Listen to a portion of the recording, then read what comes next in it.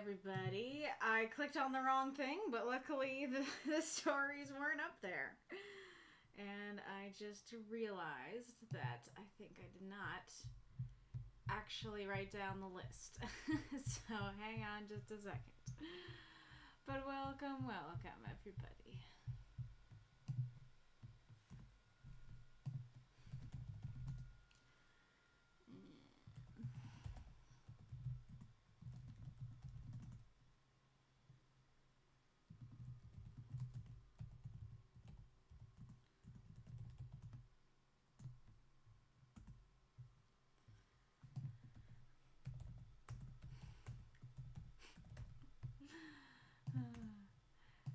I can say this because he already knows he's going to be in the list, but I wrote Reinkarnitor as Reinkarnitor.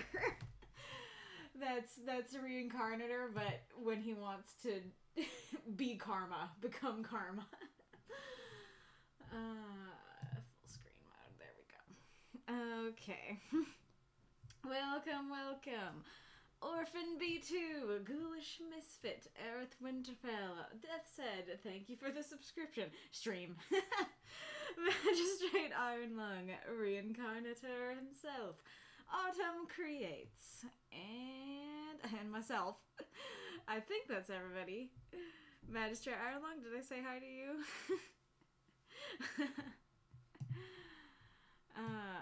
Okay. Let's head over here. Alright, so welcome everybody. I never know how to introduce things on these special streams because I have my intro planned every other time, but oh yeah, have I shown you that the blackboard, like the music, has in fact died? Thank you for the cheer, Mako. I really appreciate it. So, today is a bit of an unorthodox stream. We have done a Valentine's event for the month of February, and we were able to submit longer than usual stories to the submission pool, to the post. This is what happens when I don't have something prepared. Yes, we were able to submit longer than usual stories. The only real rule, besides, the general, submission technical rules and stuff like that, the only rule about the content was, or I guess the only Valentine's rule, let's say that, is that your story had to be about love. So no word bank or challenges this time, just you need to have love in there some way, somewhere, somehow. Yeah, and I'm very happy because everybody did their reviews. So give yourselves a round of applause. What's replause? Rewinding applause? Backwards applause? So yes, thank you all for doing that. Thank you all for submitting. So yeah, I'm wearing my Valentine's shirt. Yes, yet again, one of the only times a year I can, so I should. Yeah, is there anything else I should say? It's just Valentine's stories, and they're longer than usual. Deathshead says, I hope the word bank comes back next time. It's a really neat challenge that forces some creativity without being overly intrusive. Well, that's great feedback. It's good to know that, you like that. I have a thought, for the next thing, but I'm not really sure how to do it, how to implement it, and I think it can work, alongside a word bank, but I'll talk about it at the end of the stream, and we'll try and figure out what we're doing with that. Yeah, so I will show you the list, but I have a couple things to talk about before I actually get started. Let's center this. Our list for today is Makokam and Autumn's story, Deathshead's story, Adrian Solorio's story, and as an encore, we have Reinkarnitor. So I guess I should note here, second encore. So basically, because it's a longer story and because it's our only encore, it is the price of 2 encores. 2 usual encores. Yeah. So, something that you may have noticed if you were looking at the Discord earlier, I have given you all the Universal Archive that you have been looking for. I want to read through the rules with you all before we get started. I know everybody's been real excited about that, so I just want to read through that. And so if you guys have any questions, you can just ask on the stream and stuff like that. Okie dokie. But, okay, go down here. Okay, oh, you can't see it very well, but over here, it is called the Universal Archive. It is right underneath the usual prompt post. If you guys would like me to move it to a different location, then tell me. I can do that, but for now, that is where it is going to live. And this is a place to post stuff about your universes. So let me explain that by reading the rules to you. Rules for posting in this channel, all caps. Every week our writing group has a weekly prompt we write microfiction for. While our weekly stories are meant to stand alone and be understandable to any newcomer seeing our writing for the first time, a lot of us use these prompts to write stories in our novel/book series/larger universe. To flesh out the story, gain fans, or just have fun. Sometimes series are even created through the group. If someone is new and or simply hasn't been following another person's stories from the beginning, they might want to read up on stories in that particular universe and learn more about the series and its overall premise. This is a channel for you to explain and introduce people to these novels/series/larger universes. A place where newcomers can go to read up on past stories, all set in the same setting. Note, this is a channel for people who post stories in their universes to the writing group. This is not simply a place to post about your universe/novel if you never write about it for the writing group. If you would like to share your universe, we are happy to hear about it. But if you never write about it for the writing group, please post about it in the writing workshop and share. FYI, this is also part of why it is in the writing group section, to hopefully make that clear. This is a writing group thing, not a general writing share thing. I will put the threshold as either 10 writing group stories or 6 writing group stories and 1 server event story. Event as in one of the holiday events we do, where you have a longer word limit. If you have posted either 10 stories in the same universe to the writing group or 1 event story and 6 stories in the same universe to the writing group, then you are free to post about your universe here. Note that a universe doesn't necessarily have to be a big thing. If you have simply written 10 writing group stories about the same character, you qualify. I might move that line up here. I think that's better up there. When you make a post in this forum for your universe, please include 1. In the post title, the title of your overall universe, the one that you regularly include in the titles of your writing group stories, so people can recognize it as this universe. Next, the name that you yourself are credited as in your writing group stories. So I actually had the rules post ready like on Wednesday, but the reason that it took until now to get posted is because I wanted to, somebody has done as requested and required at the end. Part of the reason that this is being posted now is because I wanted to get an example post ready. So maybe what I'll do here is I'll like read the thing and then show you the example. My example is for my Hallowed Things universe. And so you can see that my title is called Hallowed Things Universe, because in the titles of my stories, I always call it either Hallowed Things or Hallowed Things Universe. And then I prefer the term Antihero and Kaylee are the names that I put for myself in my writing group stories. And you can edit that, and you can change it if you end up not being happy with your name. Like I myself might decide to change that later. You are free to do so. But you should probably well, I don't know. I was gonna say you should probably change it on the other stories too, so that people can search and find them. But well, this is where they can search and find them. So maybe you don't have to do that. Maybe it is the universe thing. Okay, but going back here. Okay, so please put in the tags what genre or genres your story are. If the tags don't have your genre, please note it in the post. You can also explain more details about the genre here if you want. Okay, so I put my genres as urban fantasy, drama, comedy, romance, and vampires. I don't know that vampires is a, like, universal genre, but I know that multiple people in this group write about vampires, so I did that. I also did that for, I don't know if I can I do it here? Where can I find the tags? Oh, here we go. This is also why I put pirates and seafaring in there. So like Deathshead, your mermaid stories, that counts as like seafaring and stuff. But we have quite a few of pirate, mermaid, seafaring type stories. So I also put that there, even though that's not like a recognized genre. So yeah, and here you can see all the different genres. If there are genres that you're like, hey, like, I don't think this is as useful, how about you make this genre tag instead? You can go ahead and submit that for review.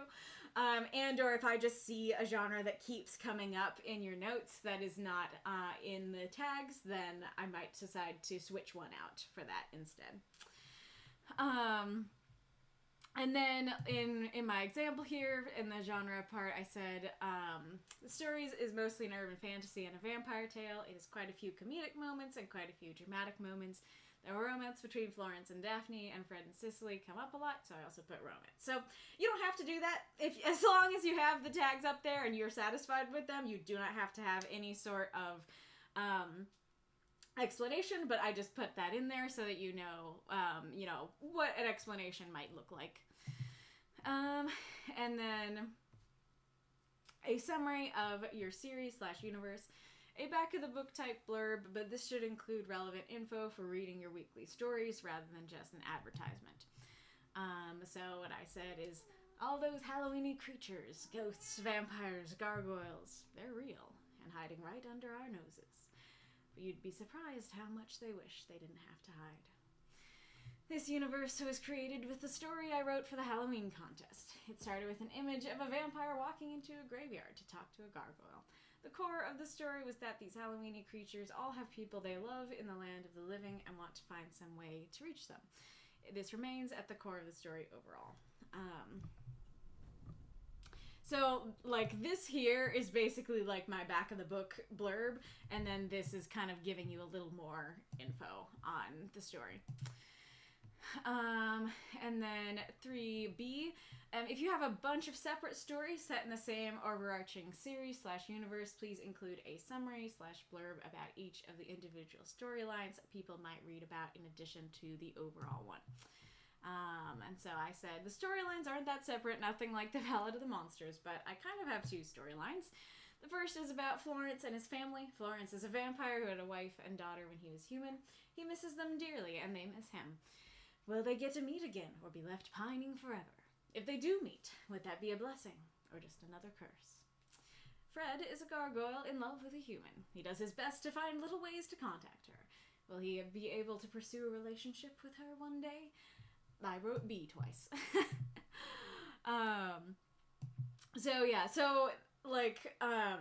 That is kind of more for, like, in the Ballad of the Monsters, I have, my Frankenstein retelling, my Peter Pan retelling, and then I have Savion's story. Those are all very different. They're all in the same universe, but they are completely different storylines with completely different main characters. Well, not completely different, but, with different characters and focuses and stuff like that. And so that's more what that's for, but you can use it like I did there and just be like, well, okay, we might write about this plot line, we might write about this plot line. Can I turn my volume up? But it's not turned down. Is that better? Like, that's all the way up, but it wasn't that. Okay, going back. How did I get zoomed down? Okay, and then, okay, for a list of the main characters people might see in your writing group stories, and there's a period in there, and a blurb about who they are. And then then my main character is Florence, a professor turned vampire. He has some angst to him, but I want to make it more fun and cool. Some of his powers include turning into a bat and talking to animals. I'm not gonna read through all of them. This is very sparse. If it was for like the Ballad of the Monsters, I would have like chonky paragraphs about the characters, but this one, like, a lot of them just say like, they're not very developed right now, but they're there. And I give a little something about them. Yeah, so yeah, that's just to show, okay, like, these are the characters that might show up so that, you know, people can know who they are and stuff like that.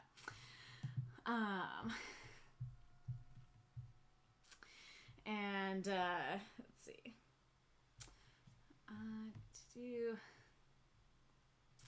A little about the settings, / world, or worlds. Currently I'm thinking it's just our world or something close to it, but these magical and undead creatures are real. So, like, if this was for the Ballad of the Monsters, then, again, that would be very chonky, because I would be explaining, like, well, here's what Meridia is, and it is the timeless planet, and all that kind of stuff about the planet. But, yeah, so this is about what your world is, yeah, just what the place that the characters are in, that's for that.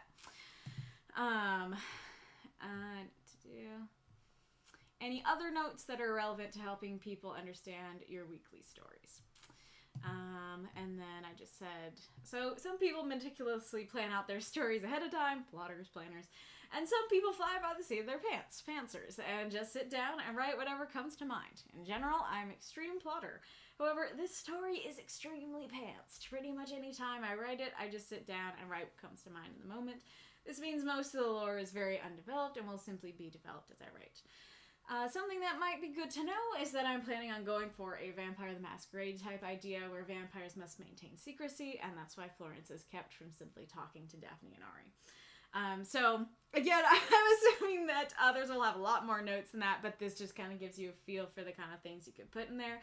So, like, this is something that, well, that didn't really come up in the other questions, but I feel like that's a question that people might ask about this universe and be like, why can't you just talk to them? And so, okay, there's your note for understanding that part of the universe. And then this is just to understand, like, everything is fluid, you know, everything is... It's kind of funny, because my note is the opposite of what it usually would be. Instead of, like, 30 notes about the world, it's just like, my note is there are no notes. My note is that this is pantsed and not plotted out very well. And then any content warnings that might be important for your story overall and how likely they are to come up in your weekly stories. If these are spoilers, please let people know that they are spoilers and spoiler them so they can decide if they want to read them. Nothing major, but the story deals a lot with topics of grieving the loss of a family member. Also, any of your average content warnings that would come up with a vampire story apply. The person who turned Florence is very creepy, and they might show up again. So I still put that in spoilers, but that is not technically... I don't necessarily consider that a spoiler for the story overall. If it was, like I said in the rules, I would say, spoilers, you know, this comes up late in the story, or something like that. Continue below. And then 8, if you have more than 30 stories in this universe, you may include links, or a link, if you put it all in a Google Doc, to a collection of your best stories and are the ones most crucial to understanding your universe to serve as a little primer or brochure. If you've written more than 100 stories for your universe, you may start by posting only your primer here, while you work on collecting all your stories for number 9. But please do work on it. You may make a little primer for your best/most relevant stories for each storyline if you think it'd be better. So that one does not come up in my example because I do not have more than 30 stories. But, like, it would be, am I on the wrong thing? I am on the second one. I am now on the third one. Is the third one better? Okay, so that's number 3. This is number 4. How is 4 looking? Do we like 4 better? There is 1. How do we like 1? Okay, I saw a sigh of relief. I assume that was for 3. So you like 3. Is that the situation? So the second one, meaning what I was originally starting with. Is this ASMR? No, my dear, this is ASMR. Okay, so let's do it again. I'm on the third one right now. Okay, fourth. Well, actually, let's start with number one. Okay, this is number one. How's number one looking? Number one.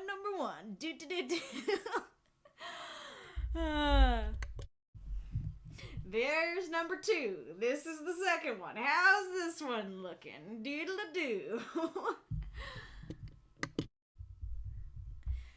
Here's number three. Do we like number three? Number three. Over in the back. You, number four. We'll go to number four. What do we think?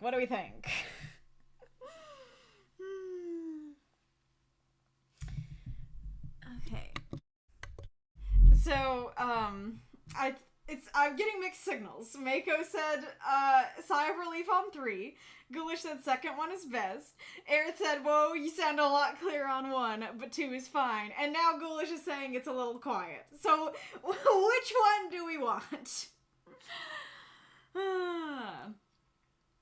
I'm just gonna keep reading. I'll let you guys reply while I'm reading. Hopefully, at least I'm hearable. Okay. Oh yeah, so I was talking about the primer. They all sound similar to you, Deathshead. Gotcha. Okay, so for the primer question, it's in the same position. It's in the same position every time. I mean, I move it to make sure it's switched. But it has not changed position. All of them sound the same on my crappy phone speakers. Mako says, to be clear, I asked you to turn it up because my phone is at full volume and it's getting drowned out by crumbling paper. Oh no! Why is it getting drowned out by crumbling paper? Do you mean that literally, or do you mean I sound like crumbling paper? Or does your phone sound like crumbling paper? What's the paper? What were you sighing in relief about? Because if they all sound good to everybody else, but to you, number 3 is a sigh of relief, I should do number 3. Right, kitty? Yes. Oh, yes. I was getting distracted when I was trying to restart, so I feel like I should wait and solve the issue and then resume. I suppose I can show the kitty. I can show the kitty.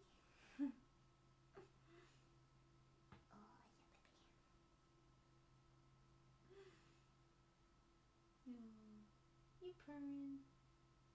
You're cute. My wired earphones are doing a good job considering they're almost wireless now. Oh my goodness. The wire is so frayed that it almost doesn't exist. Really? Ghoulish says, to be fair, with the blackboard gone, there's a lot more room sound. I did not think that would be such a big issue. That's interesting. And maybe a problem. Here, let me actually, you know what? So FYI, this is no mic. This is me unplugging the mic.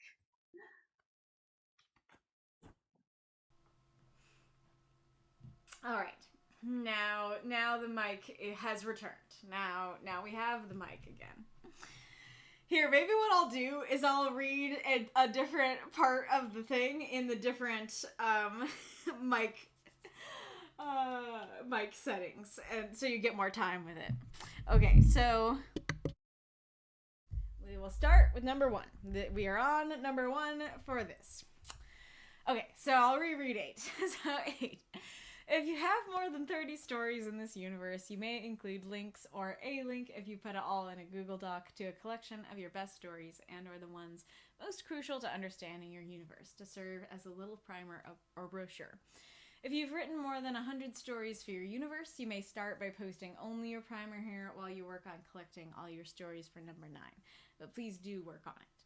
You may make a little primer for your best/most relevant stories for each storyline if you think it'd be better. So, as I said, this is not relevant to Hallowed Things, but for something like Ballad of the Monsters, what I could do is I could include, like, my 10 best most relevant Victor stories, my 10 best most relevant Peter stories, my 10 best most relevant Savion stories, or it could be like 5 Peter stories and 10 Victor stories and 20 Savion stories or something like that. Just a smaller amount than usual, but like, hey, here are some like big important ones to understanding the universe, because if you have 30, then maybe taking like 5 out of that 30 might help people. Like, okay, like here's a little something to get me into the universe. But if you have like hundreds of stories or 100 stories, well, that actually is not only a lot for the reader to look through, but it's a lot for you to prep and get ready. I know, because I'm in that boat, and it's a stressful boat to be in. And so, like, it's gonna take me months and months before I can post Ballad of the Monsters here, because there's just so much that I need to get ready. But it's a little bit easier to create a little primer, and so if you have more than 100 stories, then you have my permission to start with your primer while you are working on getting everything ready to go. Okay, that was 1. Now we're going on to 2's, but what I've been on, but now we're on 2. Now we're on 2 for the mic, but number 9 for the rules. Number 9, links to all stories written in your universe in chronological order according to the plot of the story. As in, not chronological according to the prompts, chronological according to the sequence of events within the story itself. Why chronological order? Well, this is supposed to help both newcomers and longtime readers catch up on and understand your story. This is going to be harder if the timeline is jumbled. Plus, even longtime readers are likely curious to see what the true chronology of your stories is. Maybe I'll switch to 3. I'll switch to 3 for this part. Okay, now we're on 3 on the mic. These links can come in the form of a link to a Google Doc that has all the text of the stories in this series/universe. If you go for this option, you must include the names of the prompts you wrote the stories for with the stories. B, a link to a Google Doc that has all the links to stories written in this universe. These might be links to the Discord, to other Google Docs, or both. Discord links to all the stories written in this universe. You can continue the list in a comment, but if it gets too long, you need to switch to a Google Doc. If you are uncomfortable including a Google Doc /links for all to see, please feel free to say DM me for links for this question, but you need to have those ready if you post in this channel. E, a mix. Let's start with that. So I put them all in my example just so you knew what they all looked like. So hang on a second. Okay. Yeah, I wanna... There we go. Okay, that's good.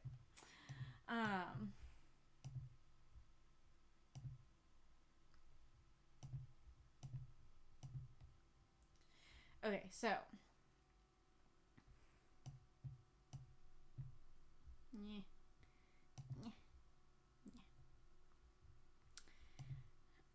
Okay, so I have here, so A is a doc that has all the stories in it, like all in one document. So I have that here, master doc with all the stories, and that is this. So you can see I have them in chronological order. You don't have to do all of this, but you do have to have the prompt, and then, you know, what the title of your story is, and then the text of the story. And so you can just keep scrolling, and this document has everything that I have written for the universe in it here with all the... Oh, I'm not on the right account, but you need to go down. And then I also put them over... Oh, you can't see that. I also put them over here so that it's easier to go to the different stories. And then I also have here an option for B, so a Google Doc with all the links in it. Okay, so that is this. So because I have the master doc, I just put the master doc as the first link, and then I have all the other links. So I have the links to the Discord here all together in this doc. So this would basically be if you, well, let me show you the third one, and then I'll talk about it. And then the third one is just putting all the links right here, right in the comment itself. And so basically, like, if you need to, I guess probably the sign would be if you need to make another comment. If you have so many links that you need to make another comment, then it's probably a good idea to switch to option B, and then have the links here. So this is the same as you would see it in the Discord, it's just in a Google Doc instead. And then I said in the rules that putting a summary of what each individual story is about so it's easier to find the one you're looking for and or decide what to read would be very helpful, but it is not required. So I did that here so you can see it's like in which the person who turns Florence into a vampire makes a creepy speech as they do. In which Florence contemplates his undead existence and reminisces about his wedding day. So yeah, I have a little summary of what they're all about. I know that's a lot of work, so I'm not requiring it, but if the links are just there with no summary, well, then nobody knows what the stories are about, and I feel like that's less appealing, because we're like, okay, this is a story in your universe, I'm interested in your universe, but now I'm staring at a big swath of links, and I don't know what I'm interested in. But if you have a little summary, then people can look at the summaries and go, ooh, that, I'm interested in that, you know, kind of thing. I see there's a question there. I'm going through all the rules before I look at the questions in the chat and stuff. And so, like, you can do multiple, like I just did, but you are not in any way required to. The only reason that I included all three versions is just to show you what they all look like in the example. Except for, of course, this one, but that's pretty self-explanatory. You can just say, DM me for links. And then you may put something like a star next to stories you think are particularly good and are particularly relevant to understanding your universe. If you want to use some sort of emoji key in general, you can. So I did that here. I put a star next to hallowed things. That's the event story. That's the story that started this whole universe. That is the most relevant and important story for this universe. And so I put a star next to that. So that basically can be, especially if you like don't have a primer of like 5, 10, 20 stories that are like the best stories of your universe, you can sort of, you know, do that through this, that you can put stars next to your best ones and stuff like that. I mean, even if you do have the primer, you can put the star next to them to be like, hey, these ones were in the primer. And you can have fun with emojis and stuff like that. Like maybe what I'll do is I'll switch it to, instead of Florence and Kuro, maybe I'll put like vampire emoji, cat emoji, or something like that. What was the other thing I was gonna say? Yeah, you can play with it. You can kind of be like, put like a star next to the stories you think are best written. And then you can put like, I don't know, a planet next to the stories that are most relevant. You know, that kind of thing. You can play around with that, but if you do something other than the star that I suggested, do make like a key or something for that. You're allowed to include stories written in this universe, but written outside the group within the doc/link. So I don't have anything for Hallowed Things for that, but I would for Ballad of the Monsters. So like, there's like a story I wrote about Victor that is like him going into a church and yelling at God and stuff like that. That was not written for a prompt. It was written using a song as a prompt. And so that would be something that I could post within my links or within my giant Google Doc.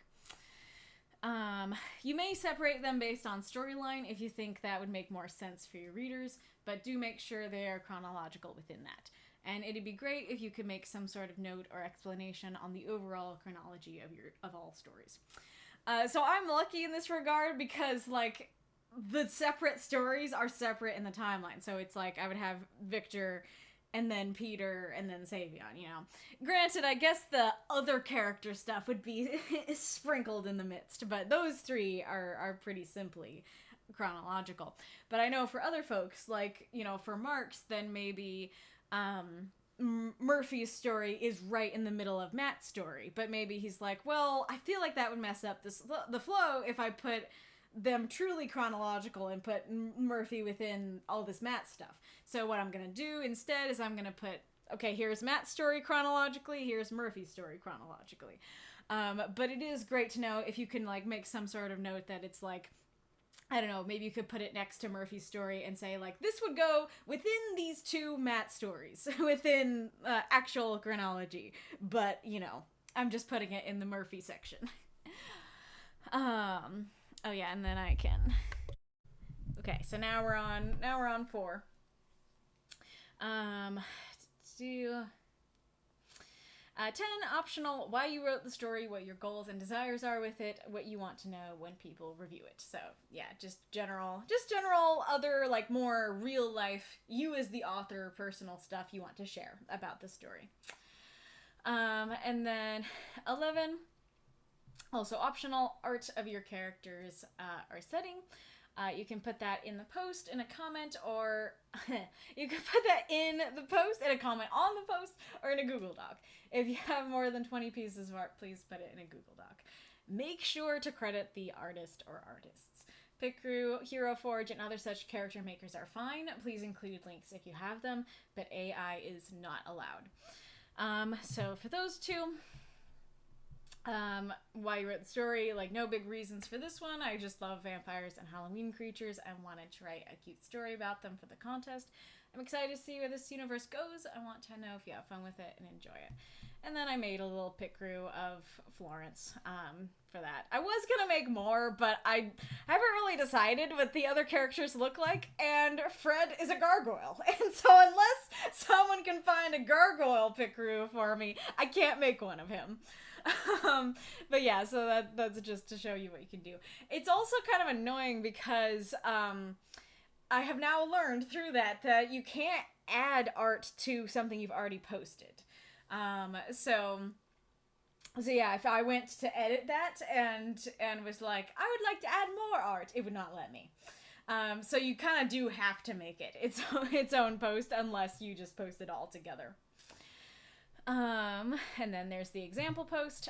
You're allowed to edit your post here as your lore evolves and you write more stories. You may make multiple posts if you have multiple series/universes, but please don't abuse this. Note, there may be some exceptions to these rules. For instance, I will allow Aerith to post about the Flesh Horse here, even though there are less than 10 stories about them. This is because the Flesh Horse has become part of the overall Amida lore and memory, and newcomers often ask about it. I may find some way to feature the people who write the most regularly. Once you finish reading this, please write the name of the universe you are most excited to share here in the comments below. Thank you. I did kind of find a way, which is that I have added the tag posts weekly here, so I'll add that to the people I know who post about their stories every single week.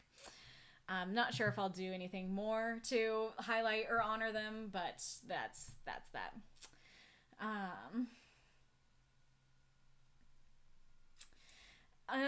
Yeah, I think it would still have to be, I mean, I can talk about it with the council, so council feel free to DM if you have a different ruling or different thoughts, but I would still say that you need to write 2 more to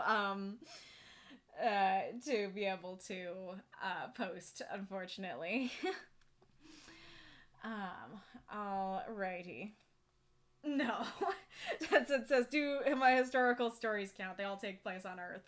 No, that's not what a universe is. Like, it's not just, so, I mean, I guess, like, my example about hey, if you have, like, 10 stories written about the same character, you qualify. Like, if you had, 10 historical stories all written about exactly the same character, actually that would.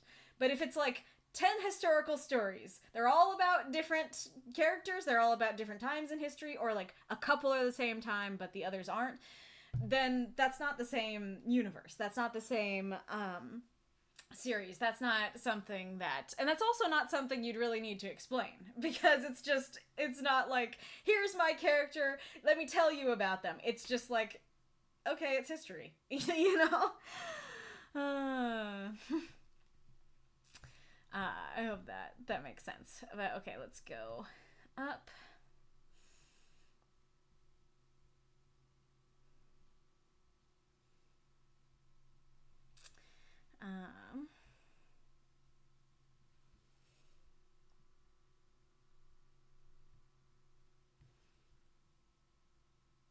Oh, wow.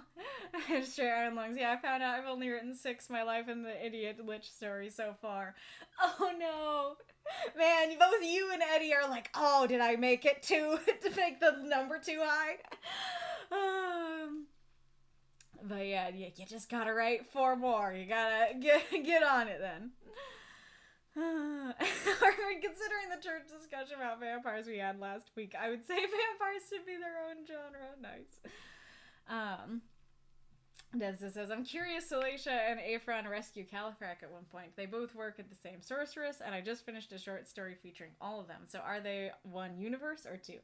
They're one. So that's all in the same universe, but they're separate storylines. So you can have it be, here's the Califrac storyline, here's the Sallascia. Now, granted, if you don't like that, if you're like, I feel like this is much less helpful to people to put all of this in one post, especially because, like, you would have to put them both in the title and be like, you know, Cal, SNA, you know. Though I guess yours are very short, so that would fit. You can post them separately if you're like, I really feel like it would be more helpful if they were separate, but technically, by definition, they are the same universe, if that makes sense.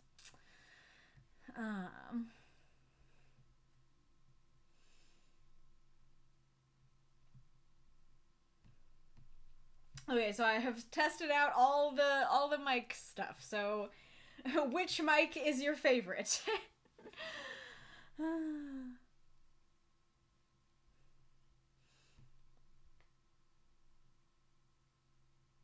Assembling a chair at work and throwing the stuffing paperware. Crumbling that paper was drowning out the stream, and the phone was only 2 feet away. The sigh of relief was for being able to start with a primer. I have more stories than anybody but you, Marks, and maybe Bitzer. Very fair. Very fair.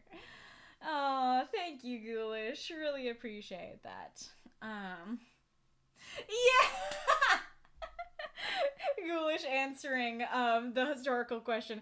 You can Google that, to be honest. I can't Google why Reginald the jellyfish wants the Flurmuller.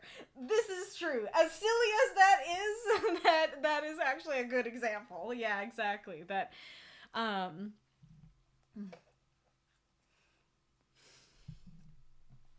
yeah, like, this is to explain, okay, this is stuff I made up, this is my world that you won't understand anywhere else, you know, kind of thing. Encouragement. What's the encouragement related to? You have 5, what is that? Stories and 1 event tale. So I need 1 more. Yes. Ghoulish. Meanwhile, me. Do I have a storyline worth putting in a universe post? I usually do things that are standalone. I still say to you. Are you saying to yourself or to something else?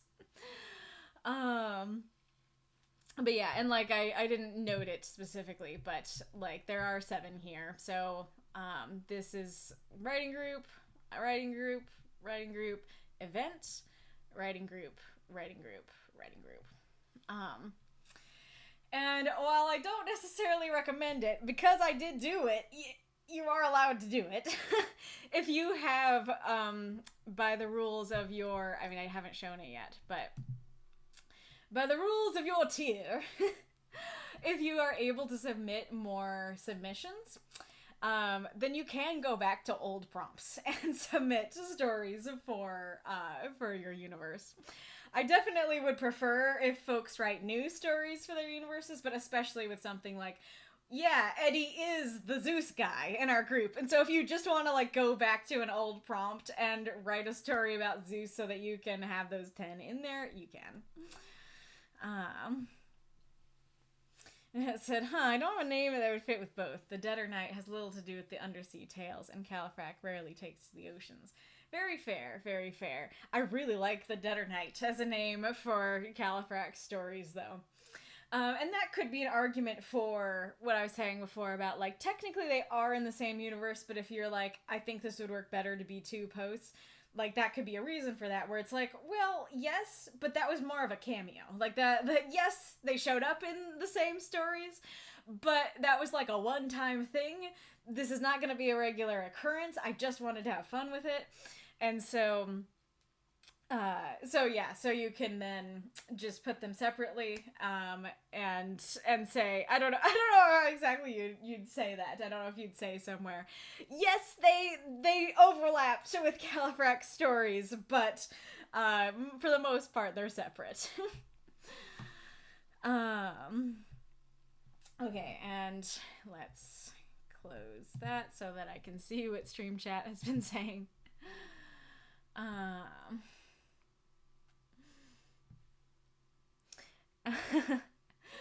Yeah, that's fun. Spectre, he is a gargoyle character. How did I not know that? And Aerith is putting interesting thoughts about my universe in there. Alright. The Tales of the Wandering Knight, Califrac. Yeah, I guess that might fit with both of them, because if they are a tale in the... They are a tale in the tales of the Wandering Knight Califrac, and they have tails. Alright, but any other questions that you have before I move on to actually reading the stories for today? Let's go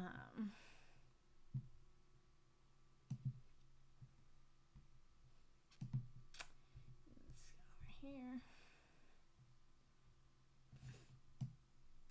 And while I'm waiting to see if there are any other questions, I might be doing something a little bit funky today. So for anyone who would be able, interested, and willing to stick around after the official stream, I am planning on doing a second stream afterwards. Now, granted, this will depend on, my energy levels and stuff like that. If I finish... The stories today are a little bit shorter than usual event stories, so that's part of why I'm thinking I might be able to do this. But if actually we're ending at, like, normal time, I may not have the energy, so... This is a planned, but not guaranteed. So for those who would like to stick around after the official stream, I'm planning on doing a second stream afterwards. Since my own story for this event didn't fit the event rules properly, it was way too long, it isn't available for the official stream. But if anyone would like to stay after, I am planning to read it on a second stream to give the general community a chance to take a look and give feedback and discuss if you feel like doing so. This is just a heads up for that opportunity if you would like to join. Let's see. Yeah. So I plan to do that because I really would like some more feedback on that story. Like, if you saw my notes, like, I worked literal years on this story, and granted, not years straight, but I did work for years on this story, really trying to perfect it and make it as perfect as it can be, make it really good.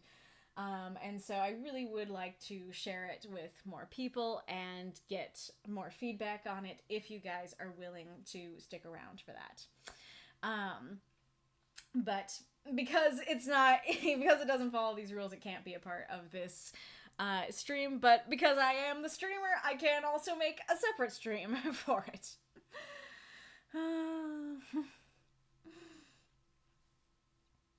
This says, if you want to read a story about Califrac-Basorin and Sallascia rescuing Aefron, I could send you my rough draft and see if you think this is a crossover or confirmation that the two should be in the same setting. Well, you can, and depending on how long it is, I don't know when I'd read it, but, like, I don't know how to explain it exactly, but, like, that it wouldn't change my answer, because my answer is objectively this is the same setting, but it is up to you if you would rather make 2 posts or 1. If that makes sense. Injects caffeine intravenously. We'll try to be, but there's a likelihood you'll just pass out after. Fair enough. And yeah, if it seems like I'll do like a check-in. If I have the energy for it and I'm doing it, I'll do a check-in to see how many people are there. And if like nobody's there, then I probably will be like, okay, we won't do this, or we'll do it another day. Yeah, now there's an ad coming, but we need to let it go through before we start our first story.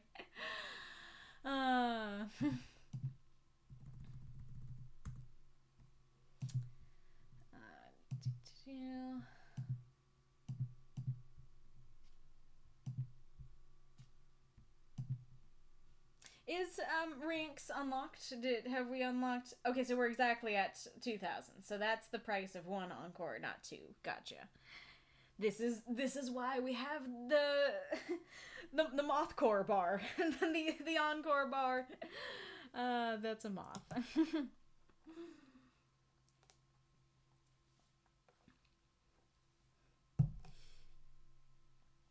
Where are you at?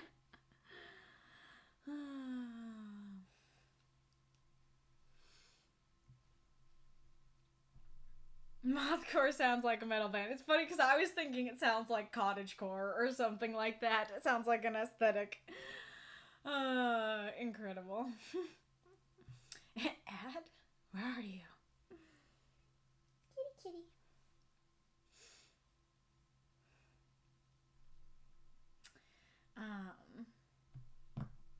What was I gonna say? I was gonna say something. Oh, well, I'm remembering, but I don't want to say it during the ad. I was 2, so if you guys are not saying anything, I'll just go back to 2. Okay, do. Cat. Do, cat. Yep.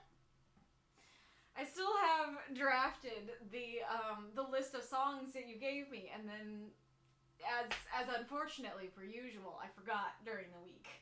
I was like, yeah, I'm totally gonna look these up during the week, and I'm gonna like practice in the evenings and stuff like that, and then I'll have a song all ready to go for the next stream. And then it just flew out of my brain. That is something, if you don't know, granted we're doing the ad, but if you don't know, like, I crash after the stream, and so if you like tell me something that I need to do or remember during the stream, especially if you're like telling me at the end or something, but just in general, there's a high likelihood I'll forget, that I'll just get tired, I'll crash, and I will not remember what that was, what I needed to do, because I'm just focused on getting my energy back. So if there's ever anything that you like ask me to do or think about during the stream, and then days go by or weeks go by and I have done nothing regarding it, then feel free to like remind me and be like, you said on the stream you would look into this. Is a kitty, that's right. Yeah. Are you cute, Bella?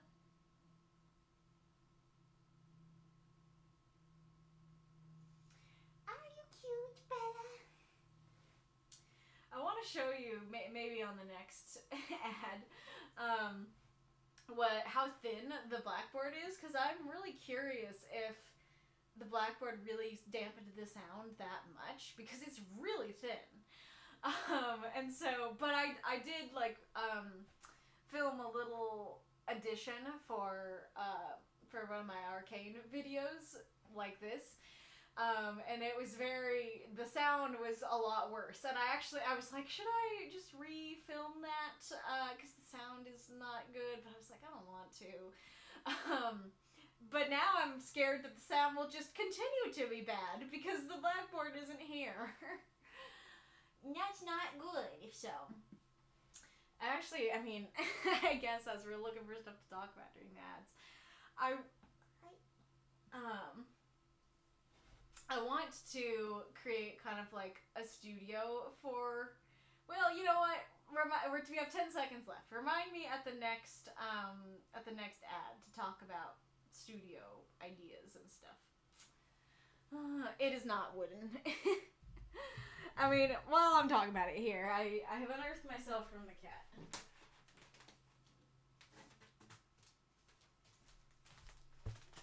This is the blackboard.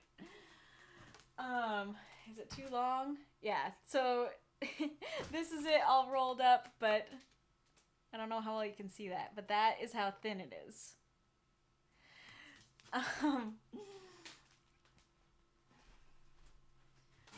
So would that really dampen the sound that much? Is that really what's affecting it? Just that little bit. Okay, dokie. Well, you guys can answer in the chat, but I will begin reading. And I feel like this needs to be zoomed in.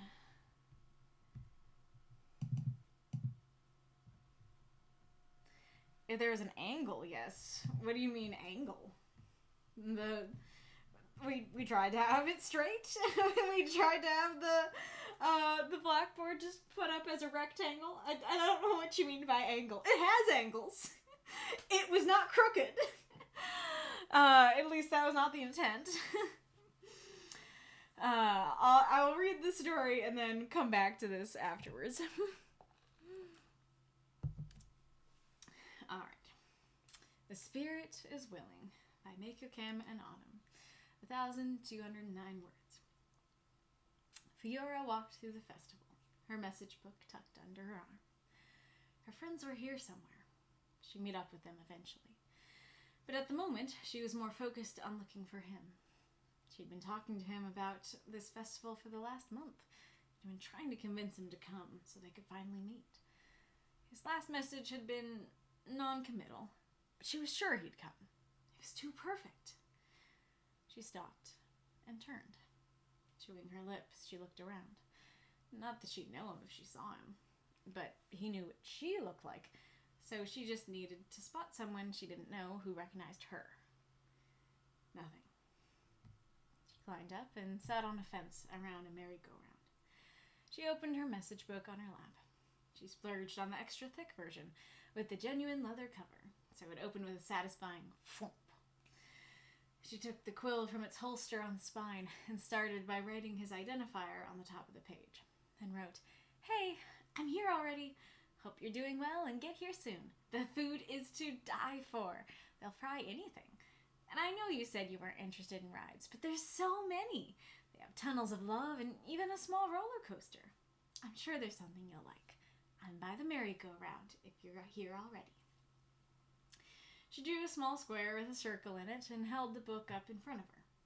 The next moment, the book became weightless, and the quill floated out of her hand.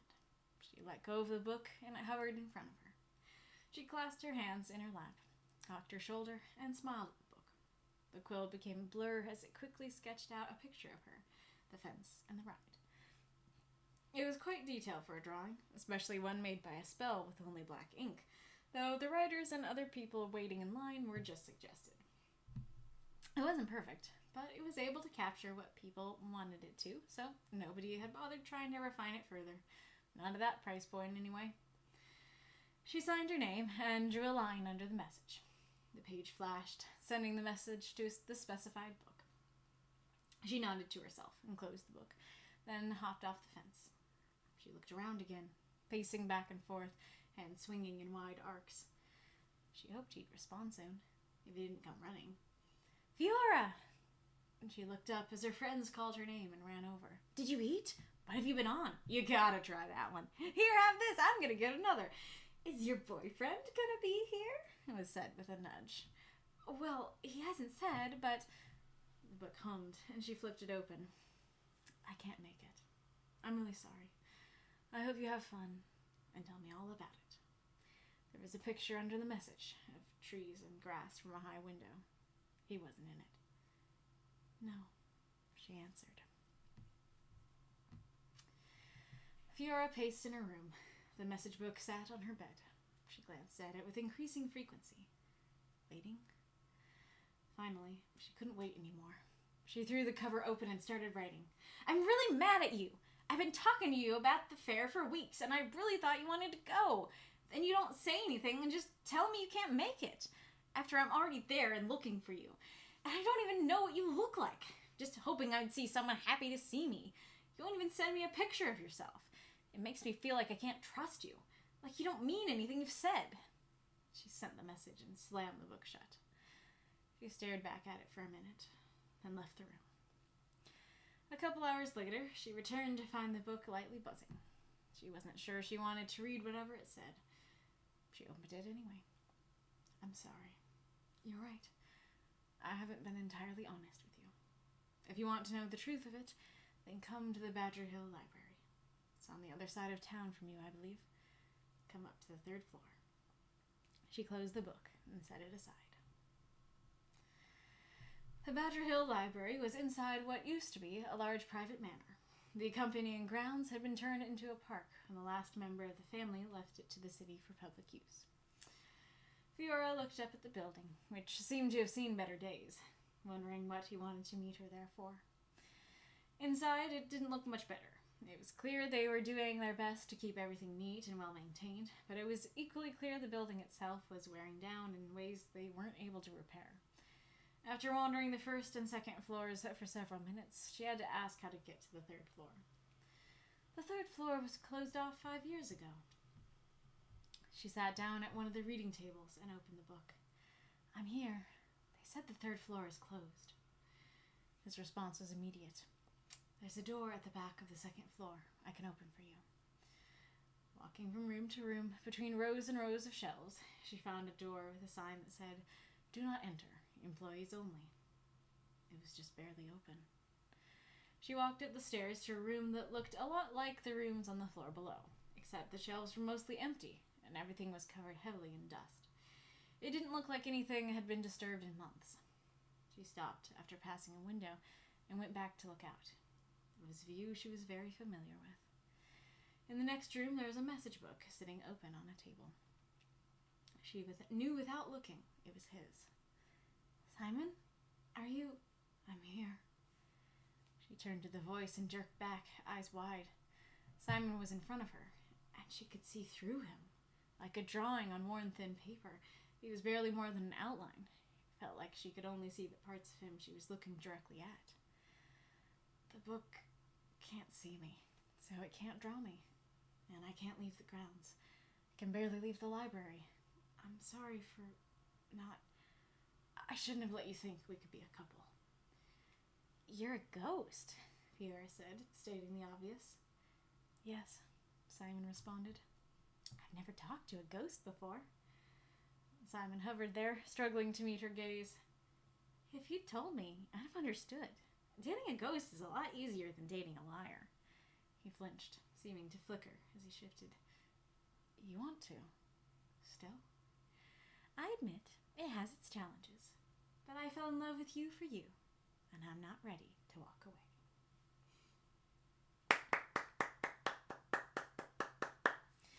There are those moths and monsters. Cheer for this story if you loved it. Let's give some more claps. It's a longer story. Angela says, like, at an angle from the wall. I'm still confused, because it was just like, you know, I don't know how well I could untangle it from itself here, but...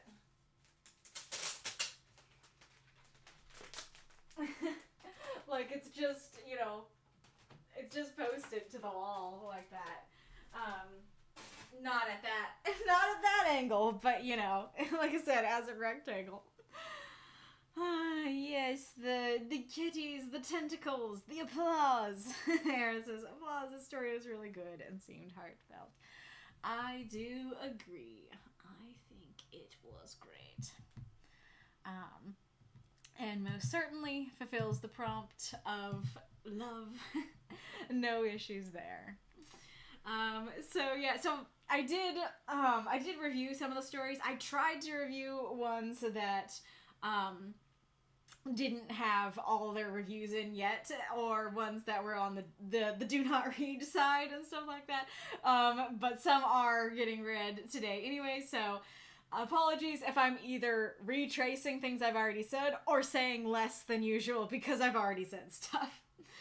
But Mako's message. Autumn and I spent a lot of time batting around ideas for what we could write about. This was the only idea that was able to really solidify in my head, though the resolution left me scratching my head. But at this point, it's anything or nothing, so hopefully the ending works out. And as seems to be a forming trend, the idea of the carriages is interesting enough that I left it a little bit open for the story to continue. Anyway, hope you enjoy.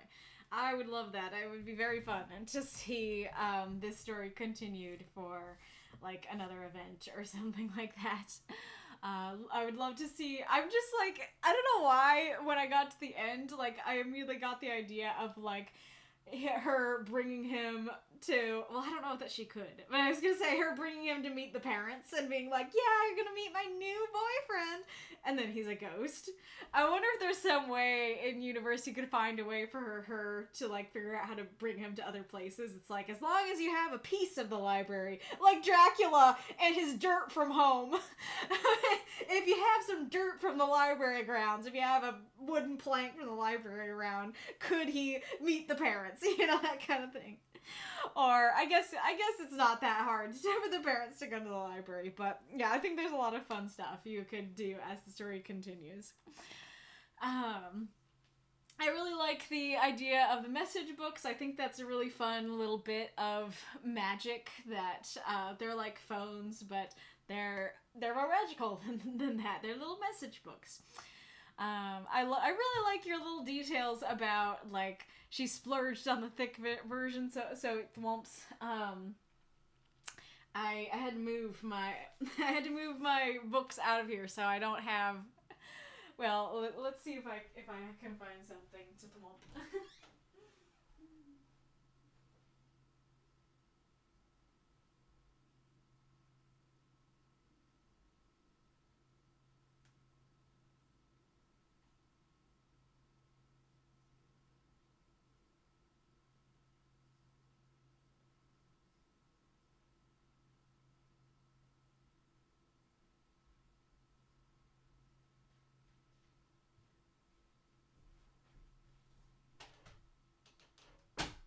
New question.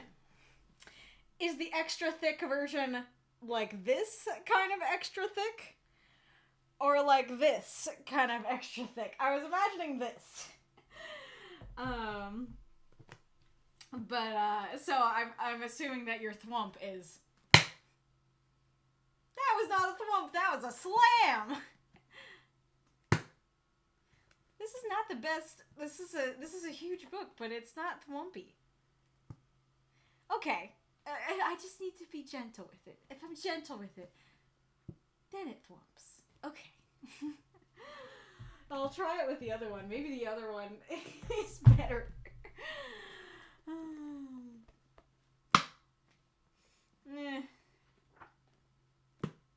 Actually, yeah, this one might be better.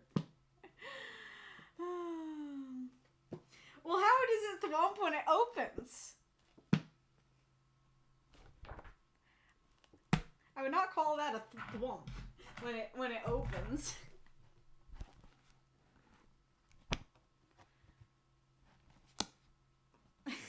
That was the spine cracking. It's like a book with back problems. Oh, my back. Yeah, it doesn't thwomp when it opens, hitting the desk or thighs.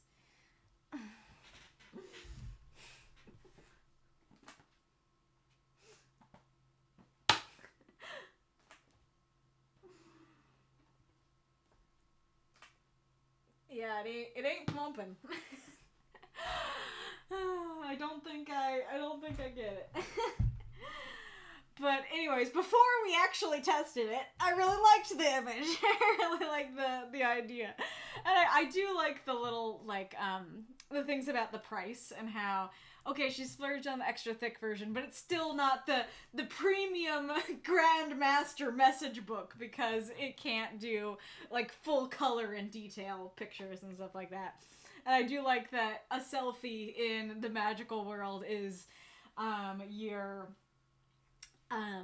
is like the drawing that the book does. Maybe my imagination was overexerting itself. Potentially. If anybody has a video of a book thwomping when you open it, send it over so that I can learn if this exists or if this was Mako's imagination going wild.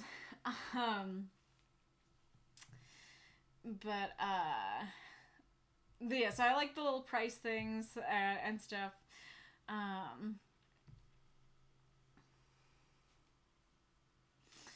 Yeah, so it was funny that on my commenting read that I was like, is this foreshadowing? And it sure was.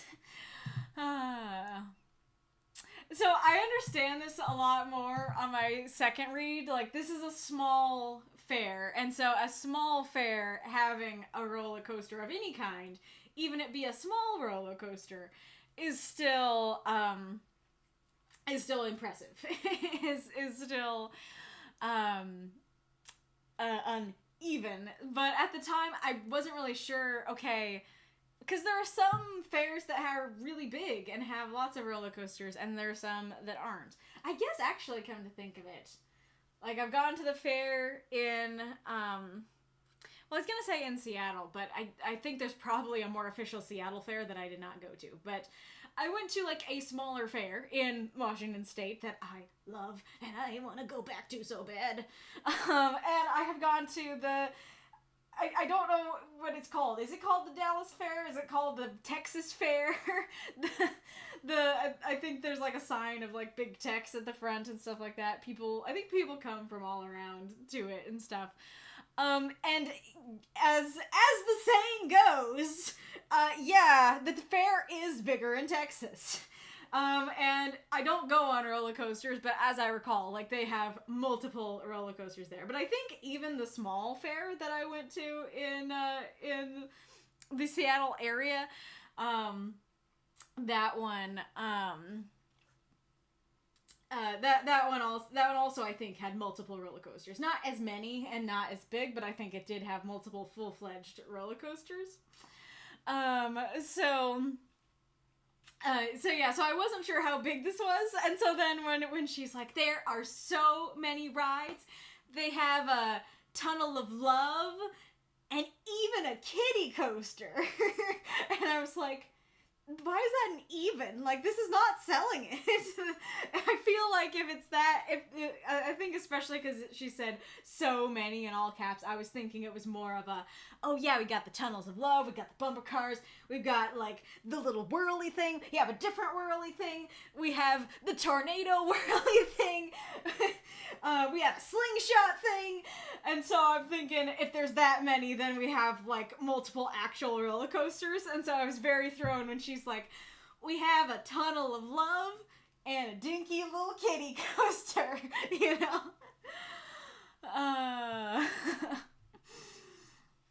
But yeah, but it does make more, all that to say, but it does make more sense on a second read that I'm understanding this is a smaller thing, smaller than any of the fairs that I have gone to, so that even having a small roller coaster is still, like, impressive, you know?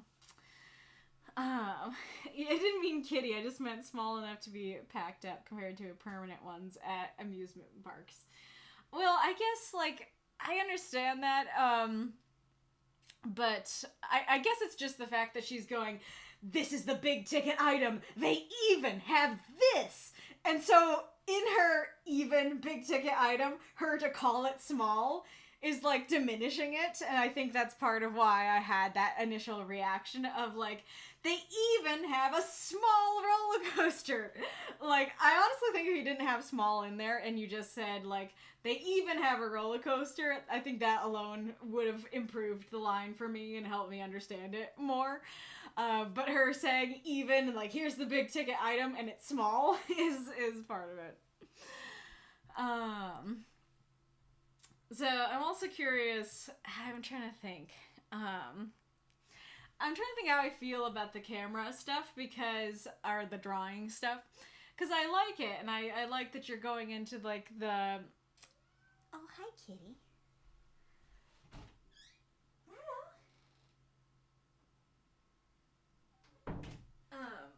I like that you're going into how the books work and these little intricacies, and it's actually relevant to the plot. That's actually... I'll talk about that in a sec.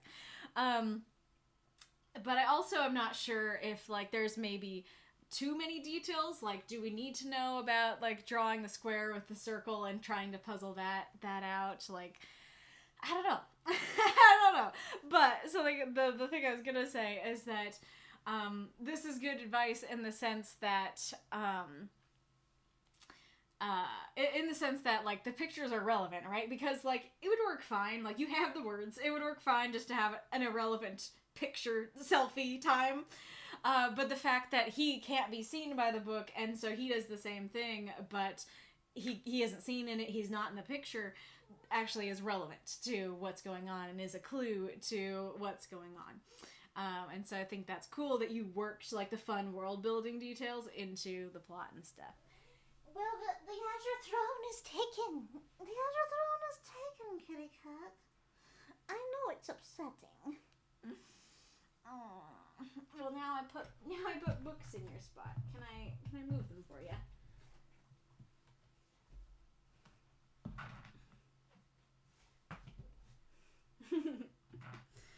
You're cute.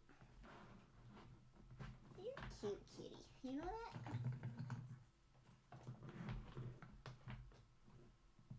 Yeah.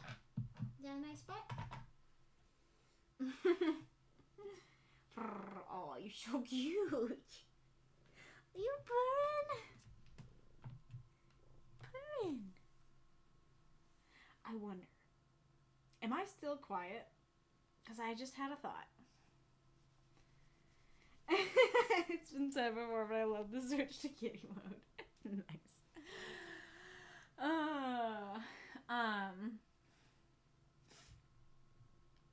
Oh yeah, so I'm curious how Fiora read to you guys, especially in this first little bit, because it definitely read to me as, like, this is... Oh, kitty, you want out?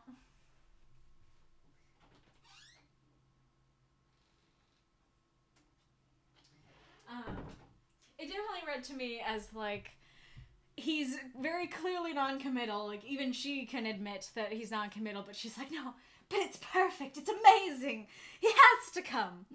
And then he hasn't showed her a picture of himself and stuff like that. Like, the clues seem to be pointing to this is very one-sided. Like, at best, this is one-sided. At worst, like, he's taken advantage of her in some way or another. And so, honestly, like, one of the biggest twists to me at the end was not that he was a ghost, but that he actually wants to date her.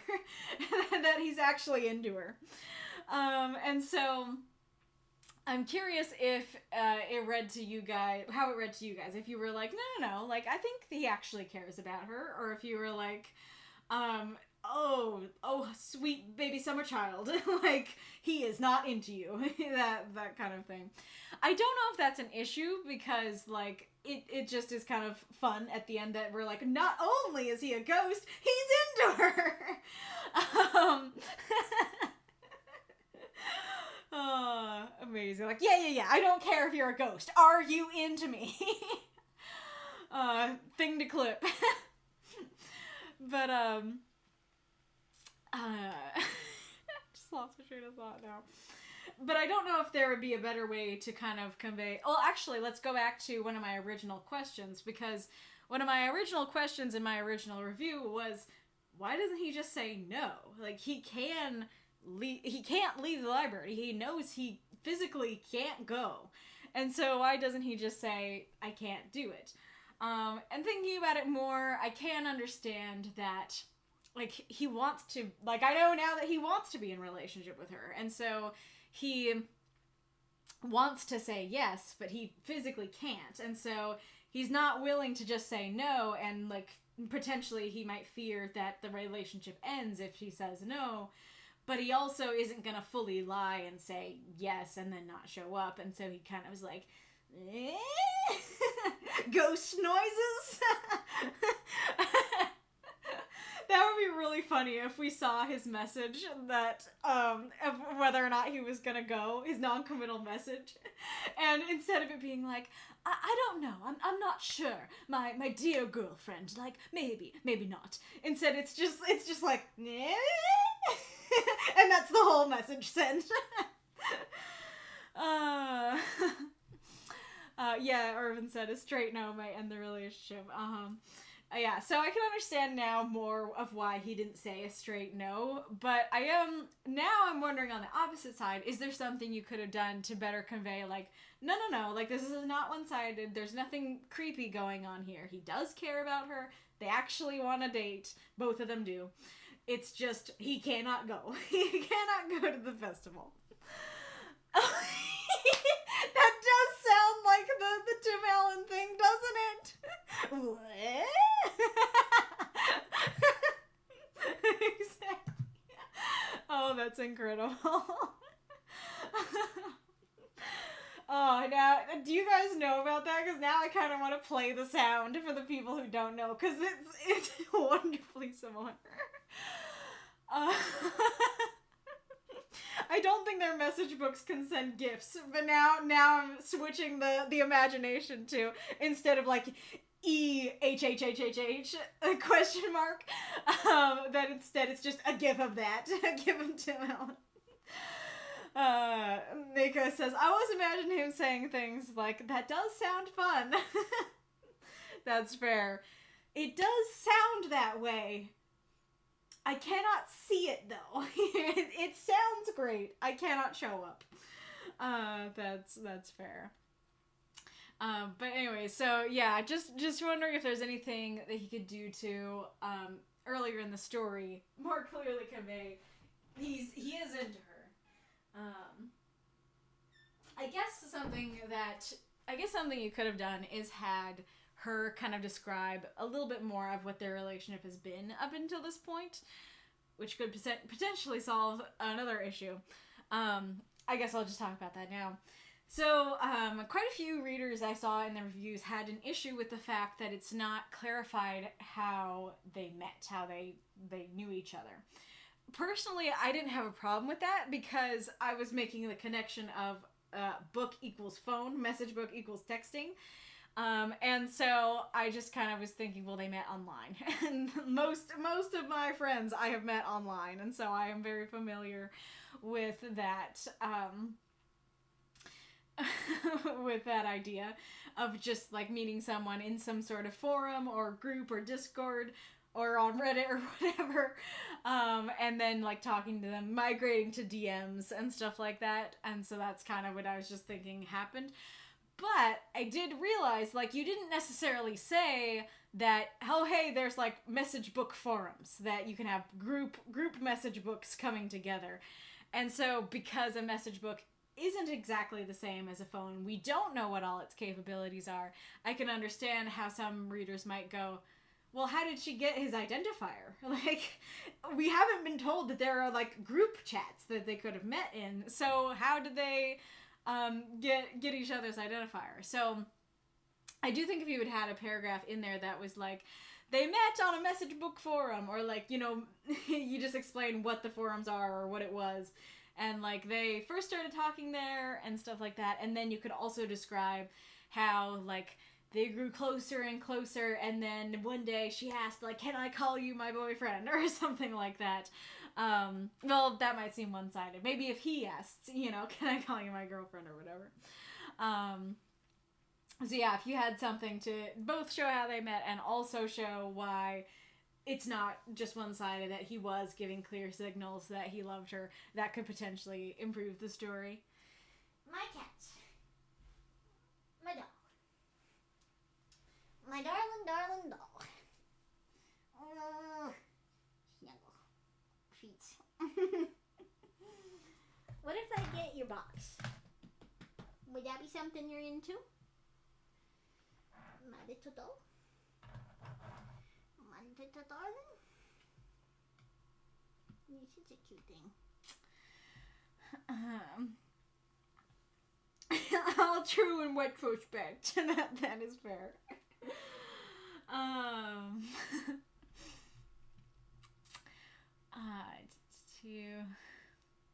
I do kind of like the jumble of like, what'd you eat? You gotta try this one, you know, that a group of friends can be like. And I do kind of like the clarification that... Oh, yeah. The clarification that she does have friends outside of him, because that could have made it even creepier if he's like her only friend, and it's like, I think he's using you, and you're isolated. This is not good. And so making clear, yep, she has other friends that she can hang out with. She's okay in that regard. Is a good thing. Let me get his box for him.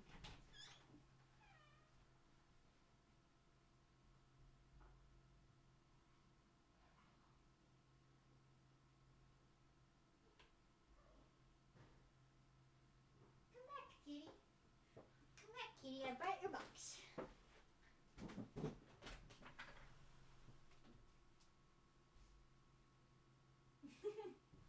Well, we'll see if he comes back.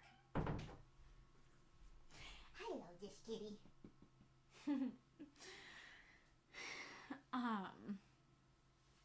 A train went past the camera. Do I look like a train when I'm going fast? But there is also a question of, there could have been a problem if it was just him that we're talking about. But there's a question of, would this have worked better if this was a more intimate meeting? A more intimate meeting of just them, that they were going to meet for coffee or dinner, like an actual date or something like that. Would that have worked better and maybe potentially made her anger work even better than it already does, kind of thing? I do like her anger here, though there was something that felt a little bit weird about it the first time I read it, and I'm trying to figure out what it was. The one thing I can say now is that I do think if you had a line in there of something like, I'm afraid the person I've fallen for is a lie, like something a little more blatant, like, I have fallen for you and I feel like you're lying, you know, then I think that could have improved the section a bit. Oh, I guess part of what it was originally, it was like, she's like, I've been talking to you for weeks, and I really thought you wanted to go. And then you don't say anything and just tell me you can't make it. Like, well, okay, fair reason to be upset. But you did say he was non-committal. And so, especially because we don't know what that message was. And actually, come to think of it, knowing that it was going to be like, that sounds like fun, that actually could have helped if you had the line in there directly. But me reading this and going like, well, you know he was non-committal. Like, you knew that he might not be going. So, you know, why are you so mad and acting like for sure and for certain he would have been there when even you yourself said he was non-committal about going, you know? And that's not really what she's mad about. She's really mad about the fact that she's afraid he's lying to her. Which makes sense and is good to see after my fear in the earlier part.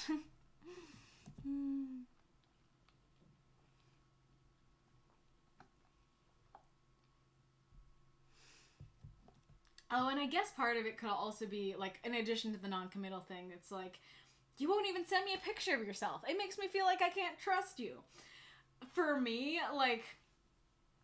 like granted, like my life is different now that I like, you know, stream and do YouTube videos and stuff like that. But prior to doing all this, if I met someone online and like, I mean, it was very rare that I would send or ask pictures because I don't like to pry. But if I did send a picture and then they did not send one back, yeah, okay, maybe I'd be like, you know, okay, I guess they're just shy. But I do, especially if we, like, kept talking, and especially if it, like, progressed into a romantic relationship.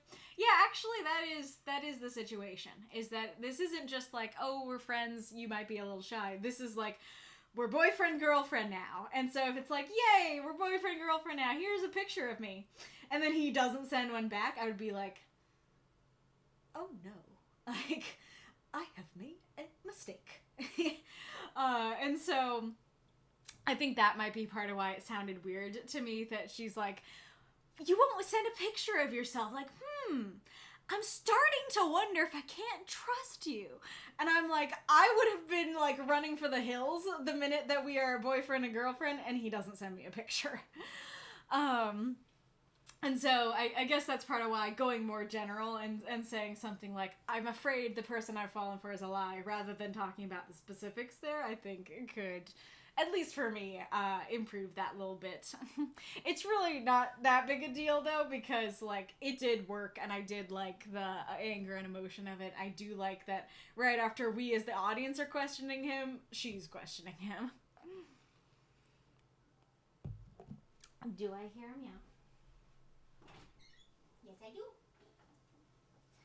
Come here. Look, it's your box. He zoomed into it. He zoomed. Yes, he did. Kitty loves his box.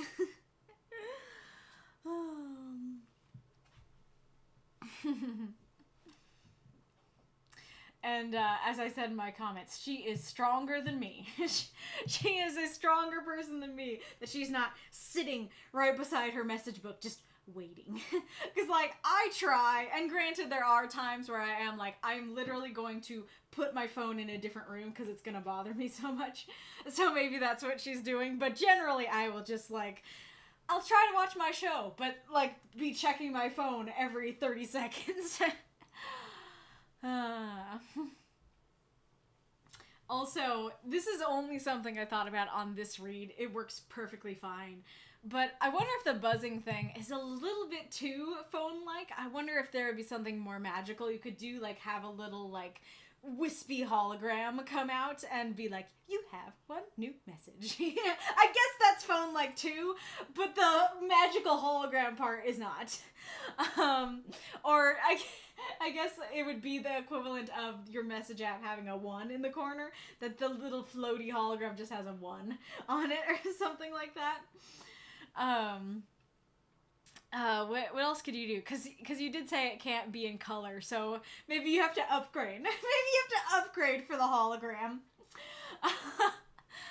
But like the cover, that could work. That if on the cover, it would like have in like black ink like you have one new message, or just like the number 1, or like one message from Simon, that kind of thing. I think that might feel a little more like, yes, this is within the world, this is magical. Oh yeah, okay, so we come to the library.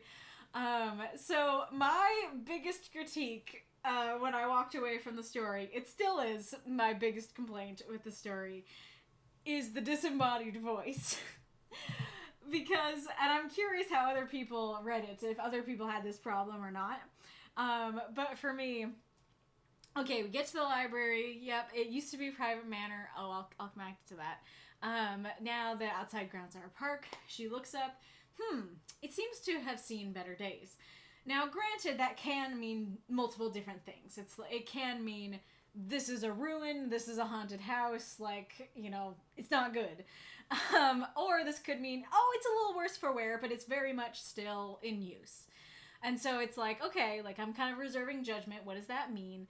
Well, I don't know. Maybe I did comment on exactly that. Like, ooh, is this a haunted house? I'm not sure where I commented that. But I think that's a line that can definitely go either way. But then in the next paragraph you go, it was clear they were doing their best to keep everything neat and well maintained, but it was equally clear the building itself was wearing down in ways they weren't able to repair. After wandering the first and second floors for several minutes, she had to ask how to get to the third floor. So, yes, like, again, that could go either way, where it's like, oh yeah, like, it's really not okay. Or it could be like, it's still a functioning library, it just has seen better days. But I think the issue for me is that the only description that we have of this library is that it's seen better days. And the only description is we walk up, it's seen better days, we go inside, it is wearing down. And so those things together just make me go, oh, okay, yeah, so this is like a haunted house situation. This is very much in disrepair. There's nobody here. It is not functional. And so then when we have this disembodied voice of the third floor was closed off 5 years ago, ooh, then like it almost seems like the voice is a ghost, because it's just like, wait, we're in a ruined library.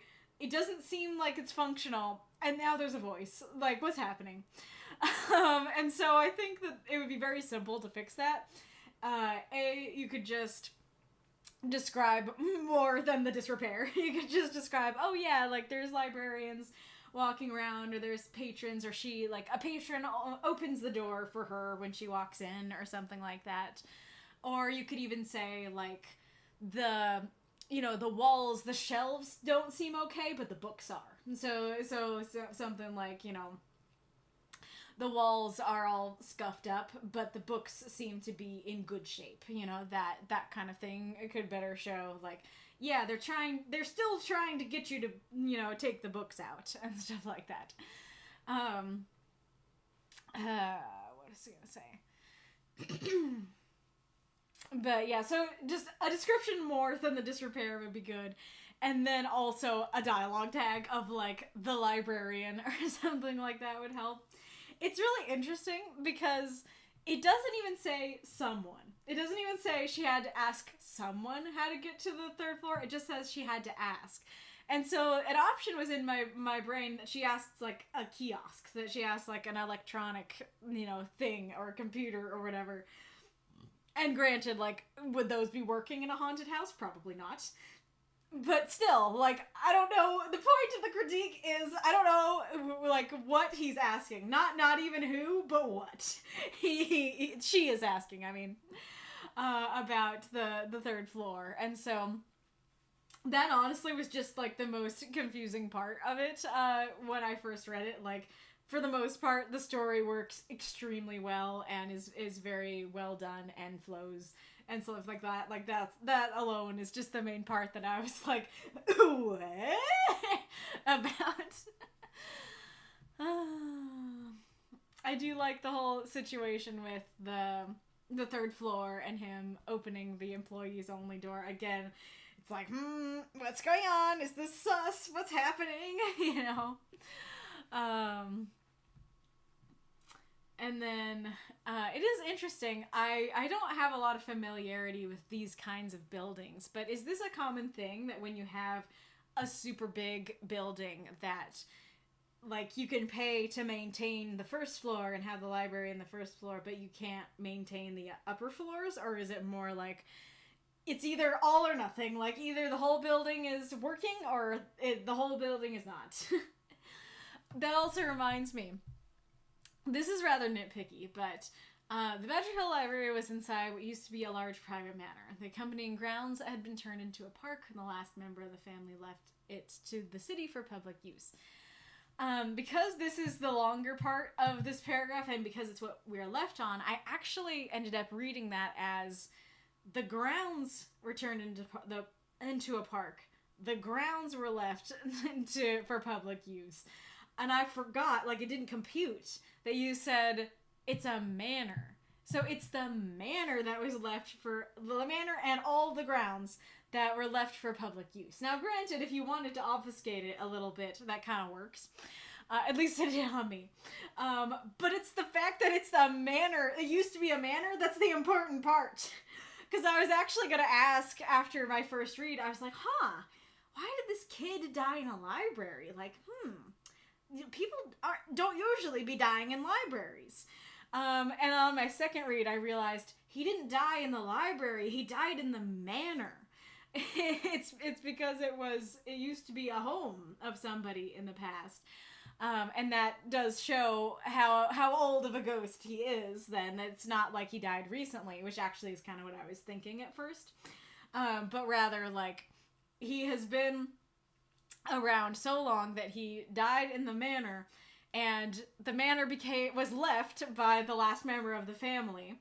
The manor was turned into a library and park. The library fell into disrepair. Like, a lot has happened since his life there. And so I think, like, what was my idea there? I guess I would just say it all in one sentence of like, you know, the manor and its accompanying grounds were left by the last member of the family for public use, and it had been turned into a library and park. You know, I think I just say it together to clarify, like, or I guess to highlight that, like, all of it used to be a manor, all of it was left, you know, kind of thing.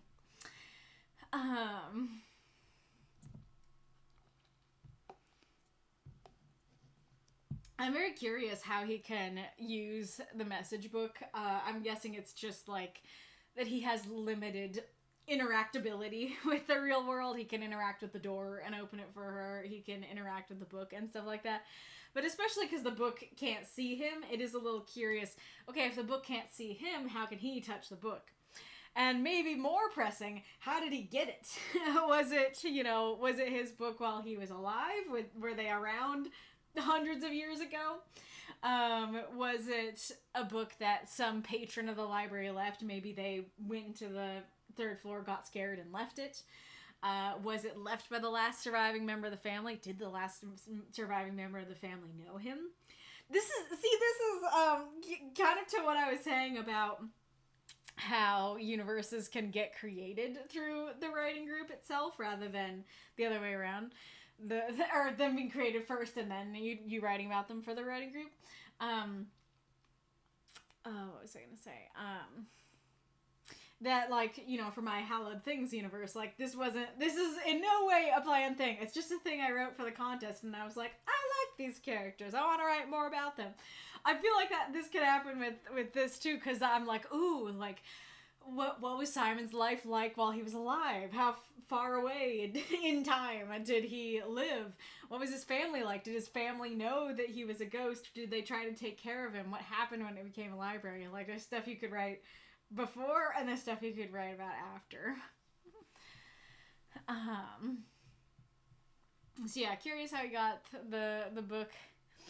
I really like that your description of him being a ghost, that makes perfect sense. I really like the worn thin paper. I can totally imagine that, and it's very fitting for the library. It kind of reads like she's thinking about books and paper while she's in the library, and so she makes that comparison. That's a great way to do a comparison. I like, you know, the outline, she only is seeing what she's looking directly at. Like, all very creative descriptions of him being a ghost, but clearly showing that he's a ghost. And I like his explanation of that the book can't see him, and stuff like that. That he wanted to be in the pictures, but he couldn't be. I love Fiora just... I like that you say she's stating the obvious. I like that she's just stating the obvious, and he just is like, yes, you know. Also, how do you know, Fiora? Like, you didn't know you were talking to a ghost for what, months, years, in your message book. So there might be tens, or there might be single digits, double digits, or triple digits of ghosts that you've been talking to in your messages and forums and stuff. You wouldn't know. You didn't know about this one, you know? I absolutely love this line. This is probably my favorite line in the whole piece, because, like, there is some transcendence there that, like, there's a lot of things that you can do wrong in relationships, like, romantic or otherwise, but lying and, you know, betraying somebody's trust is one of the worst things that you can do, and really sabotages the relationship and stuff like that. It makes me think of, I don't know if I could find it, but the etymology nerd had a video that I actually think it would be good advice just in general for the group and writing stories, but he was basically talking about the basic rules of communication. And one was, you know, one of the basic rules is that you assume that the other person is telling the truth, or that they are saying what they're saying honestly, earnestly, that kind of thing. And if that falls apart, if you don't think they're telling the truth, then the whole communication falls apart. And so it's that kind of thing of like, well, if you're dating a liar, everything about the relationship falls apart. But if it's just like, oh yeah, you're just ghost, you're just dead, you're just an undead, you know, supernatural, some may consider horrifying creature, that's fine, you know. I love that comparison of people might think ghosts are horrifying or scary or something like that. But in a relationship, that is a much less grievous sin than being a liar, dating a liar. I like that. And it's a really cool way to show that she still wants to date him and stuff like that. I think that's a really neat way to end the story, because you could have had it be like, okay, well, obviously, we can't date, but I'll still visit. You know, we can't date, but we can be friends. I like that she's like, no, I like you. I fell in love with you. Let's do this. Like, it doesn't matter to me if you're a ghost. Like, it's still you. And so I think that's really cool. I really like the description of him flickering as he flinches. That's very cool. And again, I love the kind of twist, and even if it wasn't an intentional one, that he actually wants this, that he's like, yay, I have a girlfriend still. And so, very cute ending. I think it works just fine. Like, yeah, it's a short story, but I feel like a lot of the time, I mean, I don't know, I wasn't feeling that way with the ones this week, but I feel like it could very easily, with these shorter stories, go like, like, you should be using more of your available words. I guess I'm kind of saying that at the beginning of, like, explaining the message book and stuff like that, but it's not such a big thing as, like, oh, I feel like it ended too abruptly or anything like that.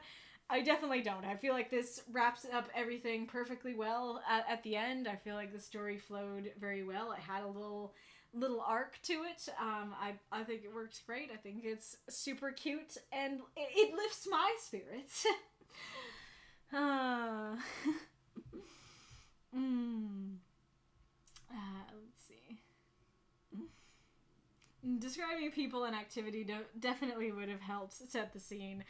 I'm not out of options, just out of time.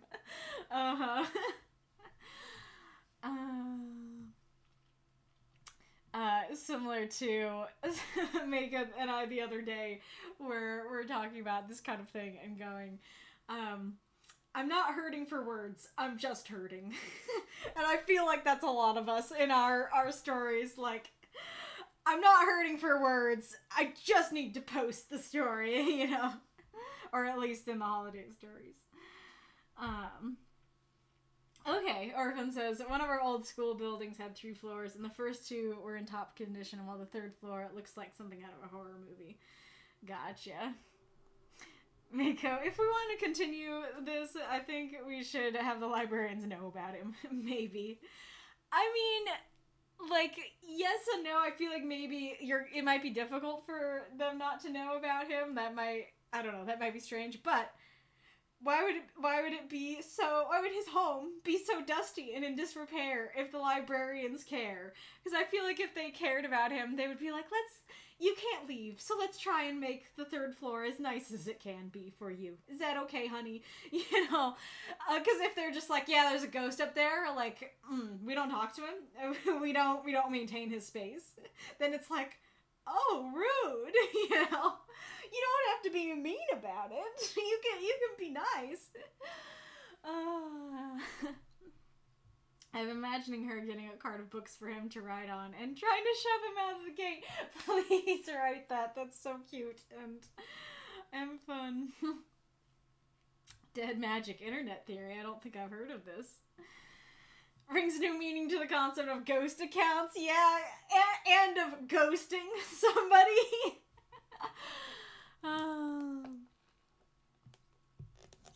That reminds me. Hello, Kenny Kenny Hy. How do I say your name? Hello, I date a ghost, says Kenny. It reminds me of Dylan is in Trouble's reaction to, I think it's the first season of Bridgerton. He has a series where he reacts to the first episode and the last episode. I think it's in the season 1 one. And I guess this is a bit of a spoiler. But there's like a character who, her boyfriend / potential baby daddy is, like, not writing to her. He's not writing to her. And so I don't remember if we know. I mean, I haven't watched season 1. I've only watched his video of it. And so, like, I don't know exactly what all goes down with her, what she thinks. But then in the last episode, like, we get a letter back, and we learn that he, you know, like, died. He died in battle or something like that. And so Dylan made a joke, which is still one of my favorite jokes of his, which is like, oh, he didn't ghost me, he became a ghost. And so I feel like you could do, like, wouldn't really work here because he, you know, never dropped her or anything like that, but it would be so funny if he didn't talk to her for a while, and then she's going at the end, oh, he didn't ghost me, he is a ghost. Alright.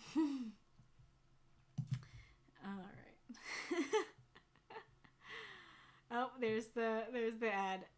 I see little ghost cat from Orphan. Nice. Oh boy.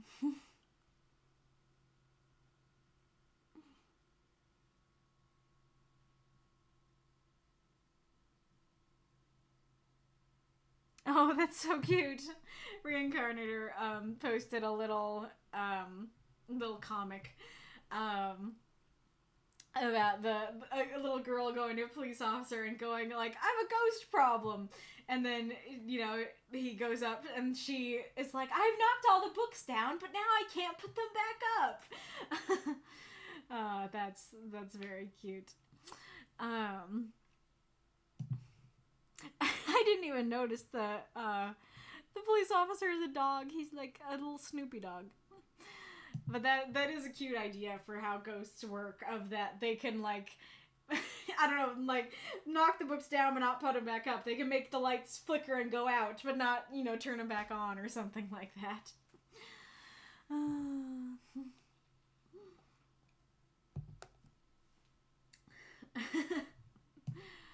All right, there's an ad on the horizon.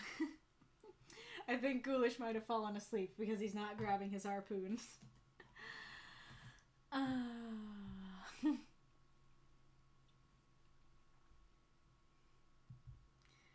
guess I will get Kitty Cam ready, assuming it's gonna show up. And the other kitty is indeed successfully acquired cat in his box. How to acquire cat, get box. I imagine knocking a book over takes more power than lifting it up. Well, I feel like it has to do with the fact that, like, ghosts can do, I mean, I don't know what the intention of the comic is, but I thought of it as, like, ghosts can do the negative thing, but not the positive thing, right? So that you can, you see the ghost, you know, shaking the bookshelf, making the books fall, and stuff like that. But you don't really see or hear ghost stories of a ghost nicely putting the books back afterwards, you know. So sorry I had to get summer grocery. That's fair. No need to apologize. Ads begin. The stream open and muted in incognito tab. You get ads? That sounded like the meme. You guys get ads? But you're subscribed. Why do you have ads? I'm glad you're enjoying the discussion, Kenny. But I said I would talk about the studio thing. I want to set up like a studio for my streaming and stuff in the media center, so that I have a more regular place that is truly mine. Because this is my dad's office, so I can't ever stream really during the day, during the week, because he's using it. Unless he's like gone on vacation, or not vacation, but gone on like a work trip. I would be with him if it was vacation, but if he's on a work trip or something like that. So I really want to have a studio and stuff, and this whole sound conversation is making me realize that I may need to, you know, do what I've seen the streamers, the YouTubers do, and put, you know, like the foam on the wall and stuff like that, if the sound is this bad, without just the blackboard. But I don't know when that will happen, or if it will truly happen, but we can hope and we can pray that I will be able to make an actual like studio for my streaming and get a better setup that I can use whenever I want and stuff. Oh, you're adorable kitty. No, she's purring. She's a purring kitty. She's a purring kitty.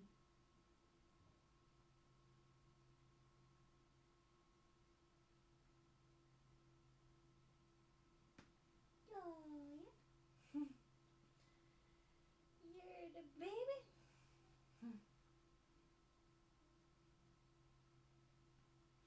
Yeah, I don't know much about incognito, so just saying I have an incognito tab is not explanation to me because, yeah, like as Mako says, you can log in an incognito tab, so I didn't realize you were trying to say I have a tab that's not signed in. Because and also, because that could be, the incognito tab could be what you're just watching it on, you know. You didn't necessarily say, I don't know if you said, yeah, you said I have the stream open and muted in an incognito tab, so that's Christmas. So I just thought that's how you were watching the stream. Alrighty, but I think that I came at the right time because I don't think I have much else to say about this story. I think it's super cute. I think it's well done. I think you did a great job, and I'd love to see more about this universe. Alright. Oh, no, not the comments. Hide. It is now time for Deathshead's story. But you're saying that the reason that you don't get ads on the incognito tab is, or the reason you do get ads is because you're not logged in. So, I don't know that is that important, but, oh, the story I struggled with for months! Well, you feel free to start regaling us with the tale, like learning what you, I don't know if you said something in the notes and I missed it. I might need to look at that. Well, actually, you did have a note that I don't know that I wrote down. I do remember that, but if there's specific things that you're like, I really struggle with this part or something like that, then feel free to say so in the chat and stuff like that. Alrighty, room. Oh, kitty. Are you getting out of your box or are you just resituating? I think you're resituating. Alright.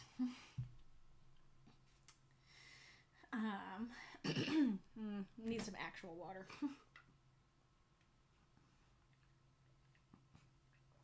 I should have done the red cup, not the Halloween cup. See, this is how you can tell where my real loyalty lies.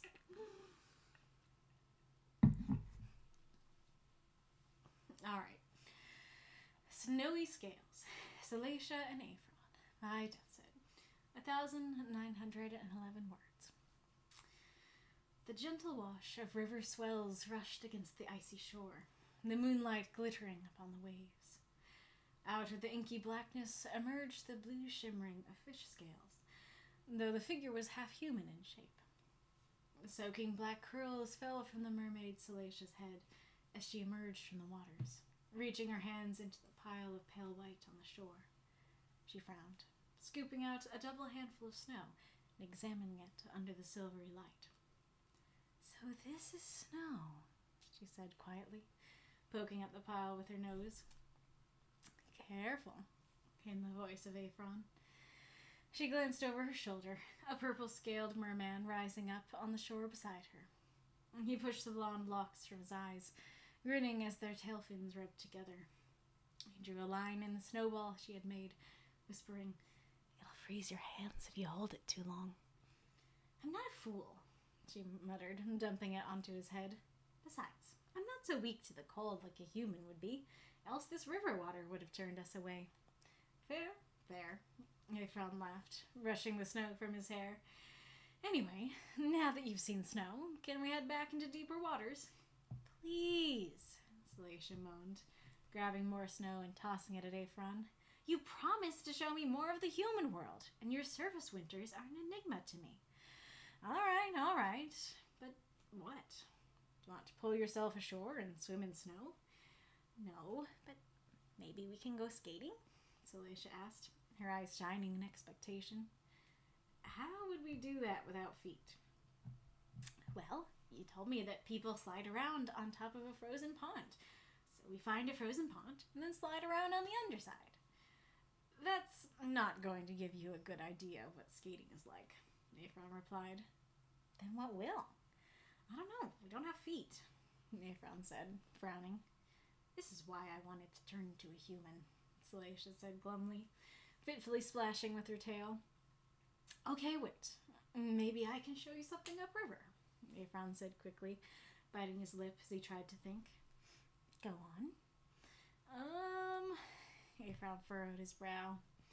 You have no idea, do you? Sallascia sighed. And then she reached over and took his hands, folding her fingers with his as she looked into his eyes. How about this? Think back on what you did during the winter when you were human that was so special. Well, sitting around a crackling fire, drinking hot chocolate, and enjoying winter cookies was a treat, Aefron said. More? Sallascia said, nodding. Kissing under mistletoe. It's a plant that grows on tree branches. And Aefron closed his eyes, a smile curling his lips. Putting ornaments on a Yuletide tree. Riding on a sleigh through the woods. I'm not sure how we'd accomplish that one, though. We'll find a way, Sallascia said, giving him a tug. Come on, let's get back in the river and start looking for these treats. Well, nothing ventured, nothing gained, Aefron said, releasing her hands and pressing against the shore, pushing himself back into the river water. Only when he was immersed did he realize how cold he had grown, a shiver running from his nose to the tips of his tail fins as warmth flowed back into him. Wow, chilly. Got you too used to the tropics, it seems. Sallascia laughed, taking his hand as she flashed him a smile. Now, what's your idea? Well, we need chocolate, mistletoe, a fire, and somewhere to skate. I thought you said... Forget what I said. That was me being an idiot. Aefron combed his fingers through his hair. Do you know where we are? In a river? I meant where the river is. You're the one who knows the human world, Sallascia said. Okay, let's swim a little ways upstream and look for a signpost on the shore. Sallascia nodded, her eyes gleaming in the starlight. The two commenced their swim, moving against the current as Aefron kept one eye on the shore. The river curved gently towards the right, several fishing huts appearing on the rocky shores, with piers jutting into the watercourse. Past the third such hut, he saw what he had been counting on, a grin curling Aefron's lips. All right, I have a perfect place for us to go, but we'll have to swim up and over a waterfall before we can get everything. I can do that easily, Sallascia said brightly. Now tell me, what lies on the other side? It's a surprise, Aefron said knowingly, putting on a burst of speed and jumping up out of the water onto the pier. Here he borrowed a fishing pole, dropping back down with it held against his side. But it includes everything I like to celebrate this time of year. Sallascia giggled, doubling her speed as the two swam around the next bend and arrived at the base of a dam spanning the river. Here, Aefron led her to the spillway, the two taking several tries before they could build up the speed to break through the waterfall to the other side. Here, a small village appeared on the shores, bright windows overlooking the artificial lake. Aefron swam past these windows, looking over them carefully, until he came upon one with a pie cooling on the sill. He reached up with a pole, preparing to bring it down, and Sallascia put her hand on his and asked, What are you doing? Getting us a pie to eat. But that's stealing, she said, blinking. Well, okay, I guess I'll have to go to my backup plan, Aefron said, resuming his swim along the houses, looking even closer. Soon enough, he came to a pier where someone had left a mug and a scrap of something that looked like crust. He pointed it out, asking, Would it be stealing to take those? I suppose not, Sallascia replied. Aefron used his pole to bring down the mug and then the crust too, the two surfacing to find the dregs of nearly frozen hot chocolate inside. Undeterred, Aefron mixed in a touch of river water and offered it to her along with the crust, whispering, Eat and drink quickly, love, else the river will ruin them. Sallascia nodded, eating and drinking quickly. She choked, spitting back some of the water. What was that? Pie crust and hot chocolate. Just what humans love on a cold winter's night. It wasn't hot, Sallascia murmured, frowning as she tossed the mug away. Sorry, I'll try something else, Aefron said, frowning as he looked over the little village for more. He slowly swam along the piers, feeling his heart sink when he reached the last one and found nothing more to delight her. Well, something further upriver. I'm sorry, Aefron, Sallascia sighed, offering him a weak smile. This has been interesting. I want more than interesting, Aefron said, taking her hand. Come, I have an idea. Oh, okay, let's go. Two swam away from the little village and back into the river at the end of the artificial lake.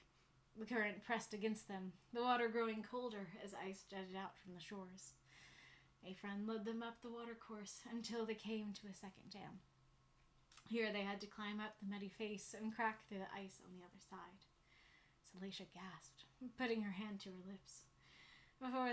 For there before them was a castle, submerged in the bottom of the lake. She looked to Aefron, whispering, What is this? A reservoir that was built over the ruins of Castle de Belro. Aefron took her hand, smiling as he guided her around the edge of the lake, and then broke through the ice along the shore. Here, a little frozen creek emptied into the lake, and here Aefron pulled himself up along the ice until he was inside the forest. Shivering, feeling the cold for true, he gathered fallen branches and twigs, bringing them to the shore, where he fashioned them into the makings of a fire. And then he dove back into the lake, sighing in relief at the relative warmth of the near-frozen water.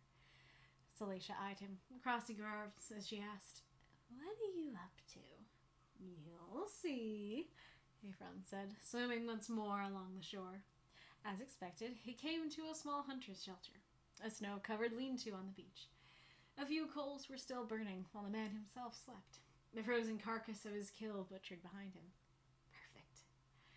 Aefron cast the fishing line, catching a coal on the hook, which he transported to his own fire pit.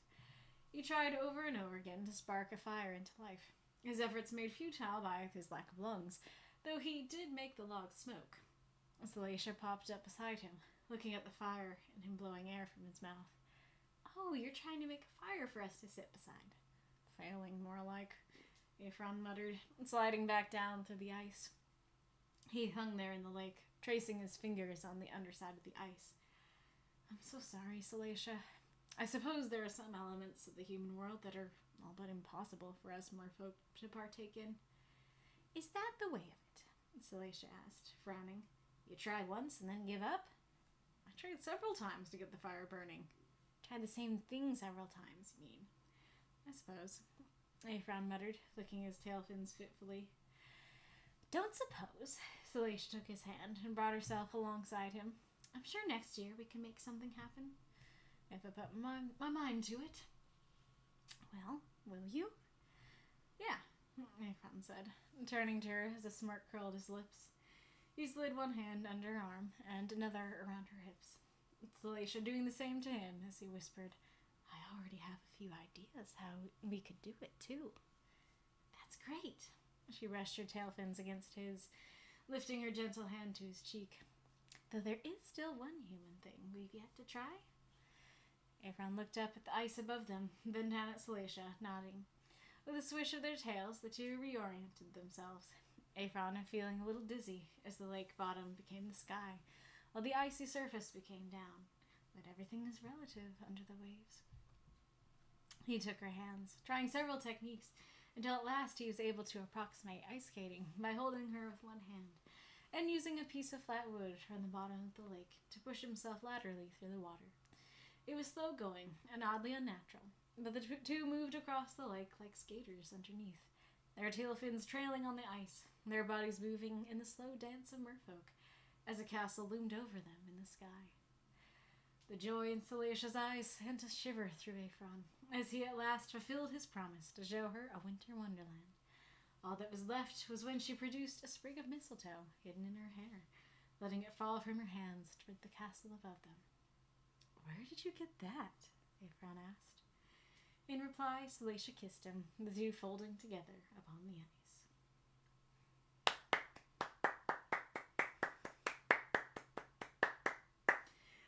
Those moths and monsters cheer for this story if you loved it. Sorry I tripped in a couple places. I'm having this issue lately where I keep getting my nose all plugged up in the midst of these streams. And like at first it started because I was like getting over actual sickness. And then it was taking a while for, you know, the sickness to fully clear out of my system. But now I'm not at all sick anymore. I don't have anything more to get out, and it's still happening. And this never happened before I get sick, so I got sick. So I hope this is not a new trend. I don't like it. I tripped in a few places writing it, so fair enough.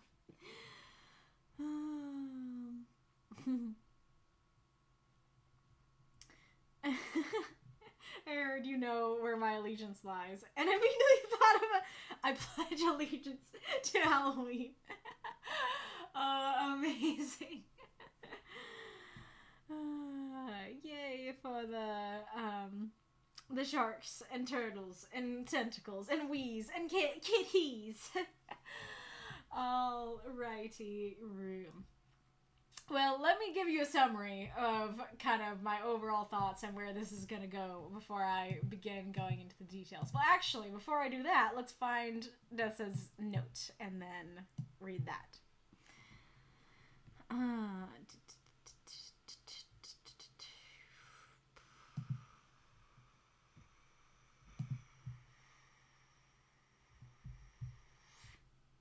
There we go.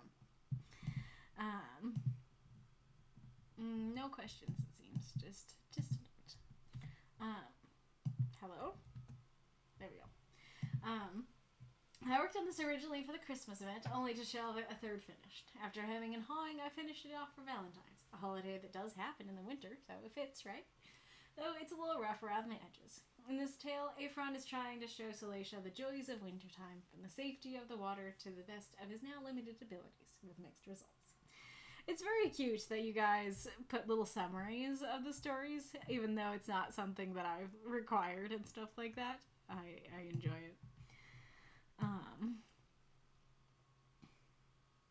You can see some of the winter Christmas word list showing up at the start. Oh yeah, I wasn't even thinking about the word list. That's fair. But yeah, so oh, that's a cute little shark. Where'd you get that? Okay, but so my overall thoughts. So I freaking love this idea. I really love what you've got going on here of two mermaids. Like, I mean, this is kind of the summary of their stories in general, right? The summary that you'll probably put in the Universal Archive. A lot of their stories are about him showing her stuff about the human world and stuff like that, which I like. I certainly enjoy that. And so I think this is so cute to focus on winter and stuff like that.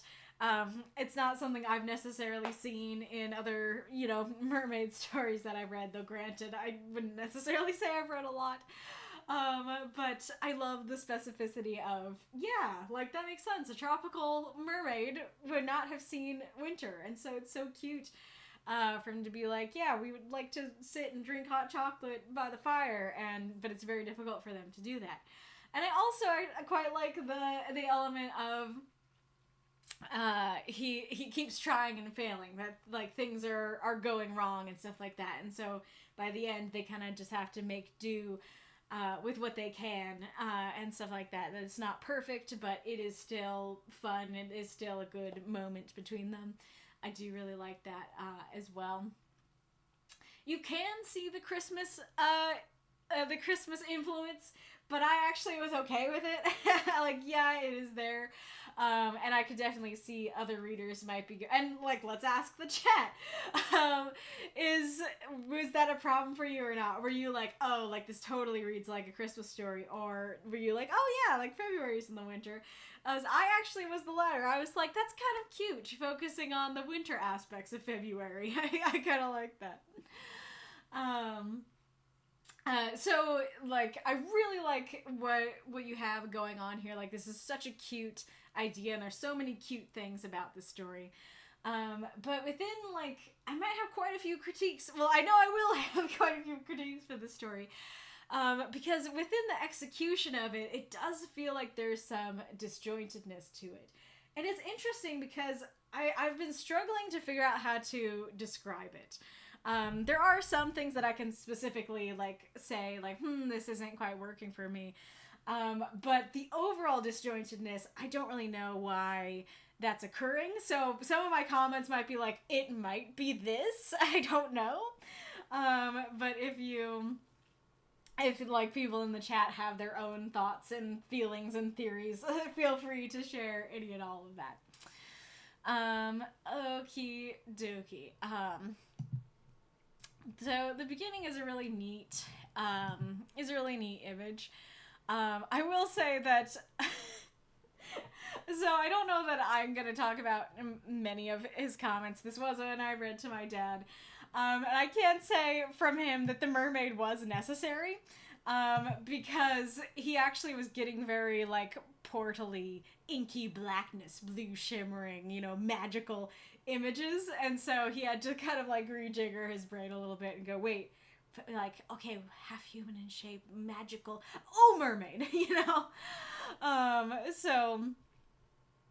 So yeah, I like the description myself. I didn't really have an issue with it, but I know there was a comment to take this out, and knowing his reaction, I would say you did good by keeping it in and making it clear. It's also interesting because you do say icy waters, like you do say icy shore, but even with that, when you said pale white on the shore, I immediately thought white sand. I maybe it's the pale, actually, come to think of it. I wonder if you just said sparkling white or just like the white powder. White powder would work perfectly. Yeah, because I guess pale is like, oh yeah, there's a paleness to the whiteness, and that's how I view, like, white sand beaches. But I really like her scooping up the snow and the silvery light, and her poking at it with her nose is so cute. I really like all the, like, actions she does here at the beginning, her dumping it on his head and stuff like that. All so adorable. Great little intro to what's going on there. Also, I didn't know that Sallascia has black hair and Aefron has blonde hair. I was very much imagining Sallascia with blonde hair and Aefron with brown hair. A good clarification about the water and stuff like that, I probably would have been going, like, what? Like, how are they swimming in these icy waters? Like, how are they okay? And so I do think you do a good job of right away going, hey, FYI, they're fine. They're fine in the water. I just saw Coolish. I think of something else when I hear white powder, but it's usually not on the ground. Oh my gosh. Sallascia found white powder and she booped it with her nose. Like, wait, Sallascia, don't! This is not a human thing you should engage with.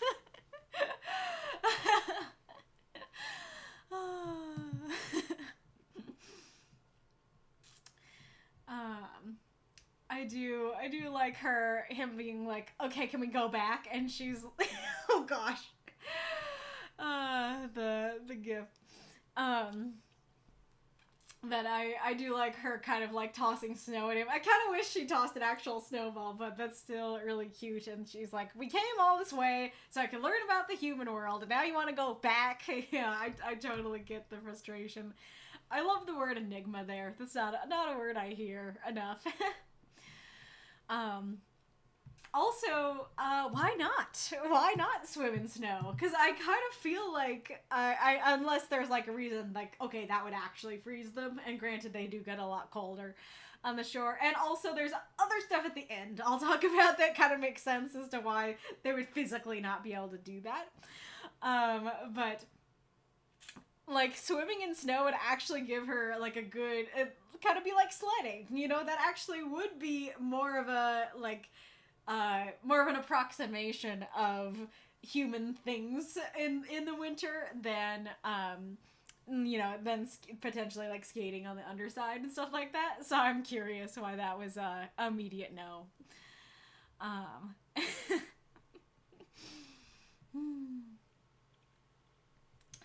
I do think we'll talk about it more at the end, but I even from the beginning I did think this is a very cute image.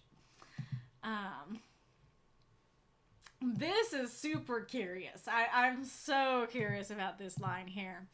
And I'm also especially curious why she couldn't or why she hasn't. Because that brings up the possibility. I kind of was thinking that just wasn't a thing that could happen in this world, that like humans can get turned into mermaids, but not really the other way around. But this is sounding like that was a possibility. And I'm wondering why that possibility sounds like it's off the table now.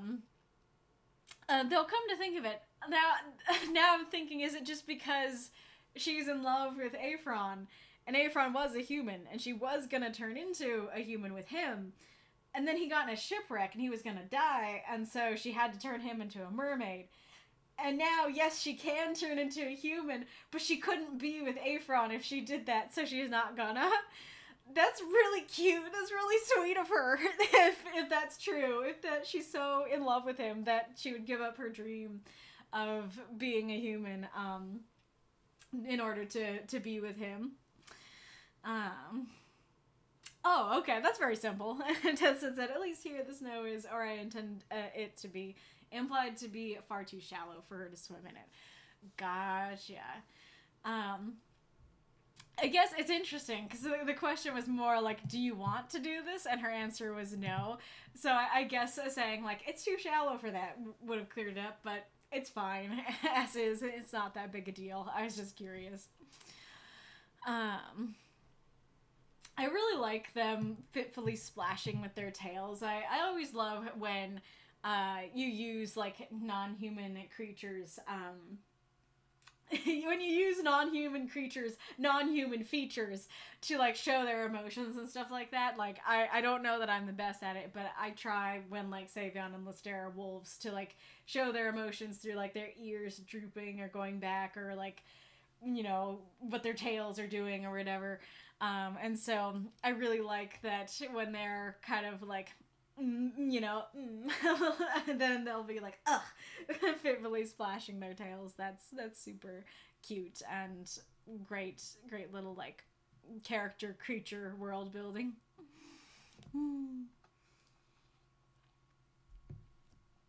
Oh ho! So there's a short and slightly longer version of where she meets and turns Aefron, if you're curious about their circumstances. Well, do send that over. As I said, I may forget because I struggle when I'm streaming to remember these kinds of things. But I would love to read that. Yeah, 1,000 words. That works for me. Send me the longer version, or put it in the chat and tag me.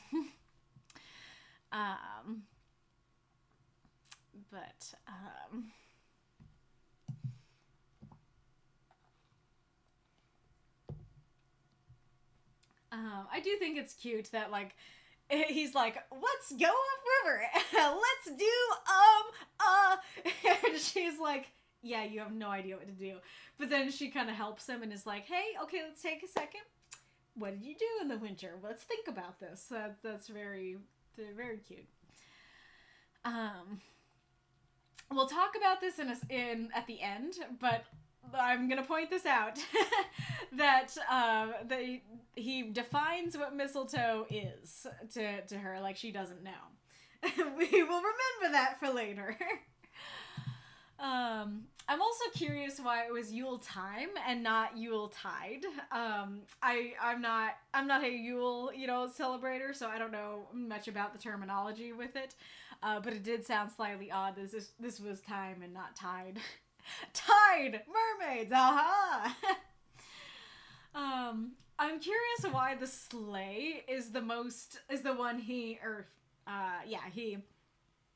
points out is like, how would we accomplish that? Because the sleigh feels like actually one of the most manageable things that they could do. Like, okay, sitting around a fire, like, that's gonna be pretty hard for them to...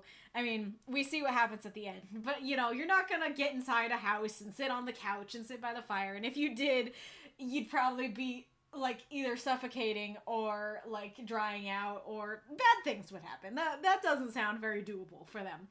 Okay, drinking chocolate, like, I just realized that says chocolate, not hot chocolate. I might have read that wrong.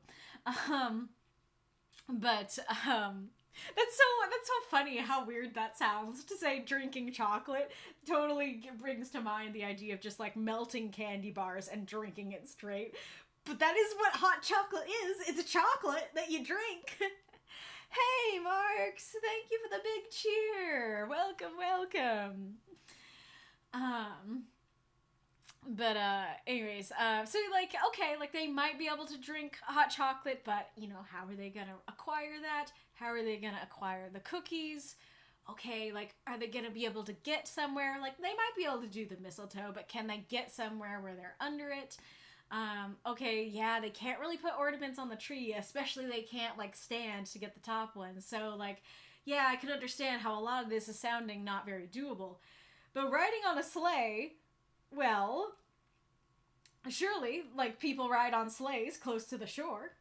Surely, you could find a way to, like, hoist yourself into the sleigh, and your tails would just be like a lady in a dress, you know, sitting in the sleigh. So, and especially considering what happens later, like, we'll talk about that, but, like, if we can find a pie and hot chocolate on the windowsill, surely we can find a sleigh, like, not only in manageable distance, but actually you could probably find it closer to the river. So it does sound strange that all of this, I'm understanding why he would comment on any of those things. Like, I don't know how we do that. But the sleigh is the most manageable thing. And so it seems a little odd that he's like, I don't know how we'd accomplish that one specifically. And, like, we'll talk about the suffocation thing later, because that's definitely a question, and that might be why he's saying that. But there's definitely a question that I had. Okay, so it is just kind of what happens later. He figures that he can start a fire and pilfer some food near the water. Grand Theft Sleigh. It's Grand Theft Auto, but you play as a mermaid trying to steal a sleigh. Alright.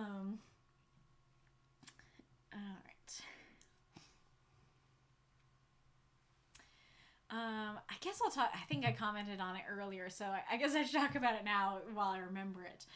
So, where in the tropics were they? Or is this a fantasy... I guess this is a fantasy world, if it is Califrax's world. I tend to think of the tropics as, like, you know, the Caribbean or something like that, or Hawaii, or, I don't know, it could be like, I guess it could be like South America or stuff like that.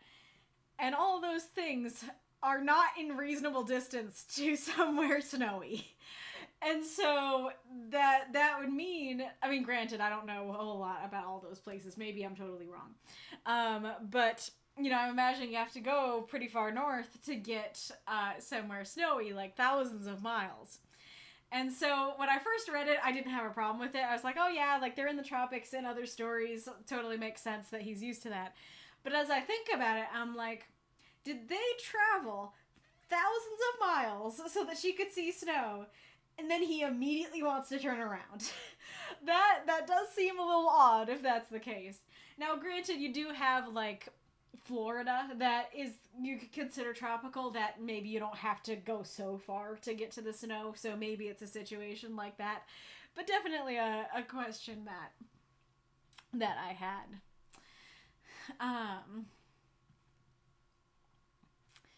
If it's our modern world but there are mermaids, does that suddenly make it fantasy? I don't think it's our world. I think that, like I said, if it's Califrax's world, then as far as I know, his world, like, is not our world. It's a fantasy world. It's just, like, very close to how our world was like at the time, but it's a different world so that, you know, you don't have to be historically accurate to everything and you can play around with events and stuff. Yeah, it does. This says magical realism, probably, but yeah, this is not Earth. Florida! But if this was our world plus mermaids, I would call that urban fantasy myself. Or yeah, like magical realism. Oh, that's in South Carolina accent. I thought it was like Australian accent.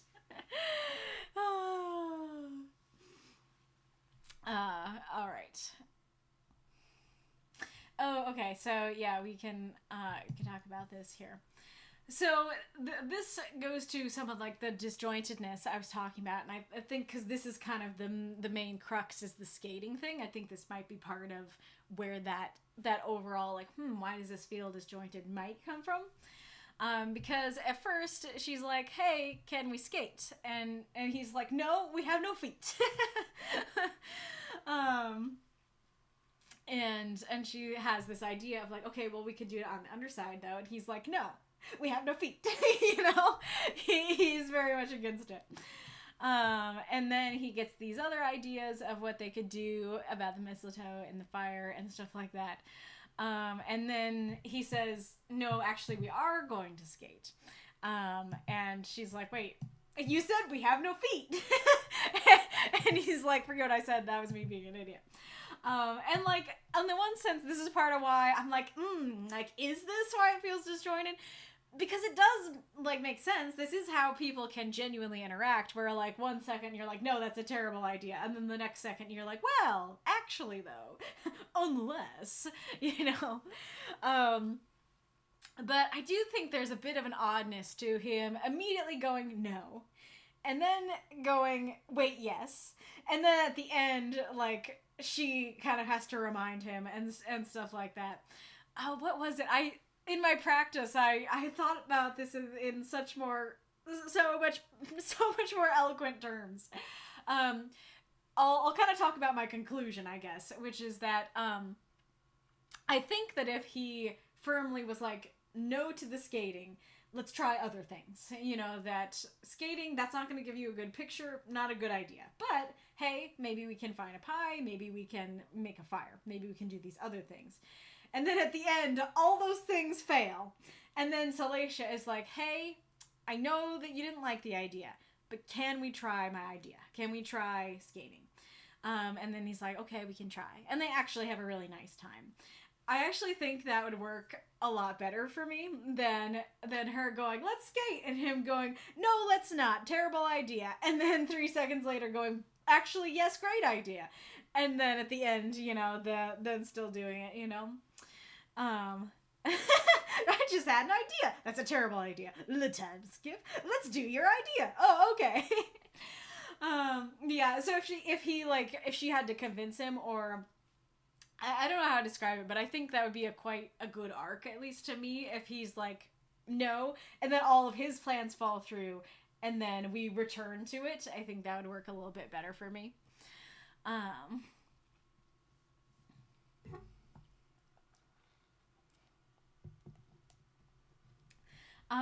So I'm not sure what, okay, how do I talk about this? I think for me, it would have been helpful to state a little more clearly that he'd seen a sign. Because it just says he saw what he'd been counting on, a grin curling Aefron's lips. And yes, he did say, like, let's look for a signpost, so yes, you can note that it's a sign. And I think I just read the stories too fast my first time sometimes, and that could have been all. But I didn't quite connect that, like, he didn't know where they were. He found a sign. He knows where they are, you know. And so I do think saying, like, he found the sign that he'd been counting on or something like that. But the other part of this is that I'm assuming what he saw is, oh, we're in the de Belro section. There's a castle. And we'll talk about the castle in a second, but I feel it's like seeing this would make him go, oh, I know where to take her. To the castle! And this is, you know, one of my bigger critiques, that the castle feels like an afterthought. And again, we'll talk about it more when we get there. And so it does seem a little weird that he sees the signpost, he's like, all right, I know what to do. But what he knows what to do is more like, all right, they will definitely have pies. And instead of, ooh, I know where we are. This is the castle, damn. Because like he says, you know, okay, we have the perfect place. Again, that could be the castle. But then his answer to like, okay, like what's on the other side? It's a surprise, but it includes everything I like to celebrate this time of the year. Well, that's not the castle, you know, that's not, aha, like, I know what to do, I know where we are, there's an awesome castle, let's go there. Instead, it's, you know, it's a surprise, but it includes everything I like to celebrate. The castle was not on the list. And so it seems more like he saw the sign and he knew that there would be pie. And I'm not connecting that, you know?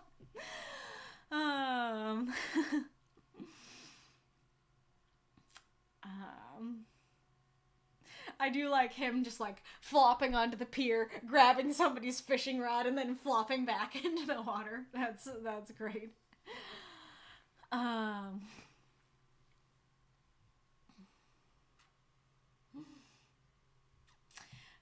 Okay, so the pie, the pie situation. So multiple thoughts, many questions about the pie situation. Sign advertised a pie making contest. That's glorious. That would be awesome if that was the case. So I have multiple issues with the pie. So first of all, the pie being on the windowsill. Now I know that is kind of like, especially in like cartoons and stuff like that, you will have the characters, you know, kind of cooling the pie on the windowsill. So there being a pie on the windowsill is not necessarily an issue. But it's winter. And like, granted, I am not the pie baker in my family, so maybe I am misunderstanding things. But as I understand it, like, sure, you might want to put a pie on a windowsill to cool or something like that, or to bring the boys to the yard. But I don't know why you do that in winter. A, because that pie will get cooled in 2 seconds, and you'll want to bring it back. And B, the house will get cooled in 5 seconds. You know, that will make the house really cold. And so, especially if we are not talking about, like, you know, a society that has electricity and heating like we do, if they're just relying on fires and stuff, then I don't know why they would be leaving their windows open for a decent amount of time to cool a pie, especially when it would do that job too well. The next question, or critique or whatever, about the pie. So I like knowing that Sallascia, like, doesn't want to steal. Like, I honestly would have thought she'd be fine with it, that she might have, like, a bit of a darker side and be like, I want to know about the human world and I don't care if I steal. So that is cute and an interesting character thing to know. Like, she is like, that's not okay, that's wrong. However, I feel like Aefron has a very good argument here, or could have a very good argument, why they should steal it. Because humans can make another pie. They can't get another pie. So yeah, if he said something like, you know, yeah, it is stealing, but they can just make another one, we can't, you know, then I feel like that's a very good argument. And not only that, like, the human would probably just think, like, I don't know, like a raccoon came by and ate the pie. Ate the pie, stole the tin, you know, or the birds pecked at it, or the tin fell into the river, or something like that. Or maybe it's not in a tin, I don't know. But I feel like there would be very valid, like, explanations that the human would come up with to be like, oh, darn. Dang coons got my pie, you know? and so Aefron could say that. They're just gonna think the animals got it. They're not even gonna know that we stole it, kind of thing. So, yeah, it is stealing. Yeah, stealing is wrong. As we learned last week about the 10 Commandments. I know stealing is wrong. But I feel like you could have a very convincing argument.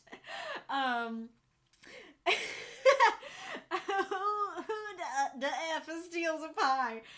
I mean, but pie though. You know, maybe, on the one hand, I still stand by what I said about people would probably think the animals got it.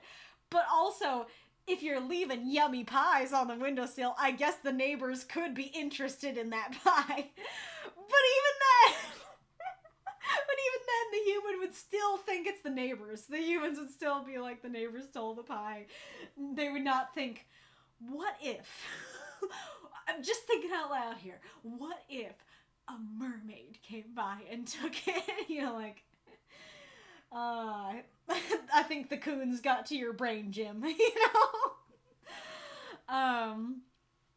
But I hope that that's not actually, like, a bad word or anything. I'm just shortening raccoons. Oh, I lost my train of thought. Oh, yeah. But while we're on this train of thought with the pie, here's the thing. I would be a lot more mad if somebody stole my mug than if somebody stole my pie. Because I can make another pie. I can buy or plea for somebody else to make the pie again. Like, sure, it's sad. I wanted my pie, but I will survive, and I will get, you know, basically the same exact pie again easily. That mug, I potentially will never get back. Especially in my case, like, so, like, my dad has a lot of mugs that he's gotten from, like, trips around the world. It's not easy to just go back to England to get that mug again. One of my mugs that I use a lot was a gift from my friend, so, like, maybe I could find that mug again, but it's not gonna have the same meaning anymore. And the mug I use more than anything is a Pandora Hearts, like, 15th anniversary thing, which I think either I would never find again, or it would be super expensive if I did, because it was limited edition. So, like, most mugs that I personally have, I would be very mad that somebody stole and tossed away so much more than if they took my pie. And granted, I know maybe I'm the odd one out. Sure, like, mugs in general are not that hard to come by. Sure, maybe you can just go to the store and buy another mug. But even so, even if the mug is not limited edition or hard to get, even so, I can make another pie. I am now, you know, however much money in the hole because I had to buy another mug. I guess I do have to pay for the pie ingredients again.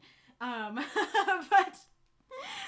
point is, regardless on if the mug is, like, rare or if it's just a mug, stealing a mug to me is a worse offense than stealing a pie.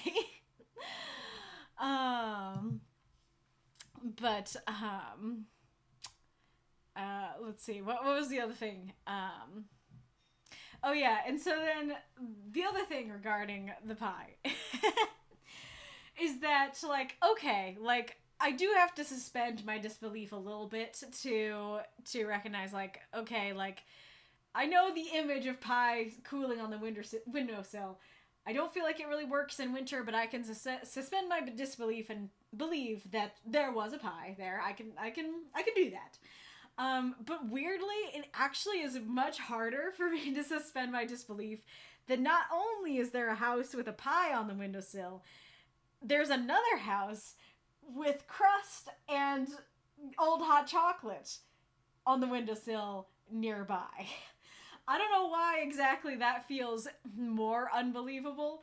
I don't know if it's just a thing of, like, you've already had me suspend my disbelief, so now that you're asking me to do it twice, now I'm like, no, I can't do it, you know, kind of thing. Or if it's like the nature of the crust and stuff.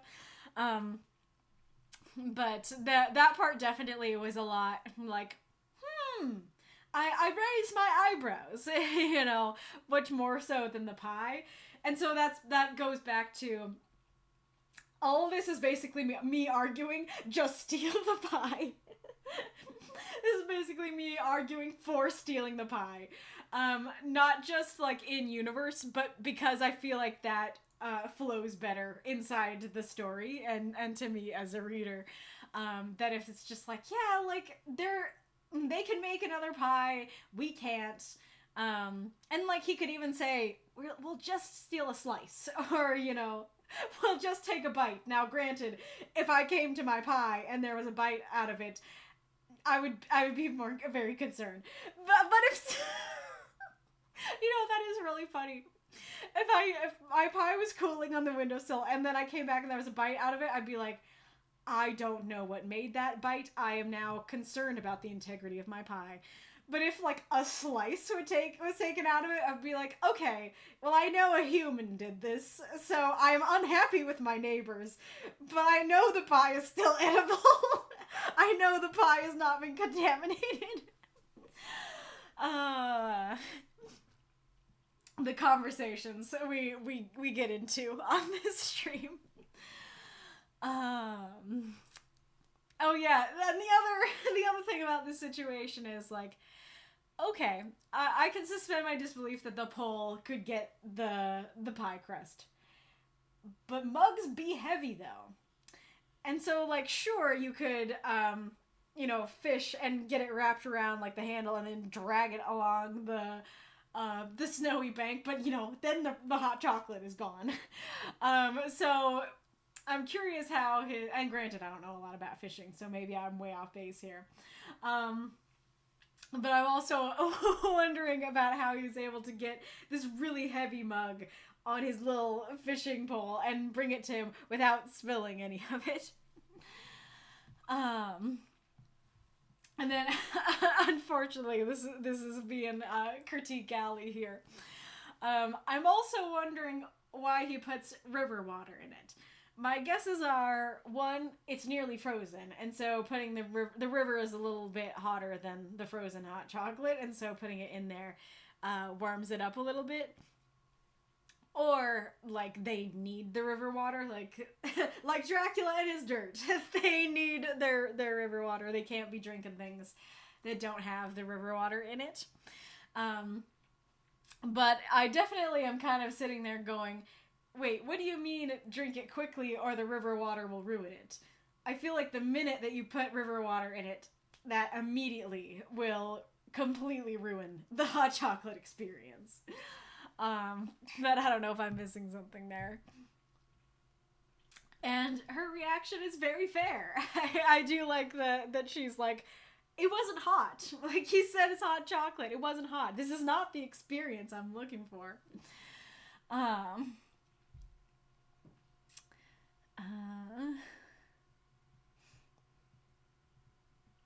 I do really like the, I'm sorry, this has been interesting. Like, she's trying to give a compliment, and he's like, no, I want more than interesting. Like, I'm into it now. I want to actually impress you now. I think that's very cool. Let's see where... what do I want to talk about? I guess I'll talk about the gasping. So you say, let's see if here we go. He tried over and over again to spark a fire into life, his efforts made futile by his lack of lungs. So you're not just saying that, like, his lungs don't work very well, or because he's a mermaid, or they've not been in use for a while, or they're weaker than, his gills or something like that. You say it's a lack of lungs. 0 lungs. And so that, to me, means a lot. First, simplest question about that would be, how can Sallascia gasp if she doesn't have lungs? The next and bigger question would be, how can they spend any amount of time out of the water without lungs? Because, granted, like I said, I haven't read a whole lot of mermaid stories, but I think a lot of them will have both. Like, they have lungs, they have gills, so they can breathe outside the water, but also inside the water. But if they have no lungs, they only have gills. Wouldn't that mean that they would be like fish, outside of water? That, like, I can't breathe, you know, anytime they're outside of the water. So if that's the case, how are they talking, gasping, doing plenty of stuff outside of the water? Or am I misunderstanding what you meant by lack of lungs, or am I misunderstanding what not having lungs would be like? Okay, so now we are at the castle part. So castle underwater, amazing. Like, love that image, and we'll talk more about the image at the end. But beautiful image, stunning, 10 out of 10. But because it's that stunning 10 out of 10 amazing image, and more importantly, because at least in my experience, I've never heard of that. I've never heard of a fire. I was going to say a fire being submerged underwater. I also haven't heard of that. Well, I guess I've heard of lava. I guess I've heard of lava. But anyways, I have not heard of a castle being submerged underwater. And I love that. Like I said, beautiful image. But that's a big deal. Like, this is a huge thing. And there's an ad coming up. I'm going to snooze it for now. I'm on a roll. But like, that's a really big deal if there is a castle submerged under the water. And so especially if that's what he was recognizing with the signpost and stuff like that, that should be the goal. Like, that should be what we're getting to. It feels very strange to me that it's basically is like, wow, cool, moving on. You know, that it's like, great. Other stuff is more important though. It's like, no, like, this is so rare and strange, and he seemingly realized where they were and that this is that place. Like, why is this not the goal, or at least the grand finale? So it feels weird that it's kind of treated as like, well, that's neat. Okay, moving on. You know? What was I gonna say? Oh yeah, like they're like, hey, yeah, that was a reservoir built over the castle. All right, time to make a fire. It's like, I'm not sure I care about the fire anymore. Like, let the castle is where it's at. You know. I think it could have worked if you had it like, if it was something smaller, like a ship, or even maybe just a building. Or like, I don't know, an old church or something like that submerged under the water. But it's a whole heckin' castle, you know? What was I gonna say? Another thing, and this is kind of an overall thing about the story, and I don't know if I should talk about this at the end, but I'll talk about it while I'm thinking about it. I think that's something that could have improved the story overall and maybe taken away those like disjointed vibes that I was talking about, is if you had all of this be planned. If you had, especially with that whole thing of like, is this hundreds or thousands of miles away from their home? Though granted, I don't know. I was going to say, I don't know. Well, put a pin in that. But if Aefron had like, had planned this, he was like, okay, Sallascia wants to know human things. Let's think about, what do I do in the winter? Okay, we're at the fire, we do hot chocolate, we eat pie. And he thinks about it. He's like, wait. I remember, like, there's this place in this winter area with a castle under the water. Okay. I have my perfect date planned. And so he plans, he's like, okay, when I was there last time, they were cooling pies on the windowsill. I think we could get one of those. And I know there's, like, this shop that has, like, coffee and stuff that maybe we could get, you know, hot chocolate on the windowsill of that. Maybe somebody's old hot chocolate. And, you know, stuff like that. And then he plans that as the grand finale. That he's like, okay, we'll get the chocolate, I'll grab some mistletoe, and then at the very end, I'll show her the castle under the water. You know, I think that would work super well. And it would even work with your idea here of everything's going wrong. It actually could work even better because maybe he went there in the summer, or maybe he did a reconnaissance mission in the summer and they were cooling pies on the windowsill and he's like, yeah, we'll get a winter's pie. It'll be great. And then they go there in the winter and he's like, oh, right. They're not cooling the pies on the windowsill. Oh no. and they go by the coffee shop and nobody has left their hot chocolate at the window, or maybe they left like an espresso on the window and it's gross or something like that. Yeah, that kind of thing. So it could be like he planned everything out, but all his plans are failing. And then, like I said, then the castle's the grand finale, and that one's still there. that one can't be moved and stuff like that. I think that could work very well. Again, also while kind of an overall thing, but also while I'm thinking about this, I do understand that there's probably, hello, Bitzer, welcome. There's probably a thing of,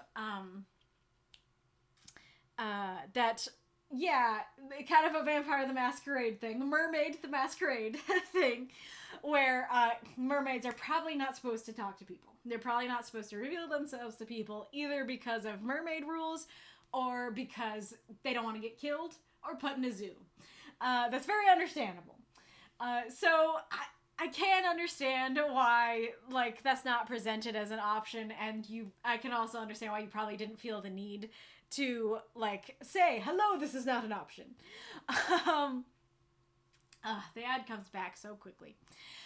But there was a question in the back of my mind where I'm like, why can't you ask? Like, why can't you ask, some of the humans there, if you could have some of their hot chocolate or some of their pie or something like that. I don't know if they could, like, submerge their tails far enough, especially because the water is inky or something like that. Well, I don't know. I was gonna say, can they submerge their tails in the inky water and then be like, hi, can I have some pie? Though come to think of it, if I saw somebody in my river in the winter asking for pie, I would be very creeped out. So maybe it has nothing to do with them being mermaids and all to do with that would just be creepy to anyone, even if that was a human. But there's definitely a thought that was occurring to me that, like wouldn't humans be kind enough to offer a slice of pie in these trying times, But on the other hand, I understand why, they don't want to reveal themselves, and that should just be the default and stuff like that. It is ad time.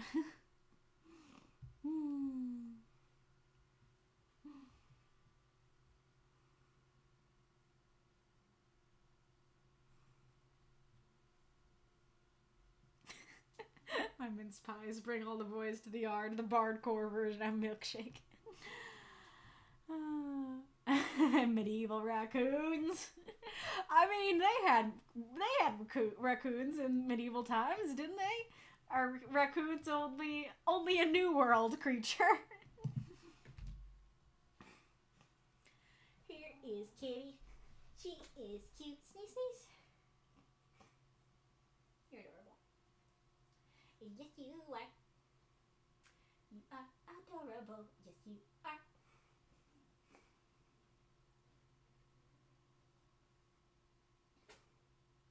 Oh yeah, I don't think I actually saw your thoughts on the whole studio thing, if you said anything.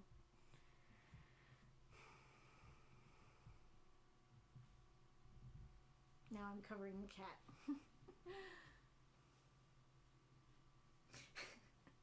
It's not stealing, it's borrowing without permission. And never giving it back because it's now in my belly.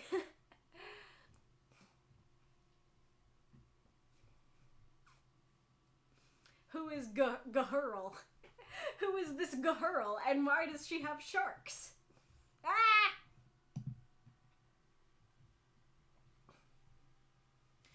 To be frank, I always think of February as a miserable little month. Why? Because of winter, or because of other reasons?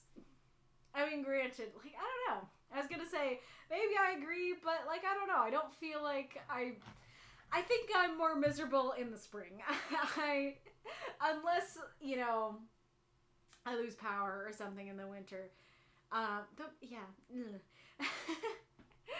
The spring is when the storms are, when the rain is, And then I was gonna say, I was like, unless I lose power in the winter, but you know what's more likely to make me lose power? The storms in the spring. Although I guess it depends, because, yeah, I don't know. I don't want to go too much into it. Anyways, the point is, I guess I think of the spring months as being more miserable than February. Oh, Ghoulish answered earlier. Mainly because winter where I am is characterized heavily by rain, freezing, and no. Yes, my favorite weather. No.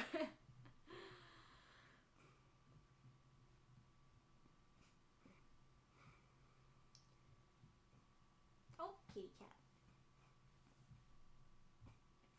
You've never seen Snow Orphan? Oh yeah, because you said last time you're from India, right? Interesting.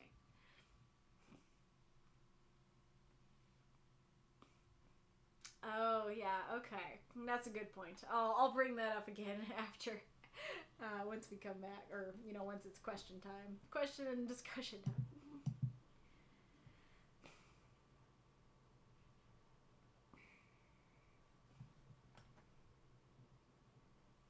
Alrighty.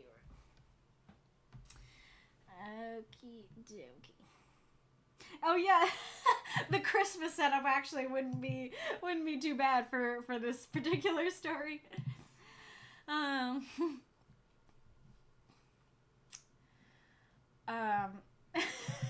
say in my comment, how? He's a little floppy fish in the forest? But yeah, my question there is, especially with the aforementioned lack of lungs, I feel like, he'd be acting quite fishy, flopping around. I don't know if I can find it, but let's see if I can, find, the Gravity Falls mermaid scene. No, that's not coming up. But there's a scene in Gravity Falls where there's a mermaid character, and like once he's on land, he truly is like flopping around like a little fish. And granted, that's done for comedic purposes. But especially saying inside the forest makes me think inside the forest. And so I'm definitely wondering, especially with his lack of lungs, how he is able to successfully do that and not be like, help me, help, I flop.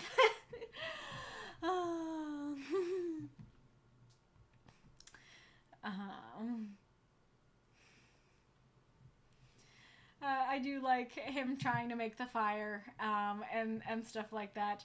I guess maybe if you didn't want to create the whole lack of lungs thing, you could have just said, like, he's just too wet. Like, his hands are too wet, his mouth is too wet. Everything, him touching the coal, like, makes it wet and cold and stuff like that. And so, like, yeah, it makes sense he's gonna struggle, to create a fire. I do really like her being like, you're trying to make us a fire to sit beside, and he's like failing, more like, I do like the tracing of fingers on the underside of the ice. That's a great image. I do like that he kind of like is giving up there and is like, yeah, well, you wanna enjoy the human world, but I guess there's some aspects we just can't.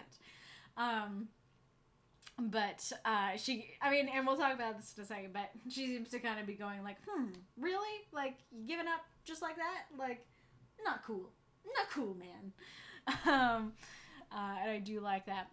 I'm not sure I totally understand what's going on here. So, like, is that the way of it? You try once and then give up. And I think she's referring to, like, you try once to show me the winters of the human world, and then you're like, well, we can't partake in these parts, the human parts of winter. And she's like, well, this was one try. Like, we can try again. And he misunderstands and is like, well, I tried multiple times to get the fire burning. And I'm not sure what she's referring to here, because, like, I don't really understand the difference, because, like, yes, he did try the same thing multiple times. He did try to get the fire burning multiple times. And she's not really clarifying if she does mean, like, you tried all of this, once, because this they've only tried once. I also don't know if she's kind of referring to the whole, like, insanity quote of, like, if you try the same thing, like, over and over again and try to get multiple results. I'm butchering it. But, you know, if you do the same thing over and over expecting different results, that's like the definition of insanity. And so I don't know if she's kind of referring to that idea of like, you tried to light the fire in the same way multiple times. You could try different ways. But I'm not exactly sure the meaning there. And then they are kind of sounding like an old married couple of like, yeah, like we can make it happen next year if I put my mind to it. Well, will you? Put your mind to it, hubby. You know? I think that's great. I do really like the skating thing. Like, if you have the desire and the money, you should absolutely go commission someone to make art of them skating underneath the ice with the castle behind them. Like, fantastic, absolutely amazing, gorgeous image. Love that. And I do, despite like my critiques of it, I do like that they do end up skating at the end. I do think the idea is very cute. I'm not sure what's going on with like the board. I think there's something. Where does he say that? Oh yeah, I don't really know what's going on with like the wood and stuff like that, but like overall the image is beautiful and cute. And I like just trying that simple, you know, idea that she brought up from the beginning. Like, that was the best part. That was the best part of the evening. It's not perfect, but it worked. They had a good time, you know. Kind of thing. Oh yeah, nitpicky thing, but as the lake bottom became the sky while the icy surface became down. It feels a little weird to go sky and down rather than go as the lake bottom became up while the icy surface became down, or as the lake bottom became the sky while the icy surface became the ground. You know, I think those would work better, but as is, I'm trying to think of how to phrase it.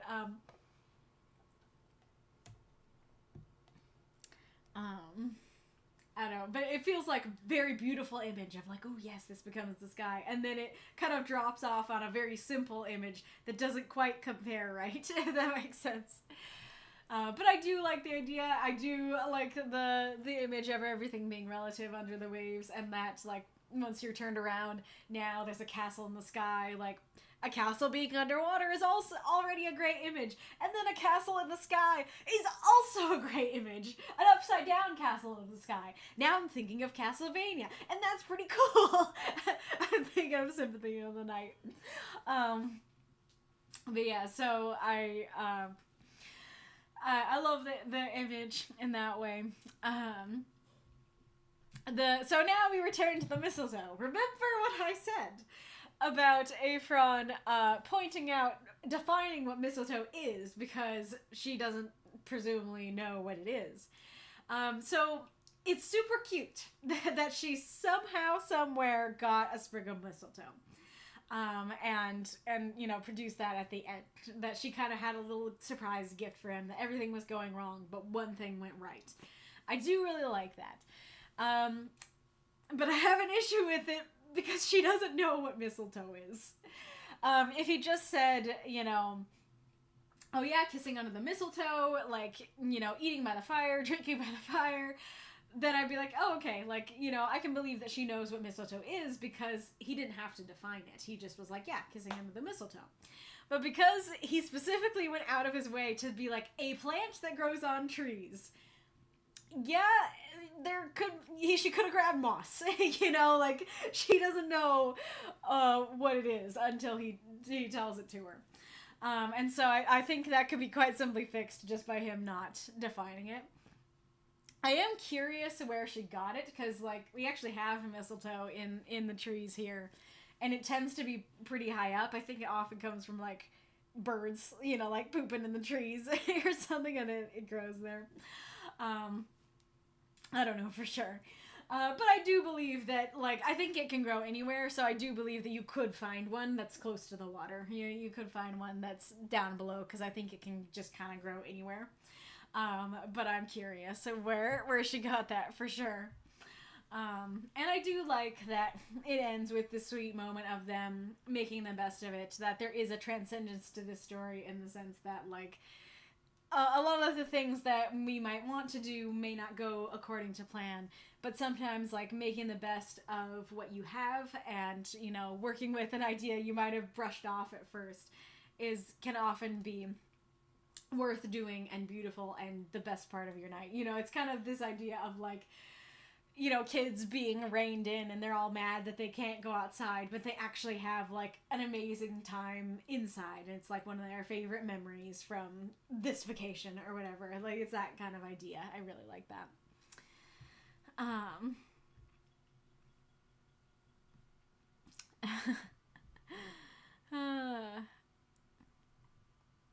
But let's go up to go through all the comments.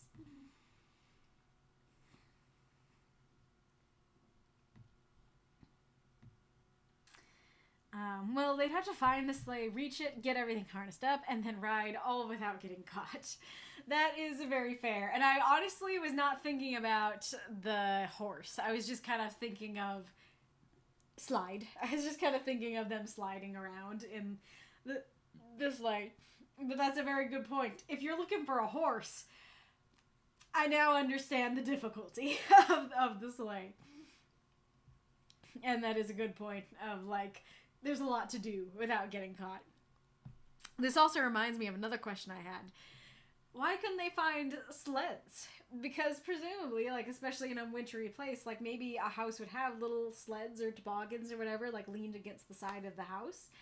How come they couldn't get those and then slide around the ice on those? Again, barring the suffocation issue, how come they couldn't, you know, lay on the sleds and then slip and slide around in the snow and the ice? I actually feel like that would be, well, I don't know. I was going to say that would be a better approximation of them skating, but I guess it depends on if you prefer, like, the motion, the slidey motion on top of the ice, or, like, the uprightness of it, in which case their upside down version is a better approximation. He says, can confirm that it's Yuletide, not Yule time, unless it's a different in-universe thing. Very fair. I mean, I'm open to there being a sequel, and if the word list is the same. What, you mean for Christmas? I probably would do a different word list. I mean, we'll see how things go, but I definitely would be curious to see a sequel to this.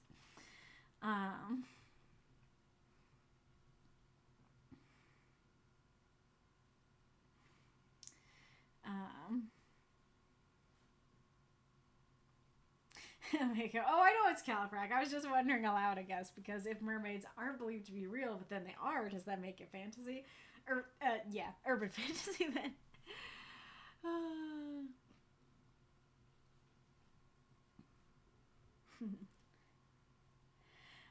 That says, well, my idea is that everything else he tried failed, so he's now scrambling to find something else. I'm curious where you said that, what that was in response to.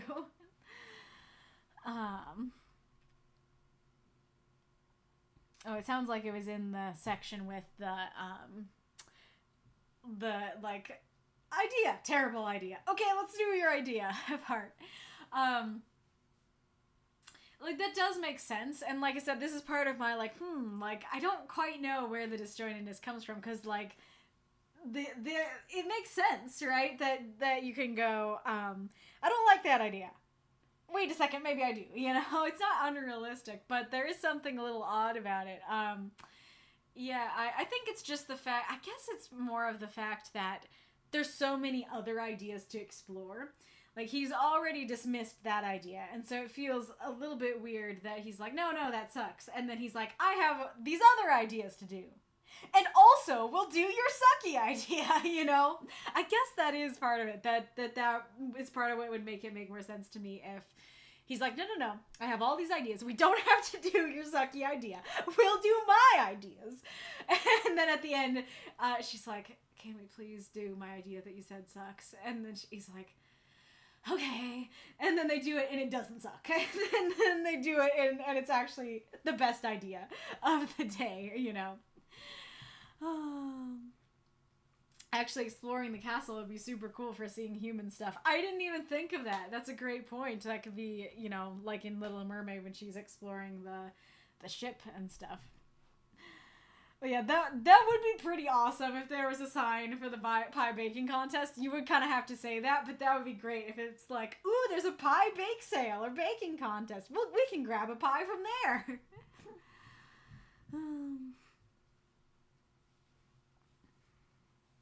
Inadvertently start a feud that endures for hundreds of years. I was thinking of bringing that up, the idea of, okay, you steal a pie, and then you're like, it's Brenda. Brenda, my neighbor, she's a dang pie stealer. And then you create a feud between the neighbors that lasts forever. The medieval monsters are due on Maple Street with pies instead of electricity. I don't know about this. It sounds interesting. That says, the weird thing is, it's probably the opposite here. Sugar was incredibly expensive in pre-modern times, while you can get clay anywhere. Oh! Yeah, that's a great point. I did not think about that. Fair explanation for why stealing a mug would be less grievous than stealing a pie. Sugar cane only grew in the Caribbean. Oh, wow. That's even rarer than I thought. Economics have changed a lot. People used to rent pineapples to display when they couldn't afford to eat them, for example. Yeah, totally. It depends on the sentimental value of the mug and the availability of ingredients. Yeah, I suppose that could be true today as well. I very much agree. I only have mugs I really like because it's Mars, so I probably would be more annoyed at the mug. Man, everyone is hanging by the windows on this cold, snowy winter's day. How strange. Yeah, that's a good point with both the pie and the crust. Go steal the pie. Okay, how about I steal a half-eaten pie crust? Go steal the pie. It said there's almost nothing left in the mug. Oh, gotcha. So, like, there's a little bit. It's like, maybe we can have a taste, but, like, I need to put more in there. Gotcha. I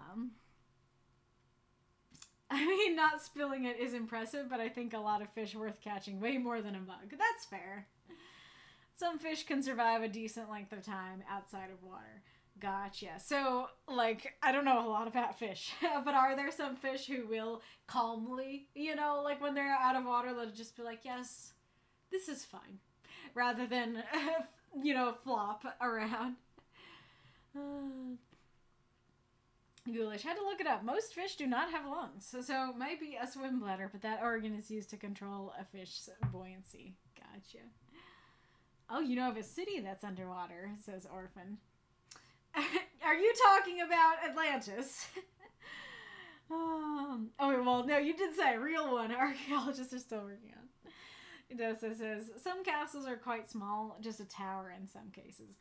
I think if that's what you were going for, that would work better. But I think, at least for my understanding, I would need it to be described as a tower rather than a castle, because castle makes me think like in Little Mermaid, right? How they have a castle under the water, but, you know, a human castle instead of a mermaid castle. But yeah, if it's just like a tower, then that makes a lot more sense as to why that's not the main focal point and stuff. I was attempting to emphasize his lack of planning overall. I'm trying to figure out how to respond to that, because, like, I totally got that. Like, that came through. But I feel like, I guess the question would be, why were you specifically wanting him not to have planned it? Because, like I said, I think that the lack of planning adds to the disjointedness of the story overall. And, like, granted, I don't mean in the sense, like, it's supposed to be disjointed in the sense that he didn't plan things, so things are going to be a little bit clunky. Like, that's not the problem. It's more of, like, you know, I don't know how to describe it, but, like, outside the story, you know, looking at the structure of the story itself. And so having him planned it and that those plans gone awry, I think would take away or really help with the disjointedness back here kind of thing. But it sounds like you're rather attached to the idea of him not planning things, so I'm curious why you're attached to that idea.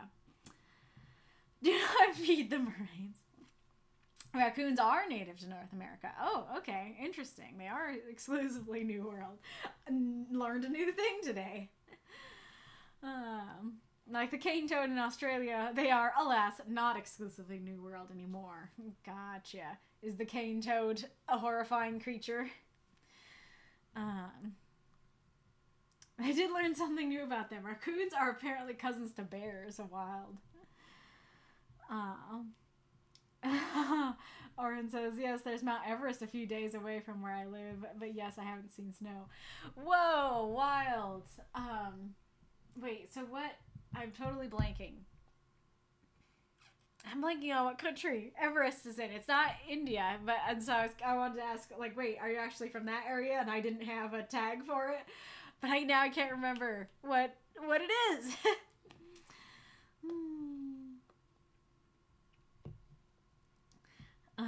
Full floppy fish. Next prompt. Tibet. Gotcha. That's not sounding right, though. I feel like it starts with like a P or an N or something. Julia, no. Mermondo. No. It's Gravity Falls. You gotta go with the dumber name. It's Mermondo. That is correct, FYI. I intended him to crawl along the creek bed so he's not entirely out of the water while he's gathering wood. Gotcha. Okay, I think just removing the inside the woods would make me go, okay, because you did describe him along the creek bed. I was going to say Tibet as well, says Massa.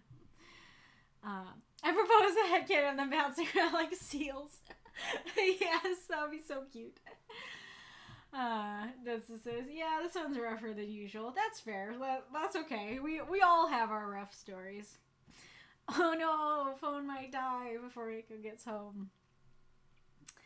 I mean, humans can survive a minute underwater, but they're just holding their breath in some way. Yeah, I guess that's part of it, is that, like, I don't know if a creature with gills can hold their breath, but if he could, that would work very well for me.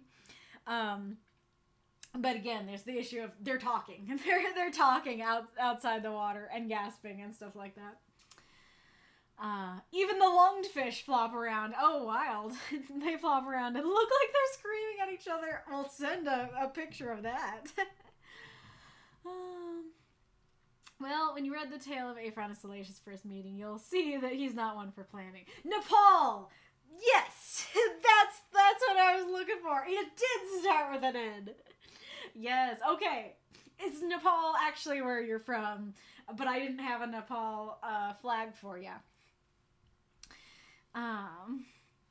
Yeah, so I do know that Aefron is not one for planning, for sure. That is something I know about his character. I guess that makes sense, that you're like, well, it would totally go against his character if he had, you know, waited and planned this out and stuff like that. I'm trying to think.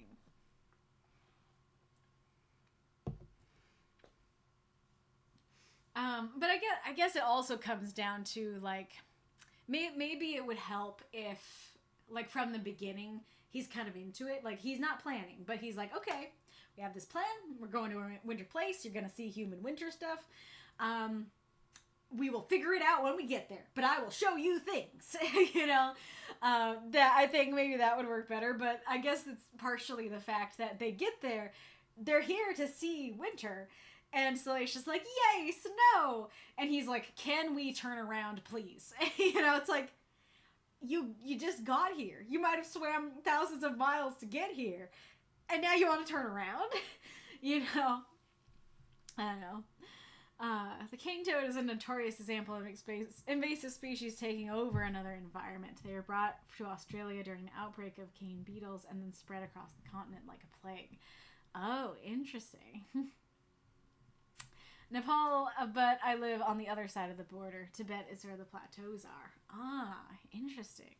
I see the mudskipper screaming. I see the thumbnail. It's a border range, so it could be in different countries.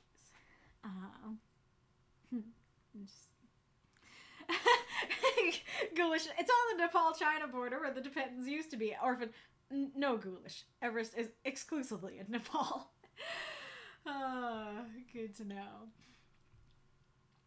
Alrighty, Rue. Well, like I said, I hope that I didn't critique you too heavily. Like I said, like I really like Aefron and Sallascia and their stories. I think that what you have going for, what you're going for here, is fantastic. I love their relationship. I love the image at the end and stuff like that. There are some things in the execution that definitely made me scratch my head. But I don't want you to leave thinking I didn't like the story or anything like that. I very much enjoyed, and I walked away the first time going like, oh, like that was so cute. I've seen some people call Nepal napalm. Oh no, that's not good. Aw, and that's the mudkips on in Pokemon. Is that what they're called? Mudkips. Apparently I never opened the comments, or I just closed them. I don't know. But we will go on to Adrian's story. So if, as far as I know, we still need 1,000 bits to get Reinkarnitor's story unlocked. Am I correct about that? How is it 6:38? It does not feel like 6:38. I totally was like, oh yeah, it's like 5:30. I guess it's because of daylight savings. So Adrian actually DM'd me to let me know that he will not be here today, unfortunately, but you can contact him from the past. You can ask questions and he'll see it on like Monday or Tuesday. It's okay. But oh no. Oh. I was thinking that I was thinking that before the stream I was like, I need to look up the Spanish words to make sure that I am pronouncing them right. And then I had it in my brain and I was like, okay, I want to do this other thing first. And then part of the angel on my shoulder was like, you need to look up the Spanish words now because you're gonna forget to do it if you don't do it now. And I'm like, no, I won't forget. I'll do this thing first. And then I did forget. I am sorry. I am Sky. I am Sora. I am sorry if I butcher the Spanish words. It's not my intent. I just forgot to look it up. Orphan. No, the Chinese don't claim Everest, but they do claim everything else. All right. And I guess I could ask the chat, like, okay, like let's see how easy it is to copy over the words. Okay, yeah, I could try.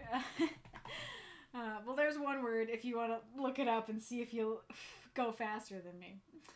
I don't know. I'll try dictionary.com, but I don't know if they'll give me the non-English words. Pana.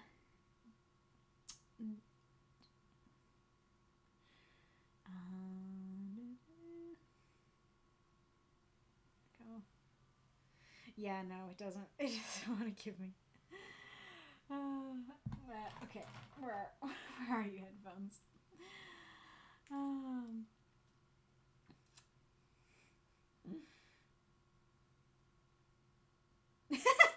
Well, it says that near me, so apparently it is a beloved thing.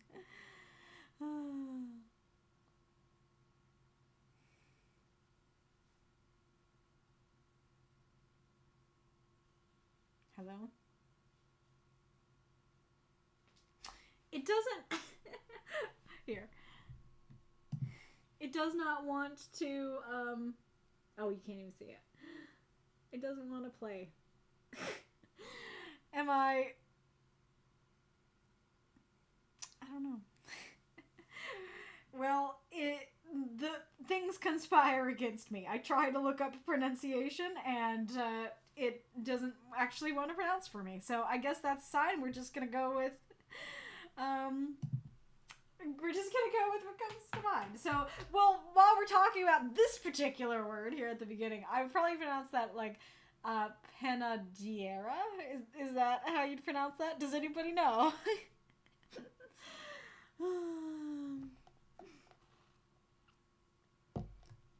What's the line in Vox and Alistair's song that made me think of that? It's like, does anybody miss him? Did anybody notice? Did anybody know? Did anybody...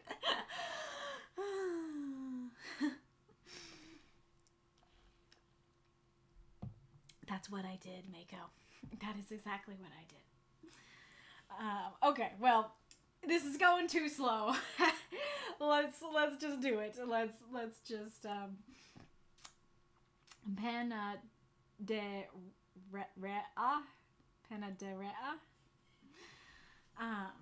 Okay, Panadera. A Taste of Love by Adrian Solorio. 1,143 words. The family needed extra money. Even with Lupita working full-time at the Panadera, they were barely getting by. But every time she tried to mention it to her husband, he took it as an insult. It was an attack on his sense of pride, of being a husband, a father, a man. So she did her best to approach the topic with care. Her tone was sweet and tactful, but it didn't matter. Once Alfonso's pride was hurt, he shut down, bottled up. Not giving up, she took another angle. Their son wanted to join the science club, to study English with a tutor, to go on a field trip to the museums in Mexico City. He needed money so he could do all that. This was about their son, she reminded Alfonso, not him and his ego. But the conversation ended the way it usually did, with him storming out of the house, running off to go drink with his friends. On his way out, he called her ungrateful and slammed the door. On Saturday night, she cooked dinner for a few friends. The dinner was a tradition. Cooking for her friends was a small pleasure she afforded herself once or twice a month, despite her family's tight budget. And why not? He went to the bar with his friends, why couldn't she have fun with hers? The girls arrived together. As Lupita finished cooking pozole verde and enchiladas rojas in the kitchen, the girls sat at the small table and drank cheap beer and bitter wine. They laughed, they teased, sang along to sad old love songs that mirrored their lives, and in between it all, they talked, they shared. They always did. It was part of the tradition. The drinking made honesty easier. They vented about their men, worried over their children, and cursed their measly pay and horrible bosses. When it was her turn, Lupita told the girls about her money problems. Told them how Alfonso got angry any time she brought the matter up. He's stubborn as a goat, she said, and proud as a rooster. The girls understood her perfectly. They immediately encouraged her, hugged her, brought her up, and raised her spirits. You could open a taqueria, they said. You're the best cook we know. That night, they pooled their money together, transferring it over their phones. There was enough there to get her started. The next night, when she told Alfonso about her plans, they had it out. Had a big, big fight. There was lots of yelling. He wanted her to give the money back. How does it look? He said. Your friends giving you money like I can't support you? How does that make me look? This isn't about you, she said, and refused to hear more. Her plans had become a dream. There would be no compromise now. They went on arguing, while their son sat on the couch, covering his ears, crying for them to stop. Neither listened. Instead, they both said things they'd been holding inside for a long time, things that felt good being said in the moment, but which they both regret having said later. My mom's right about you, Alfonso said. I should have listened when she told me. Should have rushed to marry you when you got pregnant. Lupita's face darkened, and her eyes glowered with a furious light at the mention of his mother. Oh, she laughed wickedly. The little boy is mad that his wife isn't his mama. That old bag has hated me since the day she saw me, and you've never corrected her. How do you think that makes me feel? You're married to me, not her. A cold war ensued. For the rest of that week, they didn't talk. When one needed something from the other, they communicated through their son. And when Lupita came home pushing an old taco cart, Alfonso watched from the threshold, arms crossed, lips pressed tight. He tried to make love to her one night. Making love had always been their way of fixing things, or starting to fix things. But this time, she wasn't going to make it so easy. Not after what he'd said. She snapped at him, turned her back to him, and couldn't sleep for all the roiling thoughts and emotions inside her. The next day, when he got home from work, Alfonso repainted the taco cart with a fresh coat. With that act alone, the glacial walls Lupita had put up started to warm. And although they still weren't talking, she would have made love to him that night, if he had tried. A couple days later, as she was preparing to open her taqueria, she cooked and prepped in the kitchen, the smell of habaneros, fresh diced cebolla, and grilled jitomate in the air. When it was time, her son helped her push the cart out of the garage. One wheel was missing, and it clunked down the street, as though rolling over unseen ruts. Alfonso followed behind, frowning at the wheel. Quiet. He kept a distance. Maybe he was still afraid to overstep his bounds, she thought. They reached the corner, and she started to set up. Her son set out the plastic chairs, while she turned on the hot burner, took out the bins with the meats and salsas. She watched her son as he worked, and felt a little guilty. Maybe one of your girlfriends from school will pass by, she teased. He giggled, and she turned back to the cutting board. To her surprise, Alfonso was there, beside her, cutting the limes. A small smile crossed her face, but she turned away to hide it. We need more tortillas, she said to no one, but just loud enough for him to hear. He didn't say anything. With a little worried flutter in her heart, she spun around, hoping to see him, but he was gone. He had left, and she stood there watching his back as he walked briskly towards the tortilla makers. Later, as the sun set, curious neighbors gathered round the new taco stand. The family worked together. She was in charge, and they listened. Why wouldn't they? She was the best cook they knew. Business was steady. Each one of them fell into their role without their roles having to be discussed. She cooked while her son cleaned the dishes, and her husband took care of the orders and the money. At the end of the night, when they were closing, a customer asked Alfonso the name of her taqueria. He shrugged his shoulders and, with a sheepish look, glanced at his wife. She met his eyes, and something unseen and unsaid passed between them.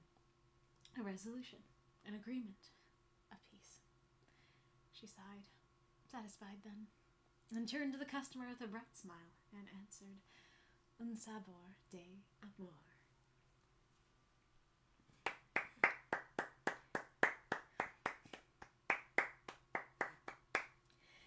Throw out those moths and monsters cheer for the story if you loved it. It's really this nose of mine that makes me trip more than anything. Whenever I get to that point, I'm like, no, clear. No, don't do this to me. I got more pronunciation. The panaderias would be pretty common in Texas, considering the state's history. Maybe I've been to one or ordered from one and not known that's what it was. Look at those cute little guys, Orphan. Oh, adorable. Alrighty, Roo. Adrian had a little note. Questions? Did the story resonate with you? Did it sound natural? I'm especially wondering about the specific line when Lupita is explaining to her friends about her husband. She says something like, he was stubborn as a mule and proud as a rooster. I'm thinking the proud as a rooster part might be a bit much, simply because I've never heard anyone talk like that. And I generally go for naturalism in my dialogue, but maybe this has a nice romantic ring to it that works with the overall story. How is the overall flow? Were there any parts that were confusing or made you stumble while reading? Anything that took you out of the story, essentially? Were the relationship dynamics believable? Thank you for any feedback. So feel free to answer any and all of those questions in the chatteroni. And I will, of course, answer them either during or at the end. So I really enjoyed the story. I mean, it's kind of a tough read at the beginning when you don't know if things are gonna go well. But especially on like a second and third read, like I greatly enjoyed reading it. I think that this, like, I guess I'll answer your first question about were the relationship dynamics believable. A little too believable. Like, this feels so realistic that I'm like, it feels like you've been through this. It feels like you have been one of the people in this dynamic, that it feels that realistic. And that, like, you know the intricacies of this kind of relationship and stuff like that. What was I gonna say?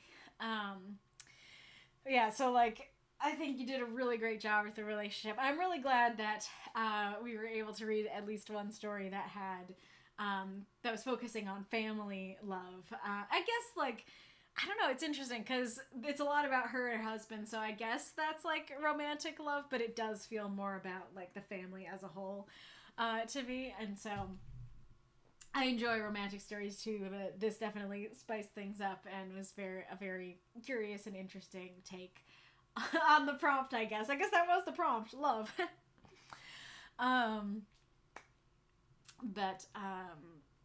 Yeah, I guess I'll just start getting into it. So, actually, like, I really don't have much to critique about this story.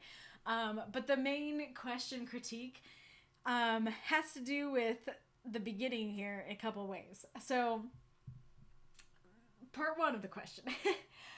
Is Alfonso working? Because it's never mentioned that he's working. All it's mentioned is he's out drinking with his friends.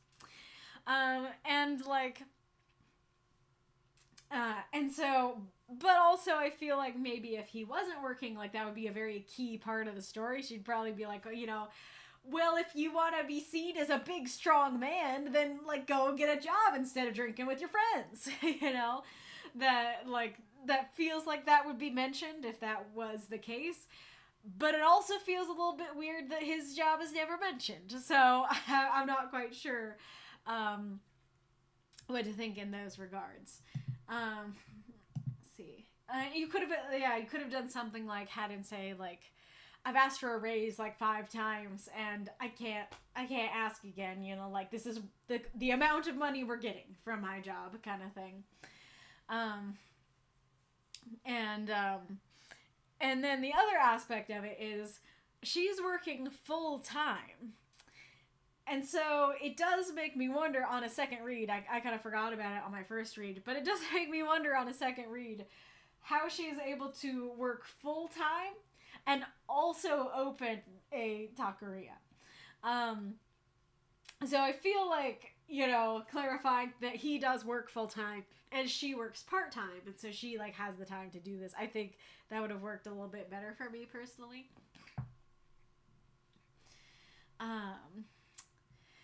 But so this story is really interesting because it's all told indirectly, right? That we never get quotes and, like, full dialogue, even though there are some things that are clearly quotes.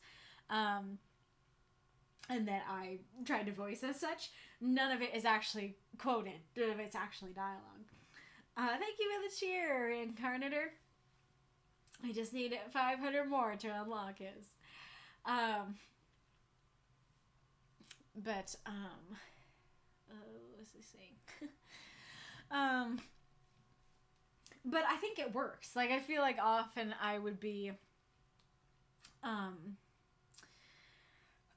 like, I could easily be, like, critiquing this and being like, why is it all indirect or something like that? But at least for this story, I think that worked very well. I'm trying to figure out how to describe the vibe it gives the story.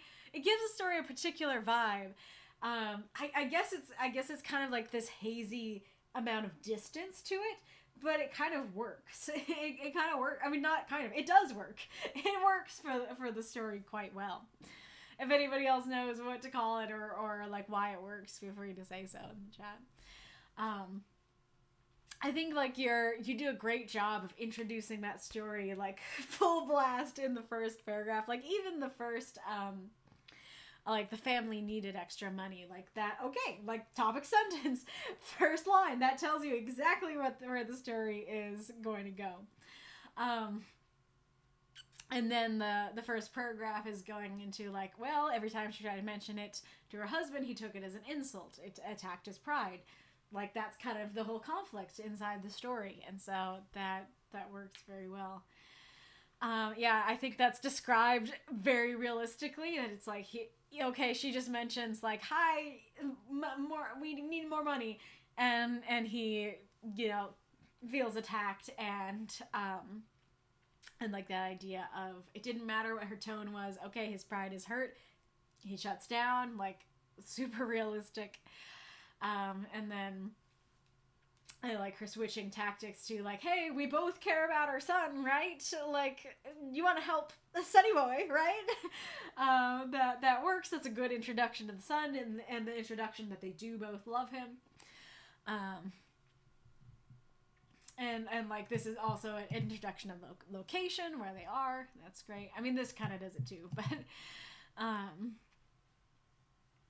and then it works well of, okay, like, his pride is hurt, he feels attacked, and then what does he do about that? He goes and drinks with his friends. Like, all that works.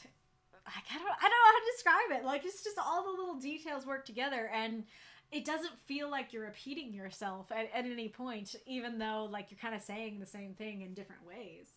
Aw, thanks for your cheer, Mako. Am home. Your home, and Reinkarnitor's story is also home. It's also unlocked. Thanks for doing that. Set up conflict resolution. Yeah, exactly. Wee! Says Reinkarnitor.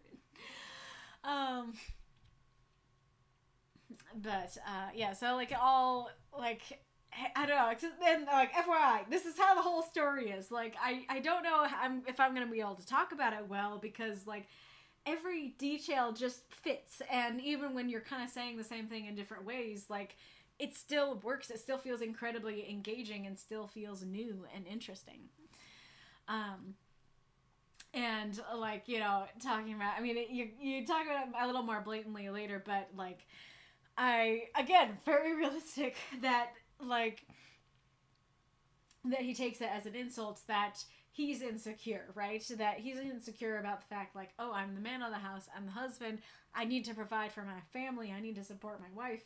And so then when she's like, hi, we don't have enough money, then he's like, excuse me, are you saying that I'm a bad husband? Are you saying that I can't, provide for my family? And like, that is like a real thing that happens, and that is a like realistic struggle of like, well, funnily enough, like, if he was able to set aside his pride, if he was, mentally healthier and wasn't dealing with those insecurities and stuff like that, it actually would make things easier. It would make it easier for him to support the family.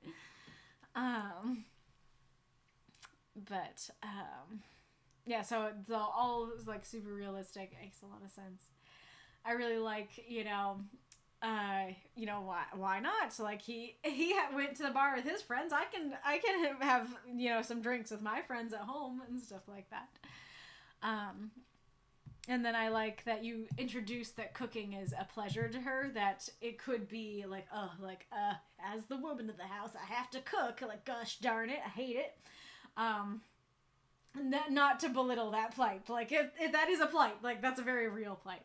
But that could be something that she hates. And like, this family does seem to, like, at least the husband seems to want to adhere to traditional gender roles. And so this particularly could be a time where she is, relegated to the woman's role that she doesn't want. And so it's very good to clarify, actually, she really likes cooking, so much so that, like, this is a tradition that she enjoys, making a meal for her friends.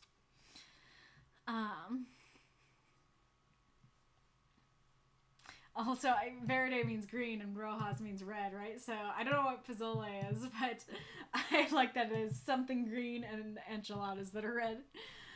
I'm assuming they're real dishes, though. I like cheap beer and bitter wine. Like, you're great at those adjectives. That's neat, because like, it shows, they don't have enough money. All they can afford is cheap beer and bitter wine. That's great. I love the list. They laughed, they teased, they sang old love songs that mirrored their lives. I always love when a list does that. A list is like, yeah, generic thing, specific thing that you go into more details on. Like, I really like that. And that also gives more, extra insight into her life and the lives of her friends being similar and stuff. Made the honesty easier, makes a lot of sense. And then I like the list here too. So we come to the line that you asked about. This was one of my favorite lines in the piece. I think that it's funny because on the one hand, thanks for the cheer, Mako, and for the gift sub to Aerith. I think that makes Aerith a doubly cocooned now, right? If so, well, let me see. Yeah, you are. Okay, that shouldn't be too hard to just add because it's right up top. So there you go. Now you have that. What was I gonna say?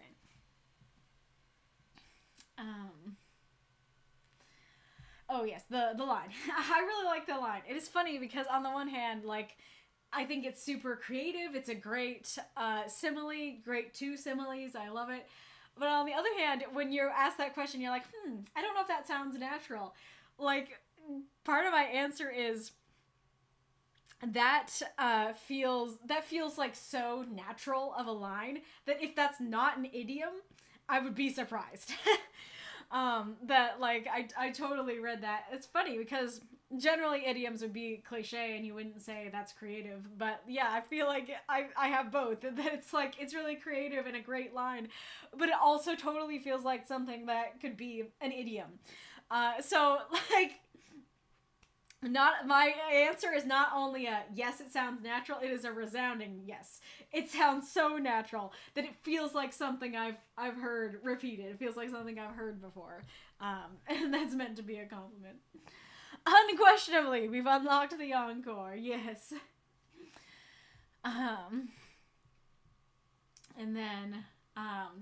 then it's neat because, like, I feel like this could be a common thing that your friends would say. That it's like, oh yeah, you're a great cook, you could open up a restaurant. But that's the kind of thing that often friends just say that isn't really an attainable goal or never happens. And so I do love that this whole story is very realistic and down to earth, of like very real struggles that people face. But her being able to achieve this dream that I feel like most people would think, well, that's never going to happen. Like, that's impossible. Or at least beginning to achieve that dream. I think that's really cool. And then she got some great friends. She's got some great friends if, like, she says that she has money problems. And even after they are cursing their measly pay, they're like, we will give you the money to start this taqueria. I think that's really lovely. And then here's the kind of the part I was talking about before, like, your friends giving you money, like, I can't support you. How does that make me look, right? Like, this is about me, because he's insecure, and she's directly saying this isn't about you. I love the line, her plans to become a dream, like that. Again, that feels so realistic, the idea that, yeah, like, I think I've had that experience before where, like, an idea will come up from me or from someone else, and then be like, what if we do this? And then, like, a couple hours later, a couple days later, I'm like, I am so invested now. You know? It can be like, hey, what if we, like, went out to dinner later? and then at first you're like, yeah, I don't know if I want to go out to dinner. And then, like, a couple of hours later, you're like, I am now invested in going out to dinner. Now we have to, kind of thing. But this is a bigger thing. But I love that. And I love the poeticness of not just, like, she's super invested now, but it's a dream that now, oh yeah, I had this plan, this might help, had become like, no, now this is my dream, to open this. I think that's very cool. And, like, that she stands her ground. This is so sad. This is the saddest part of the piece to me that really tugs at my heartstrings. I like the image of they felt good being said in the moment, but they both regret having said later. That's great. And then this gives us some insight on like, oh, okay, like I understand why they're, maybe not the best couple, maybe not the most in love couple, if that was, how and why they got married and stuff like that. And again, it feels realistic. So this here is one of my few critiques. I don't really understand how that is a response to what he said. Now, like, as a general insult, like, I can totally see this naturally being said in a fight. Like, I don't think the actual insult itself, like, it doesn't make sense. It's just what it's in response to. That he's like, oh, like, my mom was right. My mom gave good advice. I shouldn't have rushed to marry you when you got pregnant. And then she's like, oh, you're mad I'm not your mom. I'm like, well, that's not what he said. Like, he just said my mom gave good advice, Yeah, thank you for the hype train. He just said my mom gave good advice and I should have listened, and he's not saying my mom is better than you or my mom would make a better wife than you. That's not what he's saying. He's just saying that they rushed into things and she advised him well and he didn't listen. So that does seem a little bit of an odd response. But I do really like the description of it, especially the wickedly adjective there. I think that's great. And I can totally, again, her feelings are very valid and very realistic. Oh, there comes the ad. There she blows. I'll try and snooze it, but I see that as the thing that happens a lot, where it's like the mother-in-law hates the wife and the husband is not standing up for her. Like, if you follow Am I the Asshole, posts and stuff, granted, like, I mean, I don't know. But quite a few posts are conflict between the mother-in-law and the wife. So, like, this is a common struggle. So very realistic, and I like that she gets to the, like, root of the issue there, that it does feel like they're working through some, like, very key issues in their relationship, that she's like, ever since the beginning she hated me, and, like, you have never stood up for me, like, that has made me feel awful for, like, all of our marriage and stuff like that. I like a Cold War ensued and they talk through the son. Like, again, I feel so bad for the son. But, like, again, feels realistic, feels well written. I do like, he's like watching and, is kind of scowling at it and stuff like that. That works quite well. And I think that the making love stuff actually, like, works quite well. That makes a lot of sense. Again, I'm sorry that almost all my comments is, this feels realistic, but it does. But it's really good, like, that I just am in awe of how, like, this totally feels like you could be telling a nonfiction story right now. It's not just that it's like, this feels true to real life. It is also, like, super well written and it flows very well and stuff like that. But yeah, like, I can totally see some couples being like that, where, like, yeah, that's how you start to fix things. And I like that she's standing around and being like, no, like, what you said is too much this time, kind of thing. And then how,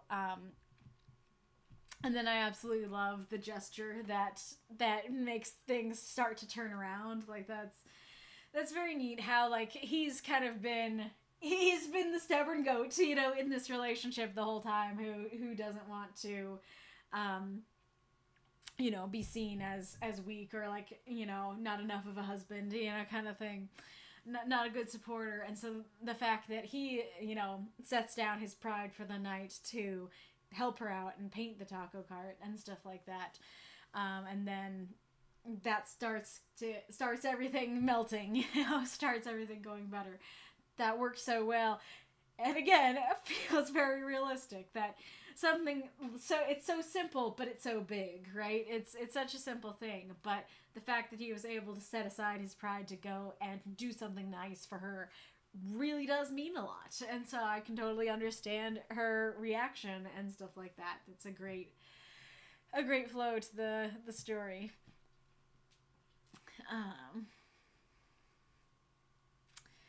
I am curious why he doesn't fix the wheel because he does like repaint the cart and stuff like that, but I don't know if it's like we end on this day. We end on the day that we recognize the wheel problem. He would fix it tomorrow. The story just doesn't go to tomorrow. And then I like how you can see, like, he's still there, like, scowling, but this time he's like, like, I don't like that the wheel is clinking. I want to fix that. Like, I want to help. And then she's thinking positively about him, like, okay, maybe it's not that he's mad at me. Maybe he's just, afraid to step his bounds, but I'm okay with it. I'm okay with him coming closer, kind of thing.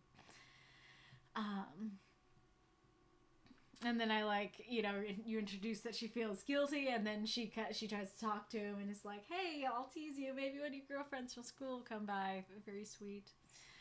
And then I love her turning around, and there's Alfonso helping out. He's, setting his pride aside even more to come and actually be a part of this and help.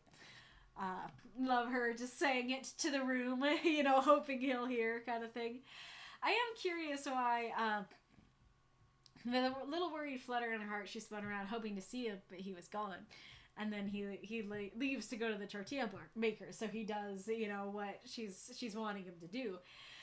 But I'm curious why the expectation was for him to be there, because the whole point is like, we need more tortillas, just tell him the room, and she's hoping that he'll go get more tortillas. So why isn't she hoping that he would be gone? Hoping that he's gone and out with the tortillas. So a little unsure about that, but not a big deal.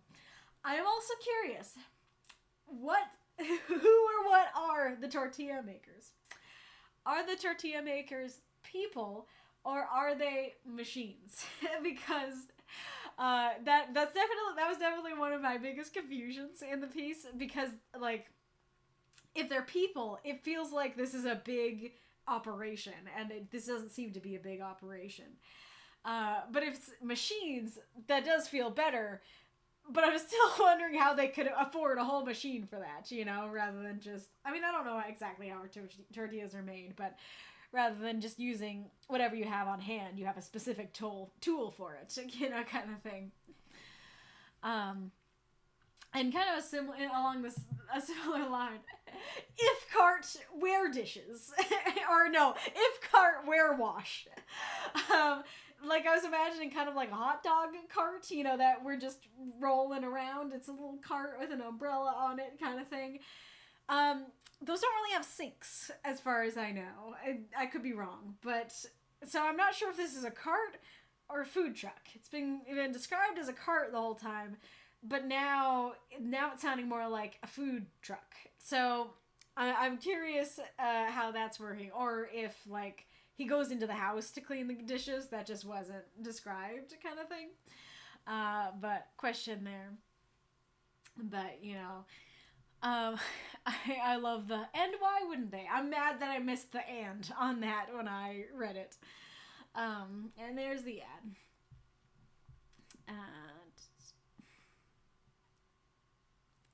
You'd hope people? What do you hope in people? Very sleepy kitty. You've not moved all stream. How are you, sleepy kitty? You're very cute. You're very, very cute. Yes, you are.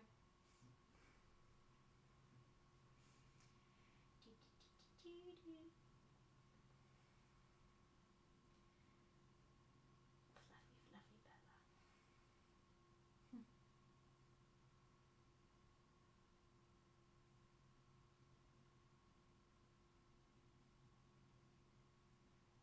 Bella, Bella, kitty, boop, boop, boop, boop, boop.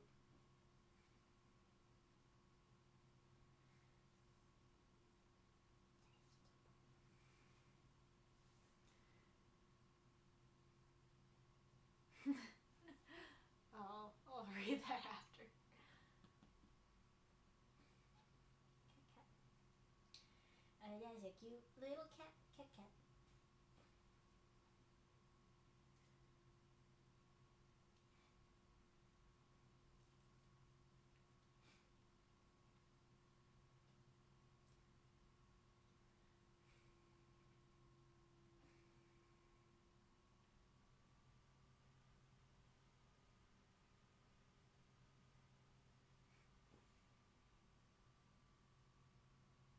Oh.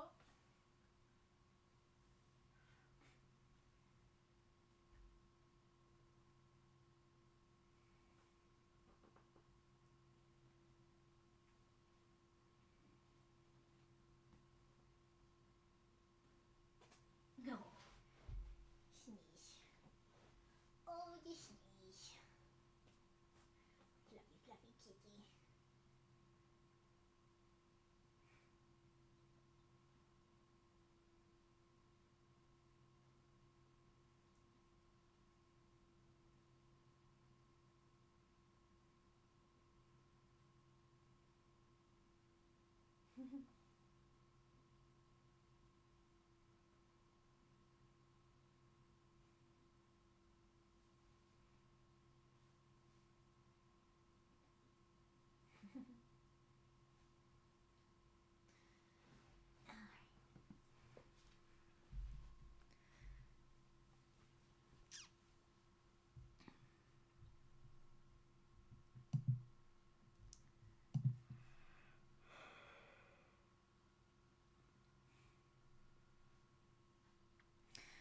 Eric says, the story reminds me a lot of some of the magical realist stories from the Spanish-speaking world, like A Very Old Man with Enormous Wings, amazing title, short story, or Like Water for Chocolate novel. Like a Very Old Man with Enormous Wings is told in a matter-of-fact realist tone, very personal, direct, and honest. Interesting. The PC ain't purring today. It is. Maybe not as bad as usual, but it is.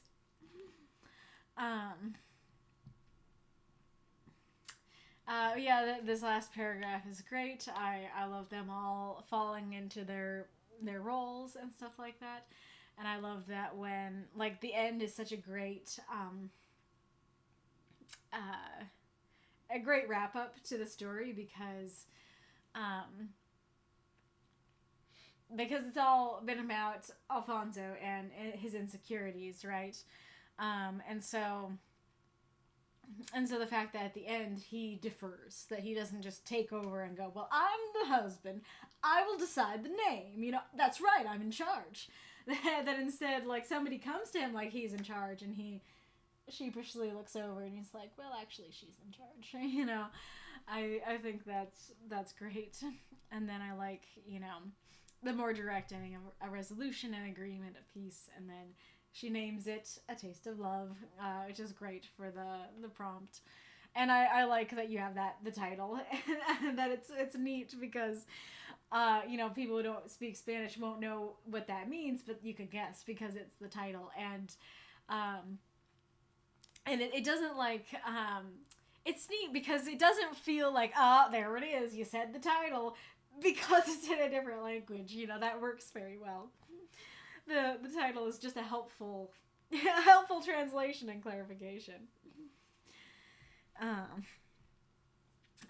Ghoulish says, I'd hope people would make the tortillas, especially in a panaderia.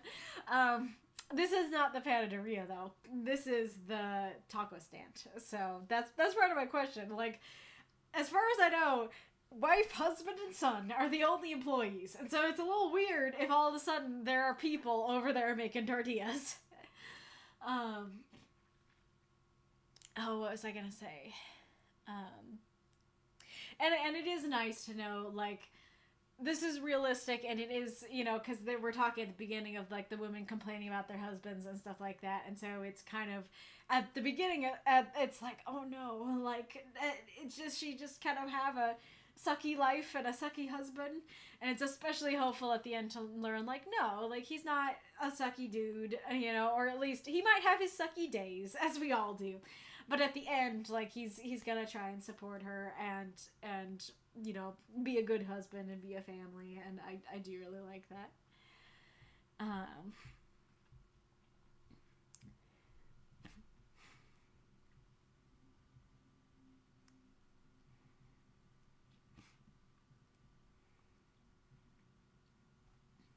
I've seen that play out in real life, Irvin says. Tortillas require tortilla press, yes. Gotcha. Use and throw dishes. What, throw them out? Well, you wouldn't need to wash them if they were like paper dishes. Oh yeah, what was your questions? Did I answer them?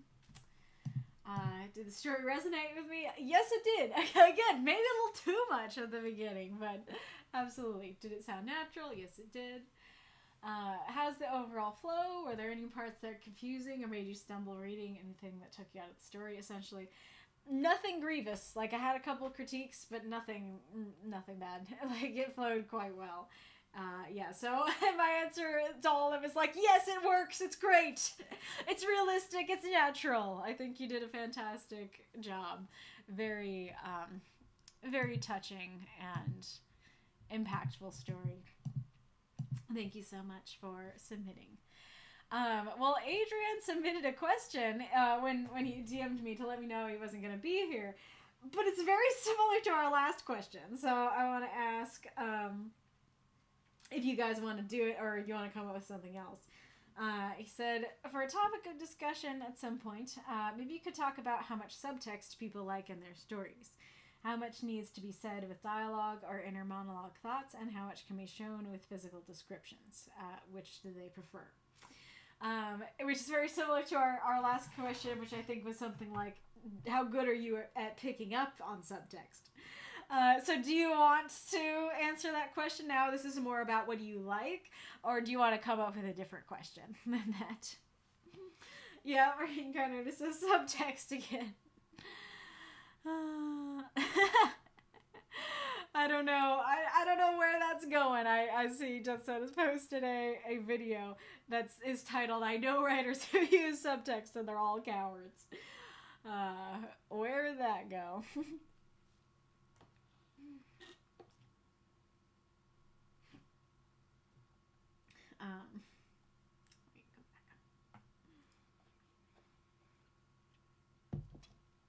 So, do answer either yes or present another question. I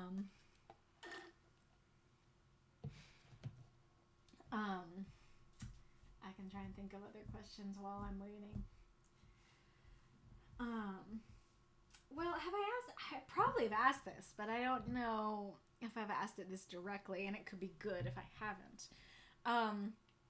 Maybe I could just simply ask, like, what are the aspects of the holiday events that you like, so that I can know, because we'll talk about the spring event at the end. But this might make me gather some information so that I can know, okay, like, this is what people like, No amount of subtext is too much subtext, says Orphan. Well, hey, maybe I can write down both, and then if you don't want to do subtext again, then you can just answer my other question.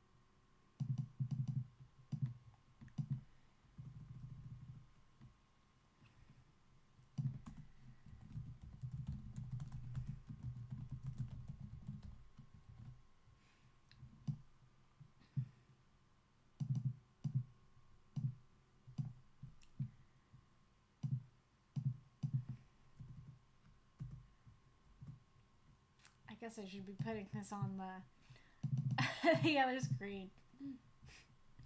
so I can see.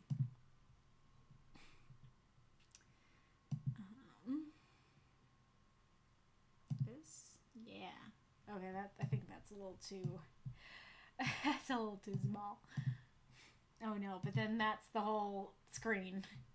So that's not gonna work.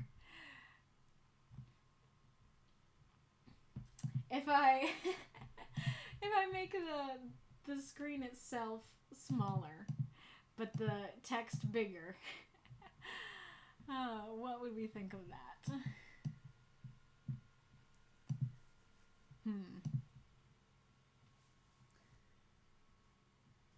Oh, that already has gone onto the other page. Seems like that's about as far as we could go. So I guess I'll put the question in the chat as well.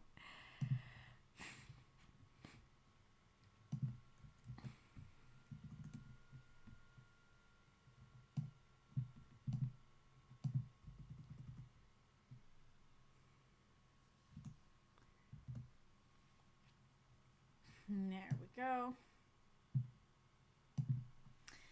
Alrighty, Roo. Well, once again we have the same problem as last time. Well, I don't know. I guess I can just use my phone like I was doing in the past. I can do it the caveman way. So you're not left in silence for a good chunk of the break. All right. See ya in a bit.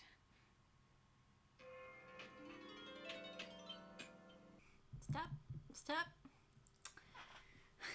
Hello. Hey, back. Did you all hear my dad? I was like, he was coming up here, and I was kind of like wanting to tell him, like, don't talk, because they're gonna hear you. And then he talked to answer a different question. Or like thinking that was what I was looking for.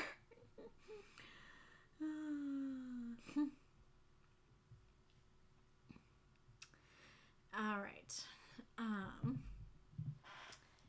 Okay, so let's see. For a topic of discussion at some point, I didn't pick that up. Maybe you could ask how much subtext people like in their stories, how much needs to be said with dialogue or inner monologue thoughts, and how much can be shown with physical descriptions. Which do they prefer? I feel like physical descriptions is not, maybe I should have said this before, but I feel like that's not, like, that's an example of subtext, but not the only way that subtext can be used, you know.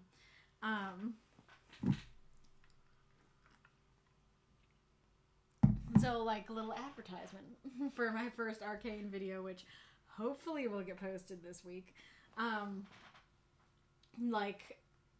There's one part where I see a stained glass lamp on the table, and I see that the floor is mosaic, and I'm like, and I'm realizing, oh, like, people in the Undercity need to make beautiful things, right?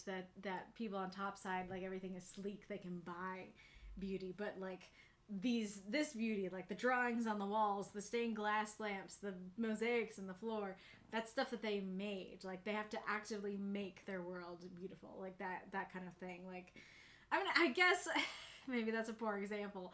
I guess that is physical description, because if you're in a book, if you just said, oh yes, mosaic floor, and then left the reader to learn about it. What's another thing I can think of that's not a physical descriptor? I mean, I guess it could be something like emotions, that like a character has a reaction to something. Oh, I guess it could be like in your story, like, you never say, oh, the husband is insecure about his status as a man. I mean, I guess, like, directly saying, how does that make me look like I can't support you? I guess that's a bit direct, but, like, you never say, oh, he's insecure, you know? Hey, yo, I'm insecure. This is the whole, I mean, not exactly, but this kind of is the whole hey, yo thing. I was gonna say it's like subtext versus not subtext, But the hey yo thing is a little bit more. The hey yo thing is like explicitly telling you something that shouldn't be explicitly told, rather than like hiding things and special subtext. But I can pick up from the subtext. Oh, I think he's insecure. You know, that kind of thing. So, and that's not just a physical description. Well, let's see what folks have been saying. In the not-so-private chat, Deathshead says, one, I like a lot of subtext. Even if I miss out on in a first read-through, it adds depth and complexity to stories that will really bring them to life. I'm with you there. I like that, too. Do I think that emphasizing what a character isn't saying or struggling to say / think can be informative? Though going too much on that would risk it being an info dump. Trying to get as much from physical descriptions from juxtaposition and from implications is a hallmark of a really well-crafted story. Yeah, exactly. That. You gotta have a balance, right? Well, let's answer your next one.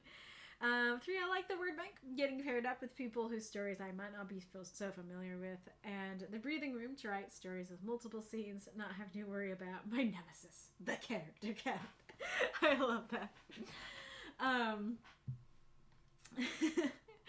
Now I want art of like you doing battle against Discord's character counter. But what was I gonna say? Oh yeah, like I guess my answer to that second one would be that like different situations require different things. Like some things you can really get across with just the subtext and stuff. And some things you are fine to say and even better to say out loud. It makes me think of, now that I'm thinking about like my first Arcane video and stuff like that, like the very first, this could be a fun challenge. So somebody should write it down. But the very first scene of episode 1 of Arcane is there is no dialogue in it. And so like anything that you pick up is either just like explicitly on the screen or is subtext, you know? So that could be kind of interesting to try to tell a story that way. Like, not just in the sense of no dialogue, but really thinking about, like, let's have a lot of hidden things here, but have my readers pick it up in a particular way. Which is also fitting for my idea for the Easter story.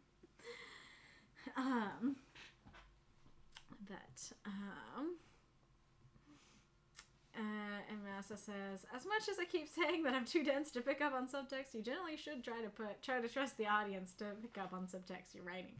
So yeah, a lot of show don't tell is preferable. That's interesting. I've never taken part in the holiday event story, so I feel unqualified to answer. It looks like fun, but I really need to get my writing discipline under control and cut down on distractions before I take part in one. That's fair. But also, especially after you said you don't have enough Ibrahim stories. Did you say you had 6, actually? If you just write one Ibrahim event story, then you can post about him to the Universal Archive. Wolf says, so I like subtext, though I don't think it needs to be super deep. Then again, as someone who enjoys surreal art, which is founded on the idea of juxtaposing rationality and the unconscious or dreams, I feel like we could use subtext in more ways than usual. For example, how would you write a story where the subtext is also the text? What does that mean? I think if you're using subtext, it should be mostly physical or inner monologue. Dialogue can be a bit heavy-handed, and subtext is generally meant to be subtle, with some exceptions. It feels weird and preachy. It feels weird and preachy for an author to have a character go, "You think of our marriage like this dead, rotting fish, don't you, Ethan?" No, I don't, actually, Cynthia. Whatever made you think that? I think of our marriage like this dead, rotting bear carcass. Okay, hold on.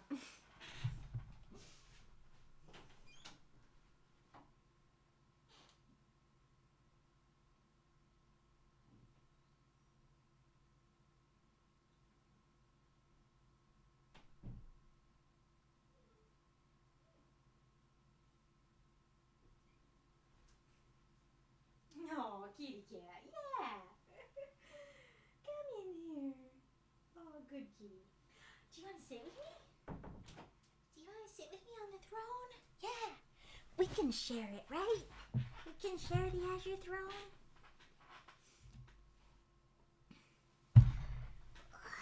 Come, kitty cat. Interesting proposal, Massa says. Yes, do it. As for the holiday stuff, Will says, as much as I would love to team up with someone, the partner activities just aren't working in my favor. I do like the word banks, though. I feel like they give me a challenge. Gotcha.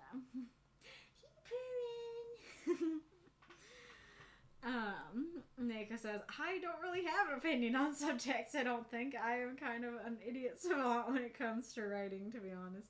Maybe that's giving me too much credit. I don't know what I'm doing, I just do it, and reasonably well. Nice. As for the events, there's a lot I love about them. People getting to write longer stories, and generally greater freedom, getting to work with other people. And of course, reading all the fun stories. In practice, however, at least personally, I'm bad with time management and focus, so they end up really stressing me out. Even if I feel like I have a lot of... even if I feel like I have a great, such fun idea. That is very fair. I'll still ask, but I don't think there's much I can do about the time stuff. But is there anything I could do to help with the time management stuff? You know, anything in the administration of the events.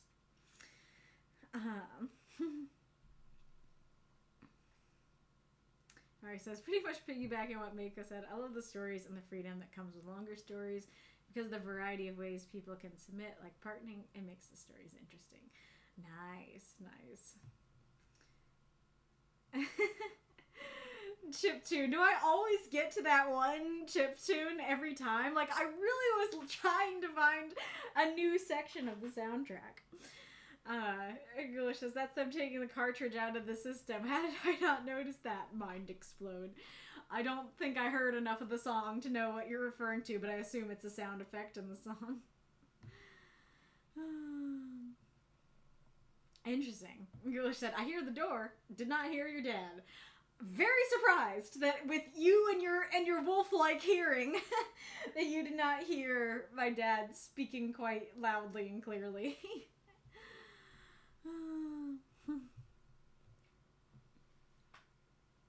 You are a cutie. You're distracting. You're so cute and purry. Oh yeah, you can't see him. You can see my mouth and him. Mako, I heard the dad. It's not even your dad, it's the dad. Yeah. You're so cute. Alright. It is time to go on to Reinkarnitor's stories. And I mean, I kind of already answered the question, but I like subtext. I really like when I like reread a story and then I'm like, there's this thing that means like this thing and I didn't notice it the first time. Like, I love it when a story is deep and I can really sink my teeth into it and there's multiple layers to it than just the first one. So I love it. I didn't understand what he said, but I heard him. Fair enough. Oh, she kitty. Oh, she kitty. Okay. Oh, no. Okay, don't get up. Your sister wants in. Don't get up, though. I still want you there. Oh, don't fall. Oh, no.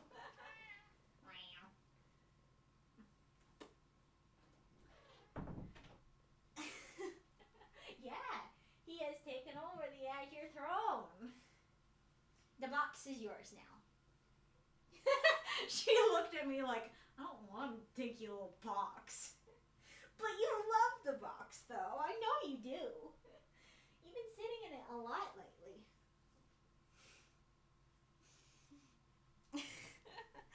Look at what he started doing. He started licking himself and taking over. And taking over the whole chair, so now I can't sit in it. Would I be able to move you, kitty? Oh, would I be able to move you, kitty? You were so cute.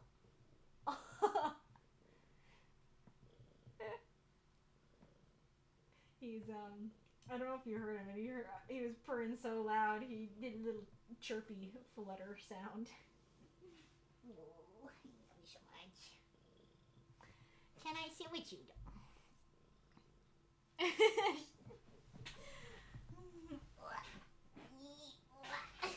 Okay. Is this gonna work out, baby boo?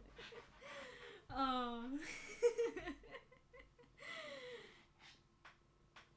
He's gonna work out. He's got a little foot on the, the rest. Are you okay?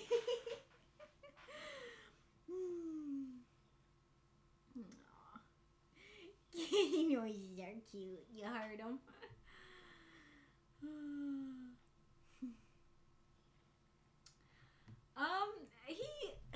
Interesting. Yeah, he sits on me, but not on this chair. Maybe. Both of them do. They'll sit when I'm like on the couch, especially I'll be on the couch. I'll have a blanket over my legs. They'll sit on me, plenty then, but never here. Never on just the thighs. It's true. Wolf says, if Kaylee hasn't heard of The Monsters Are Due on Maple Street, I have a feeling she hasn't watched much Twilight Zone. I haven't watched any, as far as I know. I was actually thinking about that, especially with like the topics that the group likes. I wonder if that would be a good thing to react to on my reaction channel. You think, Kitty? They should have seat extensions on gaming chairs because this problem is too common. Oh, totally. Alrighty. Oh, it's too small, isn't it? It's too small, isn't it, Kitty? Yeah. Ah, get me over there. There we go. Bill. Are you upset? Are you upset? Here. Come here. Come here, Bill. Yeah. The queen. The queen wants her throne. There you go. You can have the table. I know you like sitting on the table more than he does.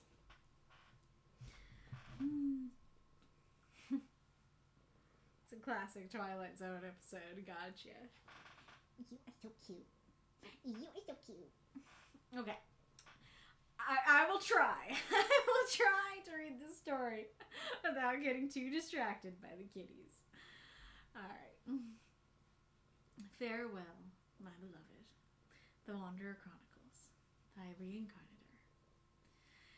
Stars illuminated the night, the stellar objects shining coldly on the world below. Two figures could be seen walking through the forest, the trees casting ominous shadows in the moonlight.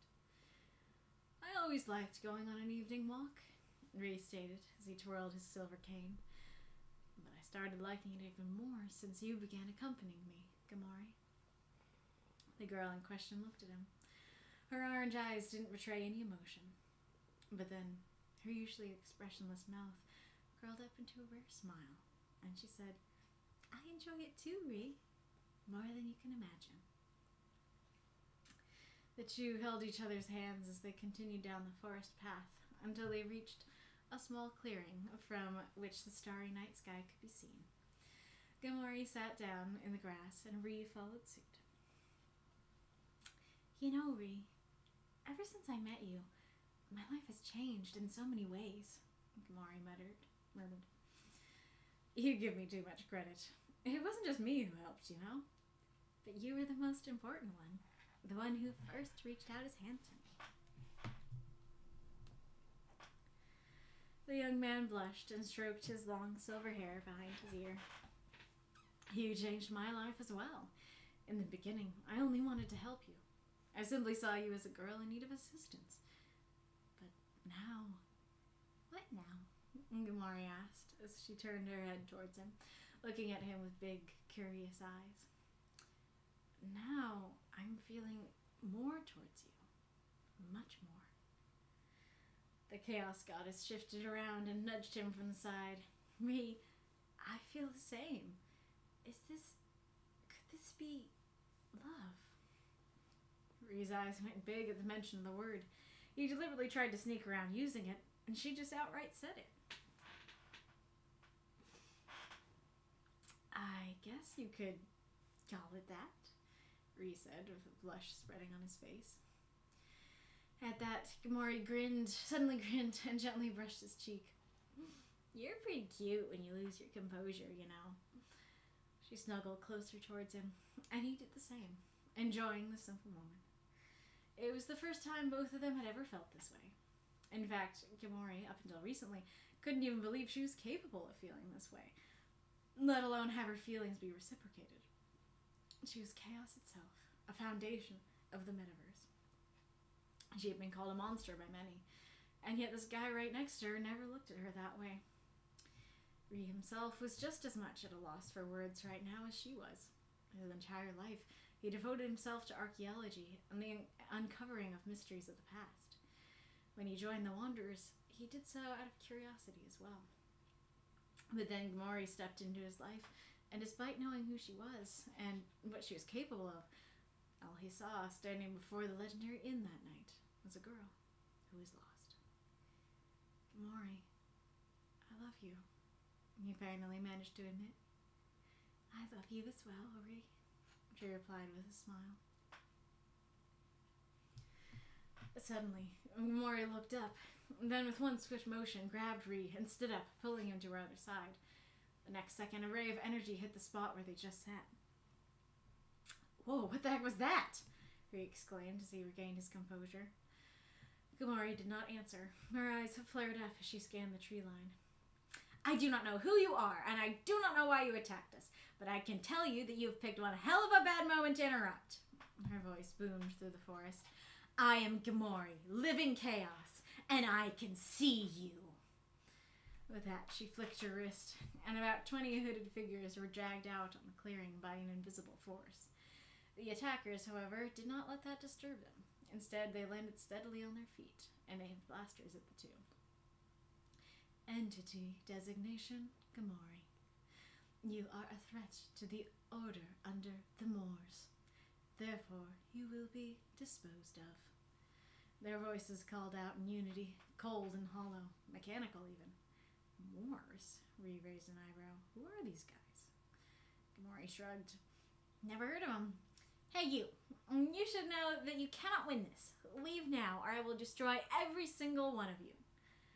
Destruction of one unit is without consequence, the hooded figures answered. Suddenly, dozens more emerged from the tree line. When there are countless more. They all opened fire at the same time. Gamori shoved Ree to the side and tanked the blaster fire like it was nothing, eventually releasing a wave of energy herself, which pulverized the first row of aggressors. Then again, the next had already stepped out on the clearing.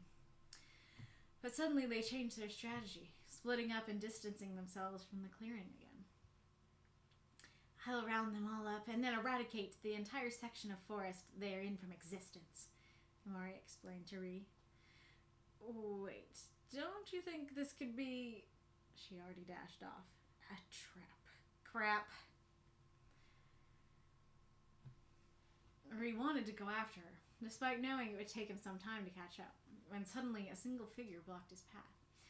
Finally, the young man got a better look at one of their attackers. He looked like a man, a hooded cloak covering his entire body. Where the face should be situated sat only a metal mask. Ree could not find a single peek hole in it, making him wonder how the man was able to see at all. I will have to stop you right here, his opponent said calmly. Why are you doing this? Why are you attacking us? We already stated the purpose of our actions at the very beginning of our confrontation. You are of no interest to us. It is her we are after. He gritted his teeth. There's no way you could ever bring harm to her. No, of course not. We are not attempting to harm her. We are attempting to put it in your uncivilized terms, get rid of her. The hooded figure answered in the same unnerving, hollow voice. There's more than one way to win this conflict.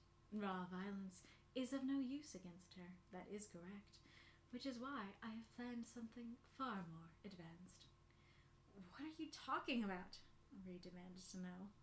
We will take advantage of a certain weak spot in this forest. We will lure her through. Why are you telling me this? Simple. A blade extended from the man's arm. You will not be able to tell her. With that, he swung his sword at Ree, who barely dodged it before twisting the tip of his cane to unsheath a blade of his own. He parried a few of the man's attacks, but every swing he blocked numbed his arms from the raw strength of the blows. We do not wish for the loss of any lives tonight, the man said. Then stop this at once and let me through! Negative. That would be counterproductive, but I do not have to kill you to stop you. Gamori was flying through the forest at high speed, effortlessly vaporizing every single adversary she came into contact with. If only there weren't so many of them, she thought, annoyed. Finally, she confronted them all at a cliffside. There was no more room to run, but it seemed as if that was not their intent. Instead, they once again aimed their blasters at her. You never learn, do you? She asked them, and charged. Ree was sent flying against one of the trees. The man stood over him, his sword ready to strike again. But then, all of a sudden, he stopped and retracted his blade back into his arm. There is no need for violence anymore. At this point, you cannot interfere, he stated. We are Moors, and you will remember that name. With that, he walked away into the forest. Ree knew it would be pointless to pursue him. Instead, he got up and started running after Gamori. Damn it! I need to hurry. Why can't I have to be speed right now? Gamori had burst through enemies and been directly caught in the pull of something she did not notice until it was too late. A rift in the air itself continually pulled her in. She could see through the gateway already. The in-between spaces. So this was your plan all along. You will be separated from existence, from the metaverse. The Moors will succeed in your absence. Gamori's expression turned emotionless and cold. What do you hope to accomplish with this? Don't you know that without me, the metaverse will inevitably collapse? Negative. The Moors will guide the metaverse towards an era of unity and order. All will be one. All will be Moors. Gamori looked at them, her orange eyes blazing as she tried to show strength, but the rift's pull was merciless. No matter how long it will take, I will return, and when I do, I will reduce you to nothingness. Your threats are irrelevant. Although we understand, you state them in order to not show weakness. We respect your commitment, but it has no effect on us. Gamori sighed, closed her eyes, ready to stop fighting against the gravitational pull, when suddenly a voice rang out. Gamori! She looked up again, seeing Ree running out of the forest. Her expression broke, tears running down her cheeks. Then she smiled and reached out her hand. He did the same and managed to grab hold of her. I will drag you out. Don't worry. I will figure something out. My love, I apologize beforehand for my selfishness. I will take advantage of you being here, she said in a calm voice, and gently brought his face closer to her own. The kiss that followed was gentle, longing, but also sad. Ree lost himself in the moment. A gentle red smoke passed from her over to Ree and merged with him. The young man fell to his knees as a rush of power like never before flowed through him. Let your last memory of me be this good one. It will be painful, and you will suffer. But if I believe in any mortal in all of the metaverse, I believe in you, my love. Be kind, smile, and accept help from our friends. Ree looked up and tried to get back on his feet as he saw Gamori fading away. No, Gamori, I will save you! I will get you back! He exclaimed, his voice shaking. Farewell, my beloved Ree. She vanished. Ree's eyes teared up as she was gone, and he did not even notice the Moors who surrounded him to take him out. But then, his eyes started glowing. He opened his mouth and screamed. Sadness and rage welled up in his voice, and the blazing red of Gamori's chaos reached out from him, extending over the entirety of the forest, the world, and the dimension, consuming it all and leaving behind nothing but emptiness and alone.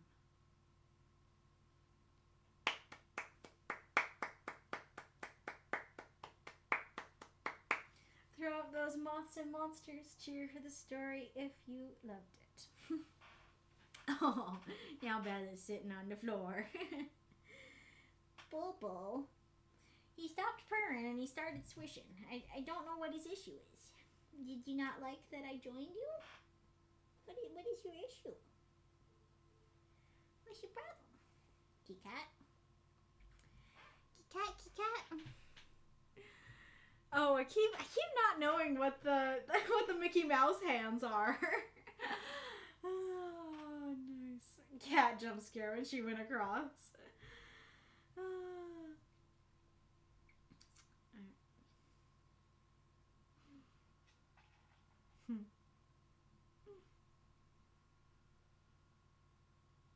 Oh, Reinkarnitor says, my cat always climbs on me no matter what. Sometimes when I'm studying or working, it's annoying enough to place him on the bed again. Aww. That's sweet, though.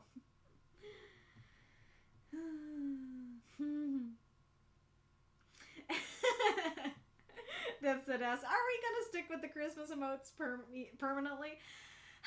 I didn't want to. But I contacted the person who made the wolf emotes. And it was like, hi, like, can I get a commission of, like, the wolf emotes, but non-Christmas version? And she was like, sorry, no, I don't take commissions. And I'm like, but I want my wolf emotes, though. So, I don't know. What do you guys want? I guess on Twitch. On Twitch, I really should at least change them. I guess we do have the wolf emotes, the other wolf emotes. But I like the more detailed wolf with the heart more, so I don't know. I wasn't planning on it, but it might end up being the case. I don't know. Kitty boo. Kitty boo. Alrighty, Rue. Well, I definitely enjoyed this story. I thought it was very interesting, very emotional, very touching. I like getting to read about the Wanderer Chronicles in longer form. And, like, I honestly hadn't thought about using the events in this way to write a scene from your universe that's, like, a really important emotional scene that you would not be able to get across properly in 350 words. And using the prompts to get it across in these longer stories so that, like, you're thinking like a winner.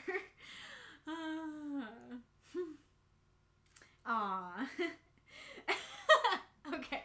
Well, first of all, Erin says your performance of re-shouting Gamori was good. I'm glad to hear that. I wanted to put myself into it. And then up above, I see Wolf posts the cute little wolf all snuggled up and goes, who didn't tell me about this? There's a bunch of them. There's also one of a wolf at a computer. There's, there's a ton of the little wolf ones. There's even a wolf in a gas mask. There's a ton of them.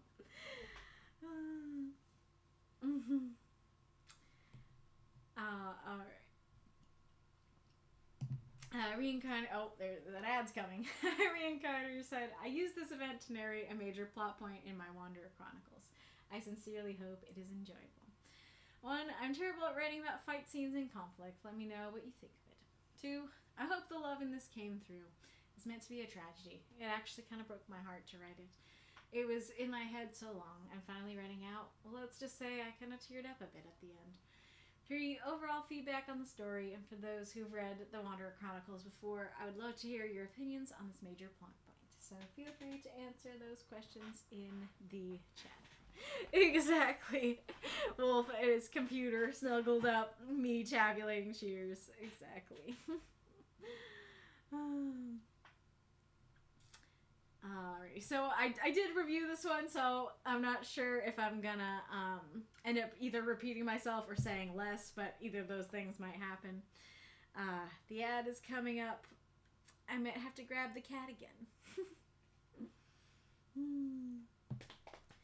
Kitty boy, what are you doing? Hey, what you doing? What are you trying to eat? Cat. Oh. A little... I don't know what to call that, but a little thing. Has the ad arrived? The tactical cat? It's tactical. Kiki.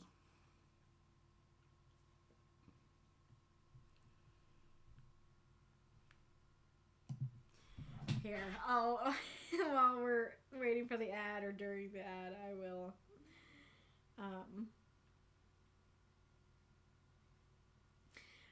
there it is. And I will give you all the, okay, so those are all the Christmas ones. Oh yeah, the wave one is another one I use a lot. The wave and the heart.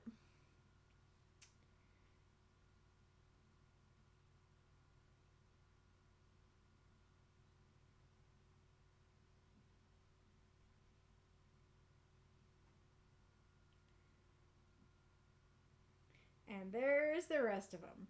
I actually don't think this is all of them. I think that I don't think they all got uploaded. But oh yeah, I can show you. I can put it on the screen. Oops, this one. That is Deathshead sending me the story I requested. But yeah, so top row, all the Christmas wolves. So like, I do really like these wolves, but they're a lot less detailed. Like, I really like this guy, this little guy. Look at the little guy. Look at his little face. Yeah, so I guess I could maybe like take out the rest of them, but keep the heart, the high, and the wave maybe. But you know, like, even though there's not a wave, like there is a high on this one, and there is. The heart one is pretty good. It's not as detailed, but it is more the most hearts, the most love. I do really like the Pat one. The Pat one is great. And then yeah, I have the little jumpy one.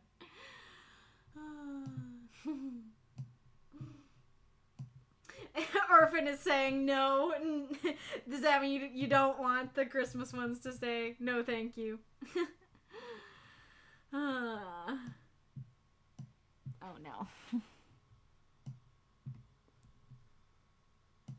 Yeah, there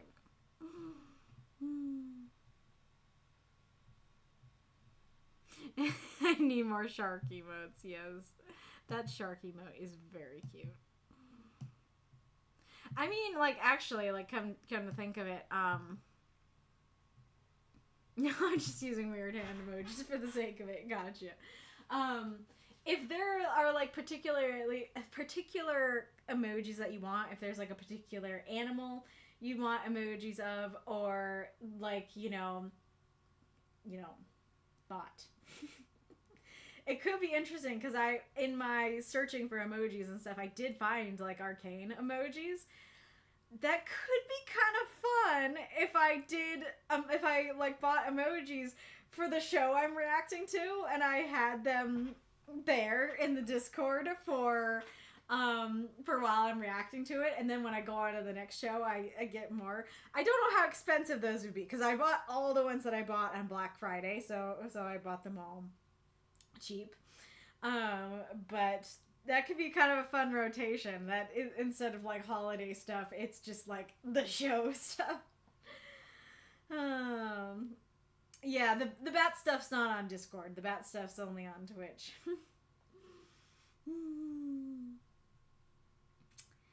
Alright. Kitty. Okay, if you're gonna hack about it, I'll let you out. If you're gonna hack about it. What do you think, Belle? And now Belle goes in the box. And Bo doesn't actually want out. You are a silly Billy.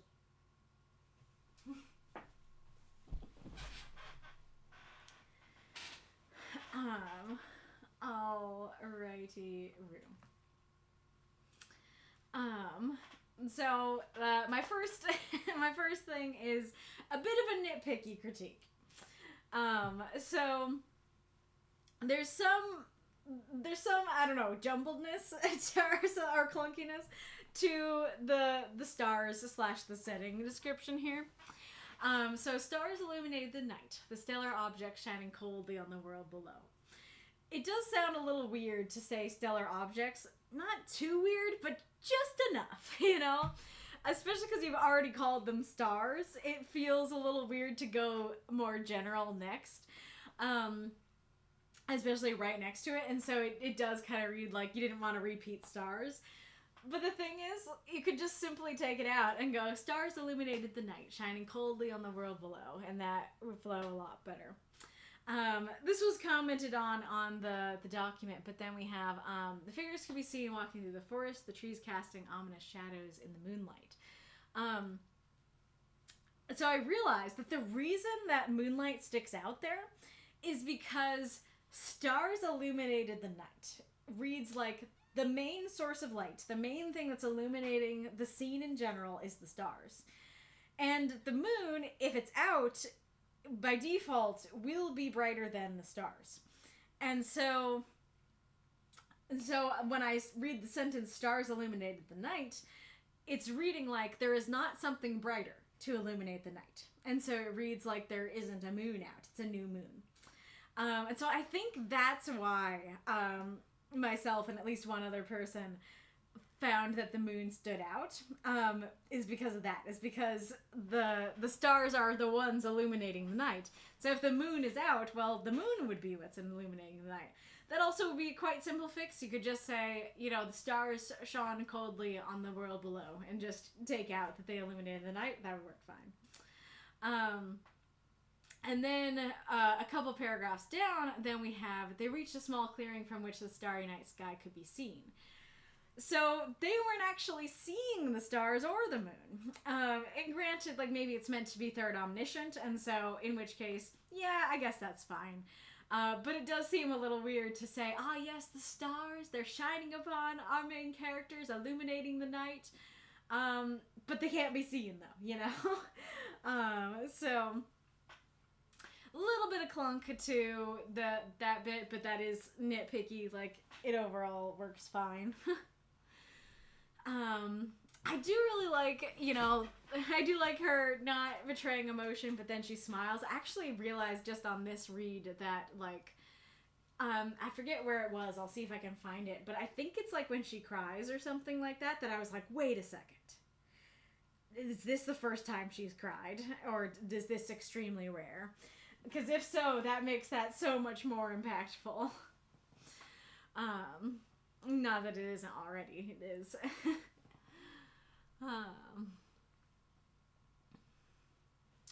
And then I like how, like, he's kind of trying to skirt around it and be like, life is good.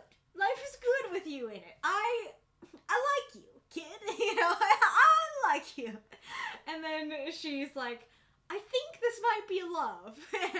and he's like, you know what, you're right. But yeah, I like how he's trying to skirt around it and be a little bit vague about it. I think that's great.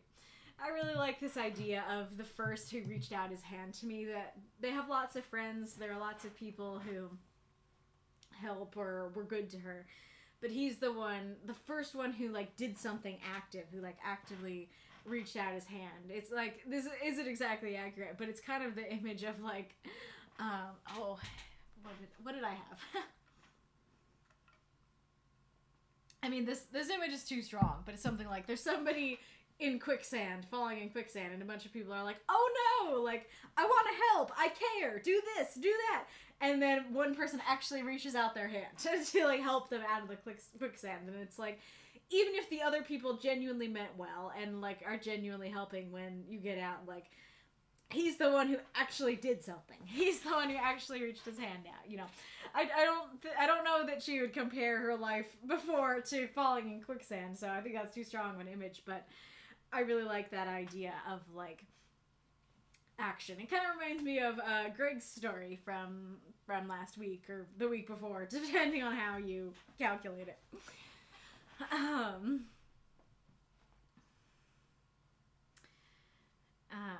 And then I'm curious if the Moor thing was also a reference to the Moors, and that's really cool if so.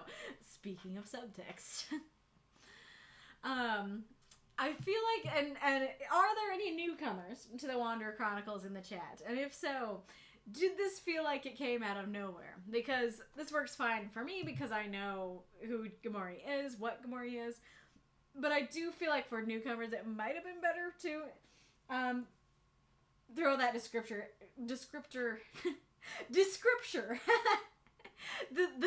What is that? The scripture of descriptions. The descriptor. But for newcomers, it might have been good to introduce her that way, or introduce it a little bit earlier. Like I said, I like this. I like that Ria's kind of like being cute about it, being like, I guess you could call it that, you know? But he's like, that's absolutely what it is. But he's like, yeah, I guess. And then the blush just adds to it. And then I love that she likes him when he's chaotic, that when he loses his composure. She likes that. That's great. I just looked over at the not so private chat for a second, and I saw the bottom row of Wolfies, and the wolf in his suit is just like, what a distinguished gentleman vibes. I should find some way to like use these other Wolfies in like the tags for our weekly stuff, so I can get more used to them.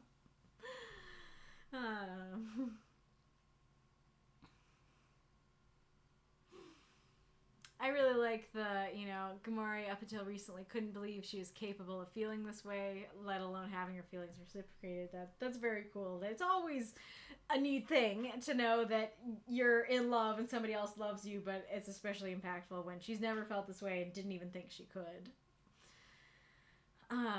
Absolutely love this line. This might be my favorite line. That, despite knowing who she was and what she was capable of, all he saw standing over the legendary inn that night was a girl who was lost.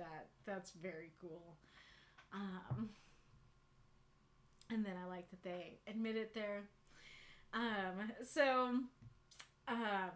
did say this in my review, my comments, but I did want to expand upon it a little bit. I feel like this scene break really does the story a disservice because, as far as I know, this is the same exact scene. And so when I see this scene break, I'm going, okay, take a pause. We're at least a couple hours later, if not days, months, weeks, years later. If not, we're gonna be with a different set of characters after the break. So like, okay, pause, take a minute, new scene. And then it's the same scene. Hello, Lauren Zodabast. 2010. Hello.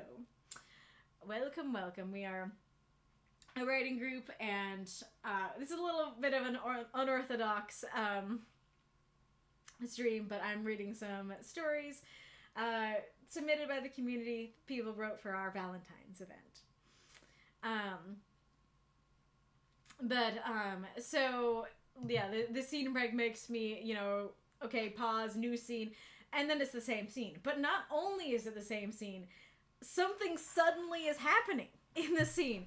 And so, like, if you just had it right next to it, and it's like, Gamori, I love you, he finally managed to admit.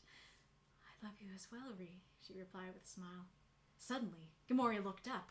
With one swift motion, grabbed Ree and stood up, pulling him to her other side. The next second, a ray of energy hit the spot where they just sat. Whoa, what the heck was that? He exclaimed as he regained his composure. Yeah, like that, now that flows, that's dramatic. That's interesting. We're like, whoa, what happened? Rather than, having a break and going like, okay, pause, a new scene, and then, wait a second, it's the same scene. No, this is literally like what's happening, like a second later. So like the surprise that you want and need is lost because of the scene break.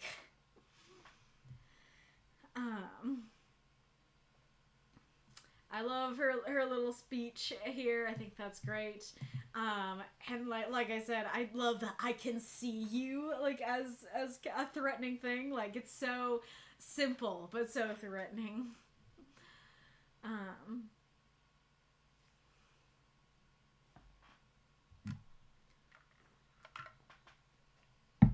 I tried to read the Mars as a little less robotic this time, but I don't know if I got to what I needed to get to.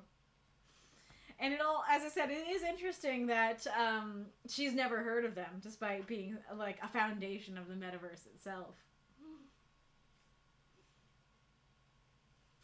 And then makes a lot of sense that they I like that their name is the Moors, presumably because there's always countless more. And I think that's a neat name for a Borg Cyberman type hive mind, sort of thing.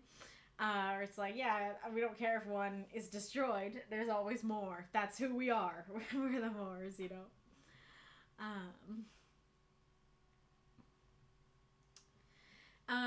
Let's see. So, I don't know if I'm just viewing the scene wrong. But it seems like shoving Ree to the side would not be a good plan. Because I'm kind of imagining that, like, they're, covering the whole side of the forest. There's tons of them. And they're all firing. And, like, sure, maybe they're all pointing at Gamoree, but they're not going to be, like, 100% accurate. Like, some are going to stray over here. Or, if there's just, like, a line of them, and then they're all firing straight, they might just all be getting, a swath of the forest.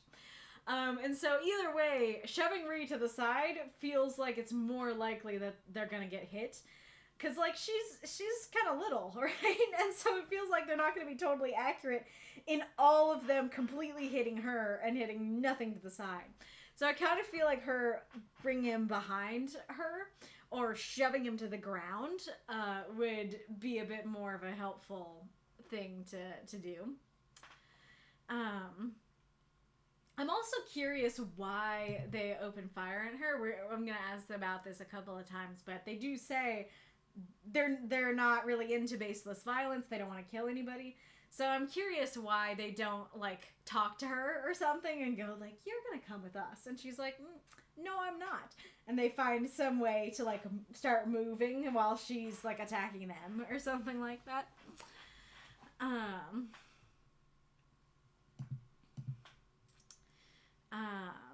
Oh yeah, I am wondering why she didn't do this. So she says, I'll round them all up and then eradicate the entire section of forest they're in from existence. I'm guessing the reason she didn't is because she didn't manage to round them all up. But it does feel like just like, alright, chaos blast, blasting the entire section of forest, like, okay, get behind me, Ree. He does, and then, brrr, she lasers down the whole forest. Feels like a better plan here. Like, that feels like that actually would have saved her. And especially because she presents it as what she wants to do. Why doesn't she?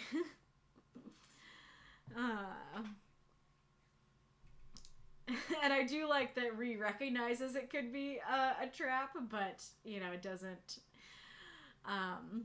isn't able to tell her.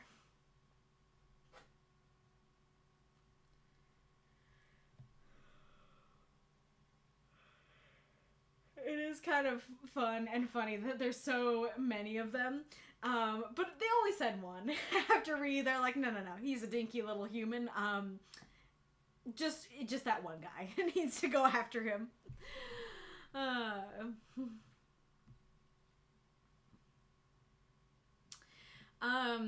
there is kind of an element here with this scene that he says you're of no interest to us. And, yeah, how to explain? He says he's of no interest to them. But if that was really true, like, granted, I did just say, oh yeah, one guy. Well, there are like thousands of them. But if he's truly of no interest to them, why would they send anybody after him? Like, why does he matter? You know? Because, like, well, I guess I'll go down to the other thing, because it's hard to talk about this, this thing. Because another thing that happens here in this conversation is that Rhea's like, why are you telling me this? Simple. A blade extended from the man's arm. You will not be able to tell her. That is explicit intent to kill. I do not know how to interpret that in any way besides, I am going to kill you now. You will not be able to tell her because you will be dead from this blade I have in my arm, you know? That even one of these things, like even just the blade or just you will not be able to tell her already would seem like intent to kill, but putting them together is like explicit, no room for doubt, intent to kill. And so it seems very strange that he then says, we don't wish for the loss of any lives tonight. I don't have to kill you to stop you. Well, I get that, sure, he could horribly maim him with that blade. Sure, distracting him means that he won't be able to tell her. But the way that that's described, and the fact that we don't have clarity ahead of time, doesn't make it clear that it's like, I'm going to distract you by fighting you. Or I am going to make you unable to tell her by hurting you badly. It very much reads as, you will be dead, so you won't be able to tell her. So I do think that either A, toning down what he does there, or having him explain a little bit more. B, just not having him do that, period. C, not having him say, we don't want to kill you. Or maybe D, putting the we don't want to kill you earlier. Or some combination of any of those things could be quite helpful. And so, what was I going to come back to? Oh yeah, and so then that makes it seem extra strange that he's like, you're of no interest to us. And then he's like, acts like, I'm going to kill you, and then is like, I don't want to kill you, you know? It kind of feels like either just leaving him, because it's like, we don't care, what does he matter, would make more sense with their plan, or kidnapping him might have worked better. It kind of goes along with what I was expecting, but in a different way. I feel like kidnapping him could have really worked well, because like, it would mean that wherever they drag him to, well, Gamori clearly cares about him. And so they could use him as bait to draw her to where the rift is. And then you wouldn't have this issue of like, do they want to kill him? Do they not want to kill him? It would just be like, oh, the only interest we have in you is using you as bait. And you're doing great at that, you know? And they wouldn't be trying to kill him or anything like that. And not only that, like, I think, well, I should say this now. I think maybe I'll wait to talk about that, but put a pin in that. And this scene, like, I didn't really notice it the first time I read it, but the more I read it, the more there's kind of an element to this scene that kind of feels like it's there to give us exposition. It's there for the Moors to tell Ree, you know, what their plan is. And so if instead he was kidnapped, I think that it would have less of that vibe, because it's like, well, he's sitting there tied up. We don't have much to do but tell him our plan. You know, that rather than like, I will stop you, but kill you, but not kill you, and exposit. You know, that kind of thing. You want out, kitty?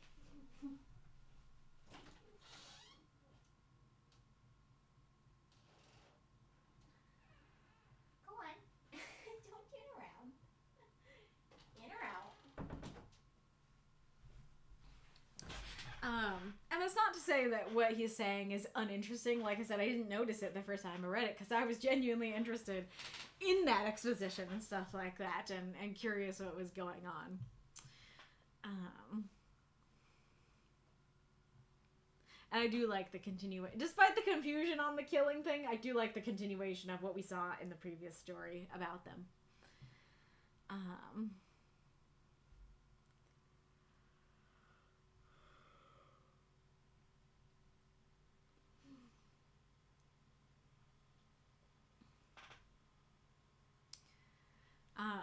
It is interesting that you'll remember the name, because I think he will. I think he might be going on a revenge quest after this.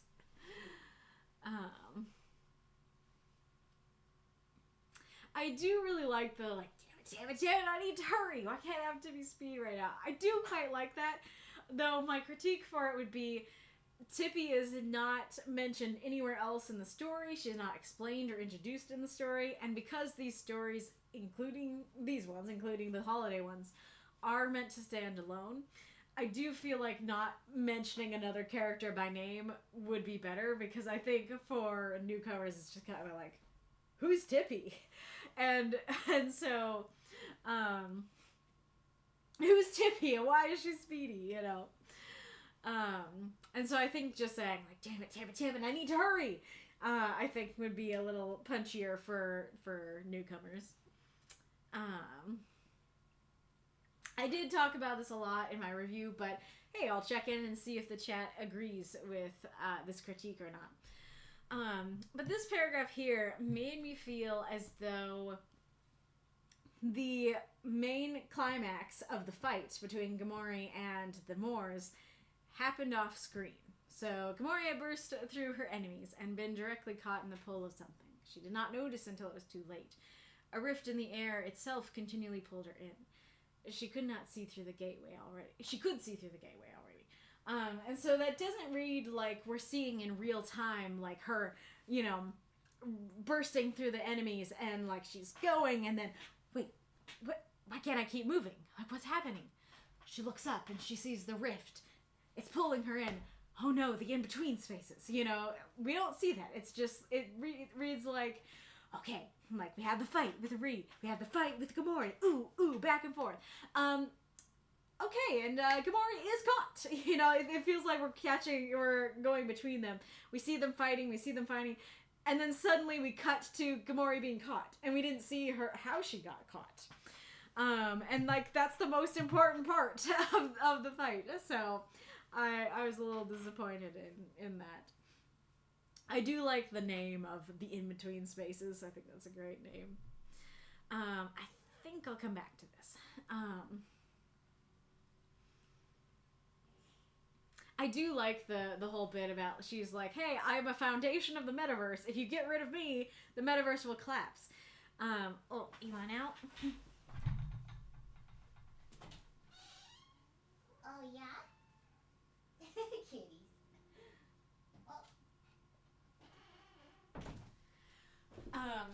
But the Moors are so obsessed with order that they think that chaos is an inherently bad thing. And so they think, well, if we remove chaos, then, like, our plans can come to fruition. It's like, no. What do you mean the metaverse would collapse? Would collapse? Order is the best. Like, we are the best. We will be everything. We will be all. You will be a Moor. That plant will be a Moor. That cat will be a Moor. All will be Moors, and everything will be great. And they don't even see, like, their plan sucks, you know. Your dream stinks. I was talking to her, you know. So I do like that, you know, clearly their plan is extremely flawed, and that's gonna collapse the metaverse, but I can also totally understand why they don't realize that, why they think that, you know, their plan is great and they're gonna succeed, you know. I also think it's funny that they're like, I see that you want to remain strong at the end. That's good commitment. Don't care, though. You know? I do love the image of her being like, like, this sucks, but kind of, like, resigned to... Well, maybe she's not resigned, because she's saying she'll return, but she's like, like, stoically, like... she's stoic about it. And then, you know, she hears Ree come running and call out to her, and she's like, oh no, the emotions. Like, oh no, I don't think I can remain stoic anymore. I'm not okay anymore. I think that's very powerful, especially because she is described as this emotionless character. So I do have some like technical questions in this section, which is that you say, you know, down at the end, the Moors who surrounded him to take him out. Well, presumably, like, there's so many of the Moors, presumably they're surrounding Gamori, right? Or there's a lot of them near where she is.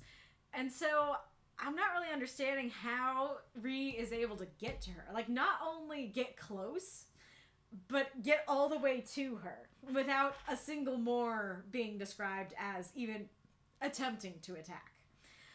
Because as far as I know, he doesn't have super speed. Not yet, at least.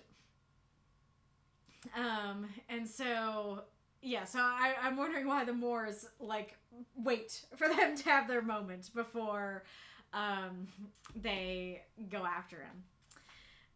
And then, you know, I am not sure how Ree is able to get into the pole that Gamori, get in and out of the pole that Gamori can't escape. Like, she is the goddess of chaos. She's super powerful. So whatever is pulling her is more powerful than her. Like, that's crazy powerful. And so it seems odd that Ree is able to just go straight to her, like, get to her, touch her, and get back out. And is able to get back out. And I don't know why he can't drag her out. Because, like, if he himself can get in and out of the pole, surely he could, like, grab her hand and pull her out of it, right? So, a little unsure about those, like, technical aspects and stuff.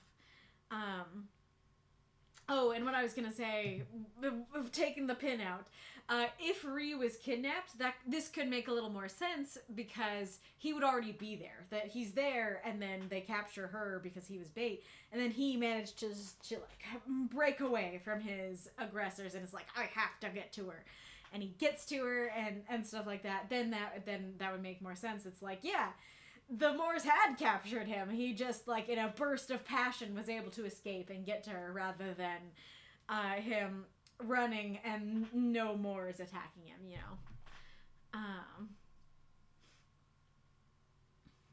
The kiss is really beautiful. I like that. And I like that it seemingly is what allows her to transfer her power to him. So it's not just, I mean, I don't know exactly how it works, but her transferring her power to him is super cool already. Lost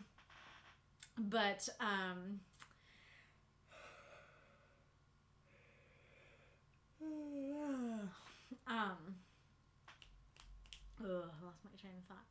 Oh yeah, but if it is the kiss itself that transferred the power, that is extra cool because it's kind of this element of it was their love. It was the fact that Gamori, who thought she couldn't love someone, fell in love with someone that allowed her to remain, that allowed her to give her power to someone else, and ultimately a part of her remain in the metaverse. That's very cool. I like the image of the red smoke. I think that's great. I'm curious. I like the line. I think it's very touching that she is like, let this last memory of me be this good, when it definitely tugged on my heartstrings the first time I read it. But the more I think about it, I'm not really sure what she means. Because this ain't a good memory. This is a bad time. The kiss was probably good. But this overall memory, it's not a good memory. So I'm curious what she means by that. And then it does, from what I know about Gamori, it seems to make sense that she would kind of matter-of-factly be like, yeah, it's gonna be painful, and you are gonna suffer. That reminded me of something. I couldn't figure out what it was. I think I know now. It's Ron's prediction of Harry that, like, you're gonna suffer, but you're gonna be happy about it, you know? But, and then I love, you know, if I believe in any mortal in all of the metaverse, I believe in you. Be kind, smile, accept help from our friends. Fantastic. I love that little speech there that like, hey, this is going to be really hard, I know, but I believe in you. You're going to get through this, and please ask for help for our friends. Like, don't try to carry this all on your own. Really beautiful thing. Well, I'll save that.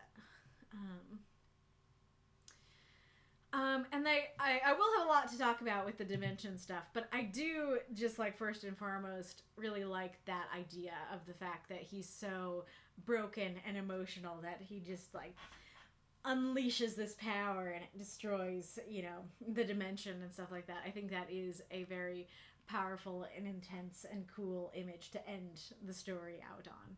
And I do like, you know, the single word paragraph there alone, very powerful. So some like bigger picture stuff here at the end. Let's see. Oh yeah. So one bigger question is, how can they separate her from the metaverse? So as far as I know, the metaverse is a multiverse. It's multiple universes. But if we think about it like a ball pit, that we have the ball pit and the universes are all balls. Well, the space in between the balls is still inside the ball pit. And so how could it be that like, oh yeah, all the balls, that's the metaverse, but that's the ball pit, but not the spaces in between them, you know? And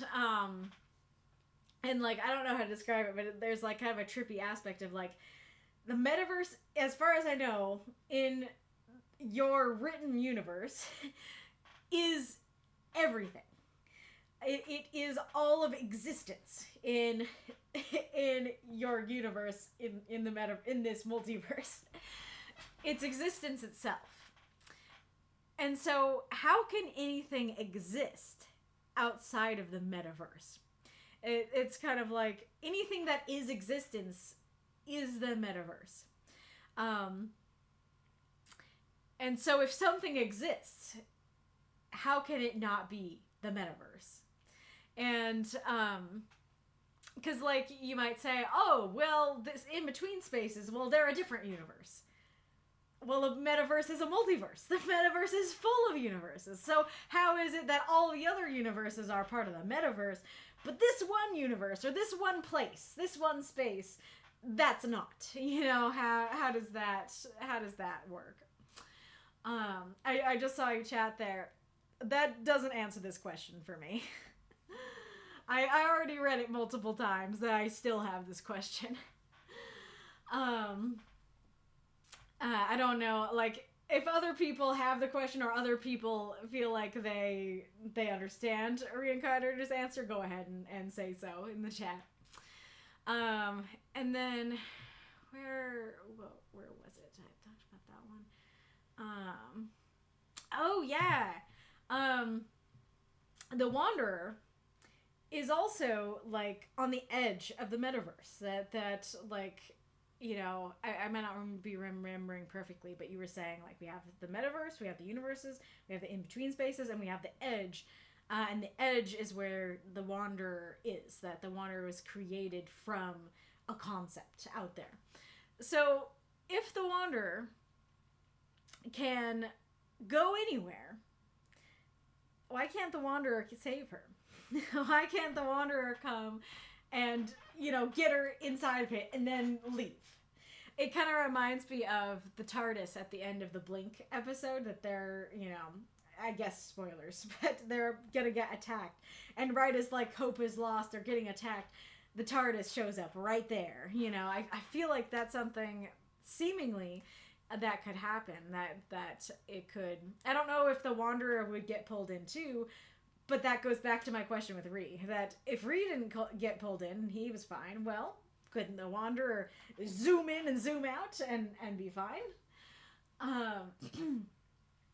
And then I think you said something about like using the in-between spaces to travel and stuff like that, which is really interesting. I do like that. It reminds me of I could probably grab it to show you, but in Vanitas no Carte, between the vampire world and the human world, there is a space between, and like they have, you know, transit stations kind of stationed there. But you should not get stuck there, because if you are stuck in that space in between, you're stuck there forever. You can't go to either world. Though I think there's weirdness to that. I think that's not entirely true, but I think that's kind of how it was introduced. It reminds me of that. But the thing is that, like, that is not introduced as, like, yes, we, like, existence is, well, yeah, I don't have an issue with the concept. I don't have an issue with the concept of spaces in between worlds, that you getting stuck in spaces between worlds. I actually really like that idea. I think that's really interesting and cool. My issue with it is saying that it's not a part of the metaverse. Is saying that that the spaces in between aren't. And like, I don't know how to compare it to Vanitas no Carte, because in Vanitas, they don't really, at least in what I've read so far, they aren't really introducing like, oh yes, this is a multiverse, and like Altus and the human world are all part of it, but the in-between spaces aren't, you know. They don't really talk about it like that. They're just like, there's this world, and there's that world, and there's the in-between, you know?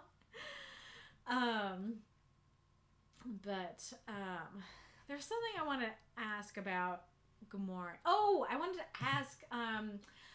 to ask if she's gone forever. Because she says, like, no matter how long it will take, I will return. I believe her. Like, she's the chaos goddess. She's chaos itself. She's super powerful. I totally believe that she could return. And so, if you intended to be like, nope, she's gone forever, she can never come back, I'm not sure I understand why. Or at least I feel like saying I will return maybe didn't really do you a favor there, because I was like, yeah, totally. Like, we'll find some way to get her. I was totally thinking, like, the quest going forward would be to get her back. So if that's not the intention, that I do feel like having her more of, like, you know, I don't know how to describe it, but having her be more like, I want to stay strong, but crap, I'm dead. You know, like, crap, I can't return from this. Oh no, you know, would make it a little bit clearer. And then to talk about the ending here. So this is what you're talking about mostly in both your reply on the doc and your reply in the events chat and stuff. So I really wanted to discuss it. So you're expressing some frustration that you said you have described this before, that in other Wanderer stories you've always called them like dimensions or realities, and it's never all of reality. So you're kind of frustrated that it seemed like myself and other commenters were confused about that and stuff like that. And so the first thing to say is you need to remember that these stories stand alone. So, or they're supposed to stand alone. And so you can't rely on, well, I explained it in this other story, why are you confused? You know, well, this might be the only story, only Wanderer story that somebody reads. And so you got to treat it like that, and I will always be critiquing the stories based on that. And even if somebody has read your other Wanderer stories, well, not everybody has read all of them. And so you can't rely on, well, I explained it in this other one, so, you know, why is this a problem? Because, well, maybe you explained it super well in one story, but maybe I've read 3 stories plus this one, and none of them were that story, you know, that kind of thing. So that's the first thing to remember, is you can never rely on people having read the other ones. And I feel like there's two potential reactions to what happened here at the end. So I'm going to talk about my reaction first. So I genuinely was confused on if he did destroy everything. And a large part of why is because you say that there is nothing. you say that there is nothing but emptiness and alone. And if this is a multiverse, if he only destroyed one universe in a multiverse, well, it wouldn't be nothing. There would be other universes. It wouldn't leave behind nothing. It would leave behind like a dark space or a hole, and way off in the distance, there's another universe. You know, it wouldn't be nothingness. I also either have not read the stories where you referred to them as dimensions, or I forgot. Because dimension to me, like, could mean a universe and a multiverse, or it could mean, oh yeah, universes are the universe, but the dimension is the metaverse as a whole. So that word to me could go either way, and so I was like, well, there's nothing. Ria's alone. There's not even another universe out there. Okay, he destroyed the dimension, and so I did get the impression that he really did destroy literally everything. And I do get to that, like, in some way describing, oh yeah, there's another universe over there. That would take away from the end. That would make the end less powerful. But because this is causing you a lot of frustration, I do feel like a different description that's not so final, and so, like, there is nothing left. That definitely would have benefited me. I don't know for sure, but even if you said something like leaving behind a hole where that universe used to be, you know, a hole where that dimension used to be, and alone. I think that could have helped. I would have gone, oh, okay, so, like, it's a hole where that universe was, but it's not everything, you know, destroyed. And that could be pretty powerful, actually. I actually like that. I like that description of a hole where that universe used to be. So on the one hand, that's one potential reaction to this, that I had the reaction of, like, okay, I thought he really did destroy everything. Another potential reaction that I was discussing with a friend is that I think other people, I know at least one other person, actually got it, actually understood. No, he just destroyed one universe. There's still a multiverse. The multiverse is still intact. It's only one universe he destroyed. But the thing is, and I agree, a universe is still huge. It's still a lot. It's kind of like saying about Makokam's story about the Scouring. Well, Jonathan only destroyed 3 cities. Like, there's still a whole world out there. There's a bunch more. It's like, well, he destroyed 3 cities. Like, that's still a big deal. That still is a, you know, world-altering event. And so, like, he still destroyed an entire universe. Like, that is still, because what we were saying, the comment that Riank was just replying to was us saying, well, that escalated quickly. And so destroying a whole universe is still escalating quickly. It's still a lot to be destroyed in a mere moment. Now, like, granted, especially having read it multiple times, like, it's not a bad image at all. It is a cool and powerful image that he doesn't know how to use this power. He's super emotional. He destroys everything. Like, there is definitely power there. But especially in my first read, because I was not at all expecting that, because I was like, oh yeah, he's got a new power-up, and I was kind of thinking it might end on him, like, you know, lifting his eyes, and they're glowing orange, and you know, like, oh, they're about to get wrecked, or something like that. But instead of getting, like, a slow build-up, or just showing that it has new powers now, instead just going, well, he got the powers, the universe is destroyed now. You know, that is quite an escalation. It's not necessarily, like, bad or inaccurate to what's going on. It just is very, like, it definitely threw me the first time I read it.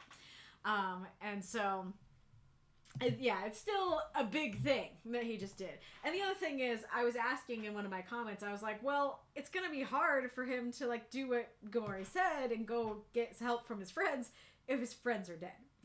And, like, granted, yes, I did have that problem of thinking that, of thinking that he destroyed everything. Oh, kitty.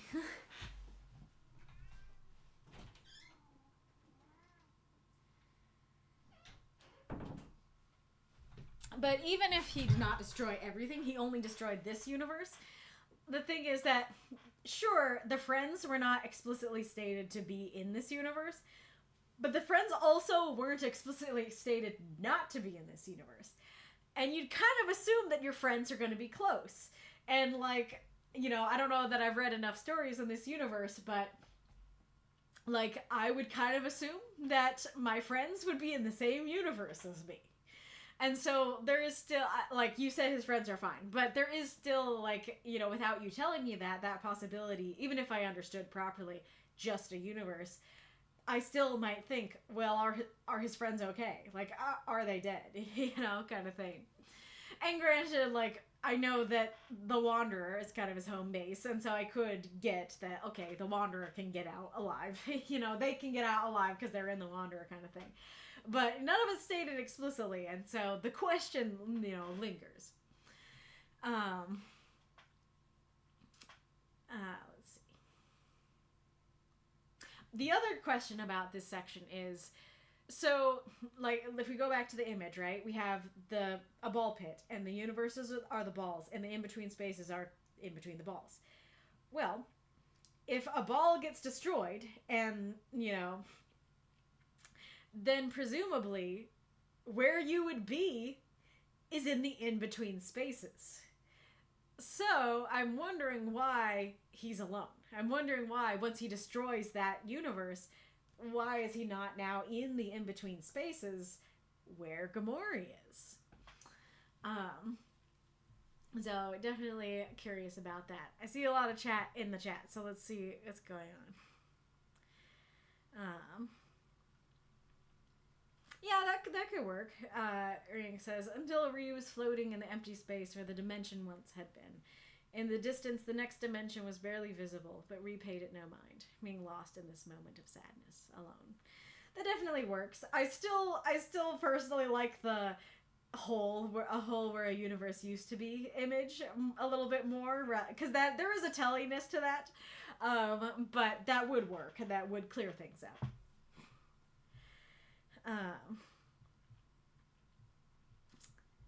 Let's go over here.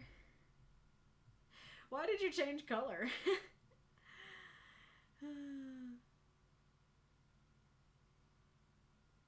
Rank says, I should have written something in between them sitting there, making it clear the scene break wasn't necessary. I agree. Well, she's incredibly powerful and ancient, but not all-knowing. Only the source code, her creator, is all-knowing. Interesting. I'm especially curious that the source code is not the name that you gave in the events chat, I think, that of like, oh yeah, this character will create a new universe. That's very curious. Mors is Latin. Latin for what?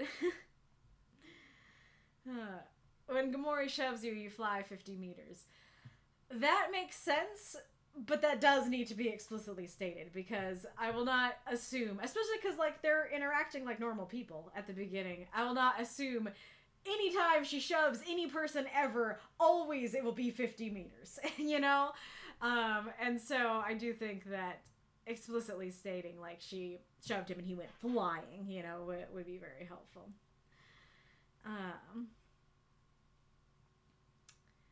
I don't know what you're replying to lure her away and towards the weak spot in reality. Also don't know what you reacted to of simple answer, there were too many.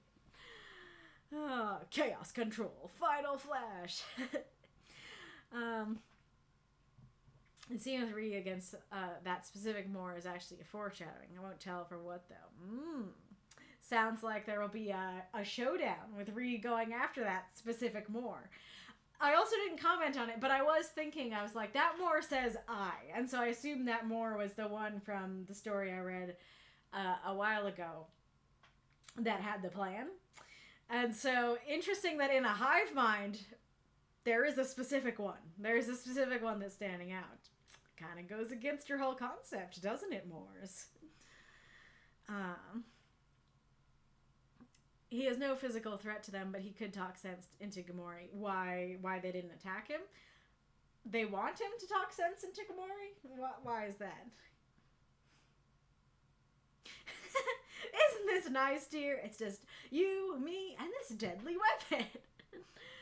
I mean, it's not explicit intent to kill. It was simply a logical statement. He will be held back, and the Moors knows that Gamori will be gone soon enough. And yeah, you just said so yourself, distraction.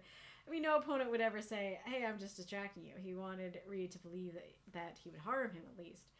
Well, I think the issue is that, please, chat, do answer if I'm wrong, but I highly doubt that a single person would read the line, brings out blade, you will not be able to tell her, as anything but intent to kill. Like, that's the problem, is that that line reads by default as intent to kill. And so if you meant it as anything other than that, the line would need to be different, if that makes sense. Like, I totally get what the Moors are doing, that they just are distracting him. Again, I don't know exactly why he needs to be distracted if he's no interest to them, if he's not important. But yeah, like, I get that that's their plan, that's what they need to do. It's just that line is a bit confusing because I can't read it as anything but that, you know?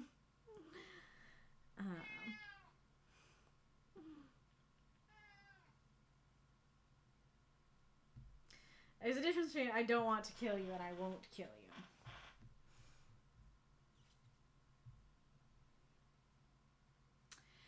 Well, there is, you're right, but pulling out a blade, saying you're not going to be able to tell her, and then saying, oh, we don't wish for any loss of lives tonight. I don't have to kill you to stop you. Like, it just sends mixed signals to the audience. It's, like, I get that it's like, I don't want to kill you, but I will. But the I don't want to didn't come first. The I will came first. And so it's basically him saying, I will kill you, but I don't want to. Like, that's making it sound better. That's making it sound better when I phrase it like that. But, I guess, like, this isn't exactly how you wrote it, but I guess it does read as, I will kill you, but I won't kill you. I guess that's the problem, is that isn't exactly what it says, but that is, I think, how the issue with how it ends up reading. If that makes sense. Yeah, you could say, man, I wish I was faster. Yeah, that could work.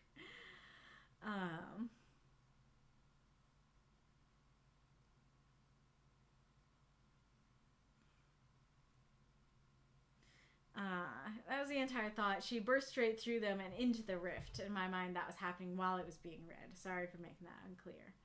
Okay, let's go find that. Oh, so I think it's a lot to do with this. I think it's a lot to do with the pluperfect. That the whole story is told in past, right? Let's see. Yeah, the man stood over him, stuff like that. Yeah, so the story's told in past. But you're saying she had been, which means the past of the past. So that means this happened in the past, not right now. So I think if you said, Gamori burst through enemies and was directly caught in the pull, I don't know that I would have had that problem. It's just that you said she had been, as in, this happened in the past, this happened off screen, if that makes sense.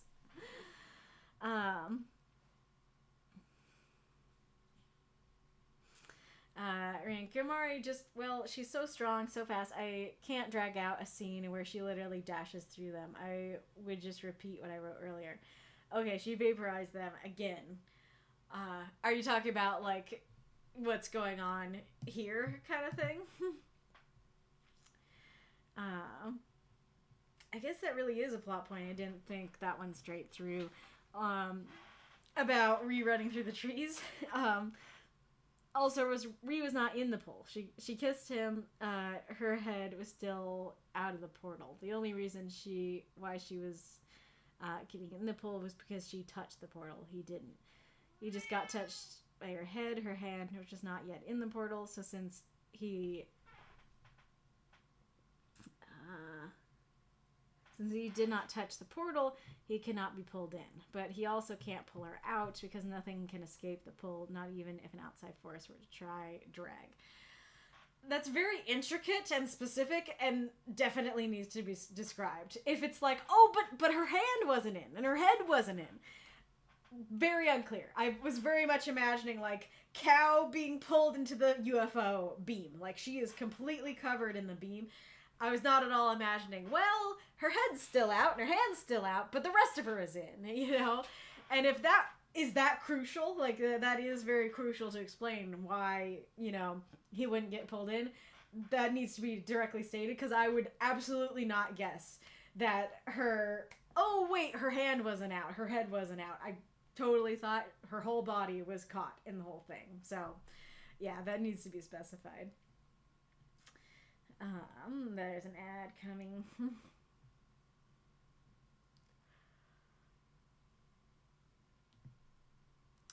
I'll come to it after the ad.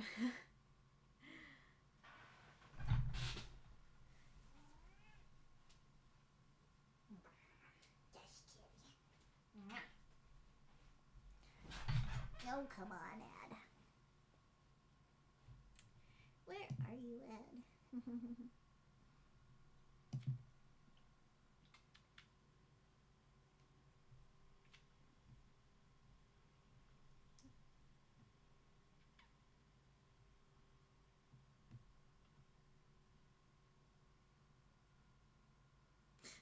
Damn it, that hat is in the way. Let's get rid of it. Ah! Is she kitty? Oh, we can do the camera so we can see the kitty. Oh, she purring.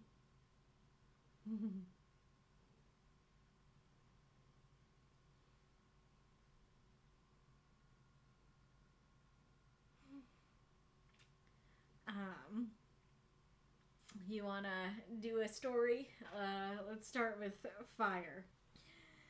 You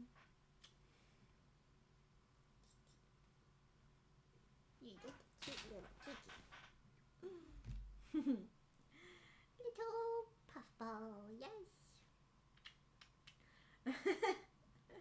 You said burns, but you put a slash, so I assume the slash means it was sarcastic.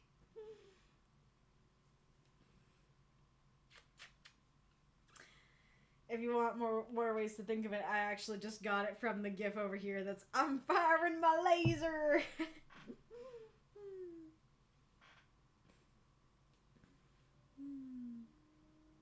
No. What is the no to? Oh, just Butterfingers. Okay. Fire burns. Fire burns brightly.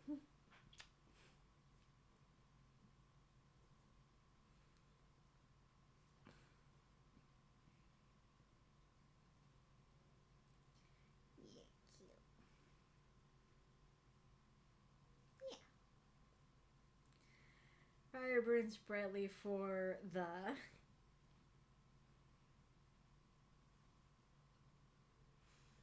Oh, I have an idea. I want to add one word. Fire burns brightly for the coldest.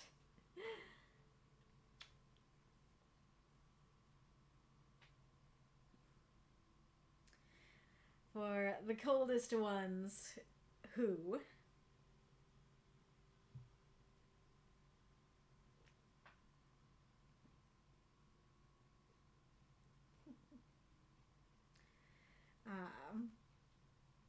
Our fire burns brightly for the coldest ones whose hearts will ignore ones. Oh, okay. Fire burns brightly for the coldest hearts.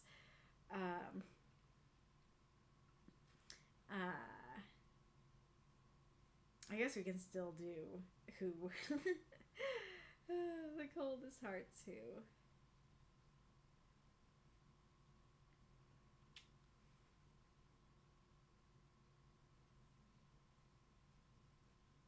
Oh, is that over? I think that is over.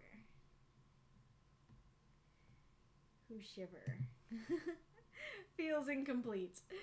Fire burns brightly for the coldest hearts who shiver.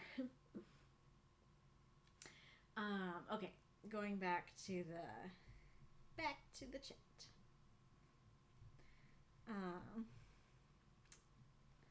The kiss kind of also served for him to lose focus, so he would let go and not be dragged into the point where he also gets caught in the bowl. Well, that seems to contradict what you were just saying, because you were saying that, like, as long as no body part is caught in the pool, then you're fine. And even the body parts that are not in the pool are okay until you're fully, submerged. And so it doesn't feel like he needs to be distracted in order to get pulled in. In fact, it seems like the less focused he is, the more likely he would be to get pulled in. He could kiss her deeply and like put his hand around her head, and then now his hand's in the pool or something like that. She meant the kiss, no deeper meaning. I'm trying to figure out how could you describe that, because like I get what you're going for there, but memory is so much bigger than just the kiss. So I'm trying to think of how you could rework that to do the good parts of it and leave off the critique,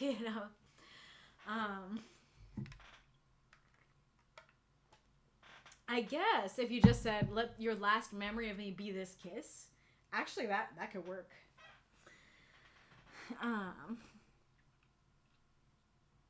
Yeah, the Wanderer, the in-between spaces are in between the metaverse. It's not within the metaverse. The Wanderer cannot reach the in-between spaces. Yeah, I'm just not getting that. I'm just not getting how. Like, I'm trying to think. I mean, I feel like the ball pit scenario is the best explanation I can give.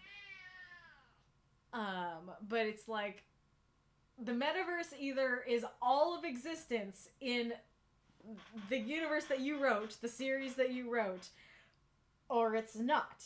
And there's other forms of existence. And you've kind of made it extra confusing because the metaverse is a multiverse. And so it's like the metaverse is a multiverse with multiple universes, realities, and dimensions in it. But it's not all of existence. But out here, there's another form of existence that's not the metaverse. I don't know how that works. I don't know how that can be. That the metaverse is existence itself. And yet there's this other existence over here that's not the metaverse. Like, I don't know how that works. The Wanderer also doesn't just appear anywhere. It appears randomly when people are in need. It doesn't appear in front of every single person who needs help. That is fair, but doesn't the Wanderer specifically know and like Gamori?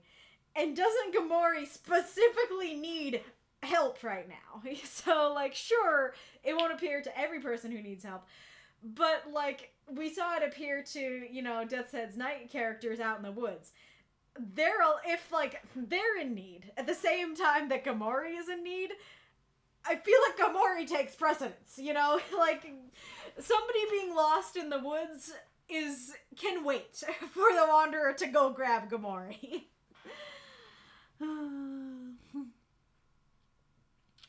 I imagine the metaverse as a cheese with holes. The holes are the in-between spaces, I guess.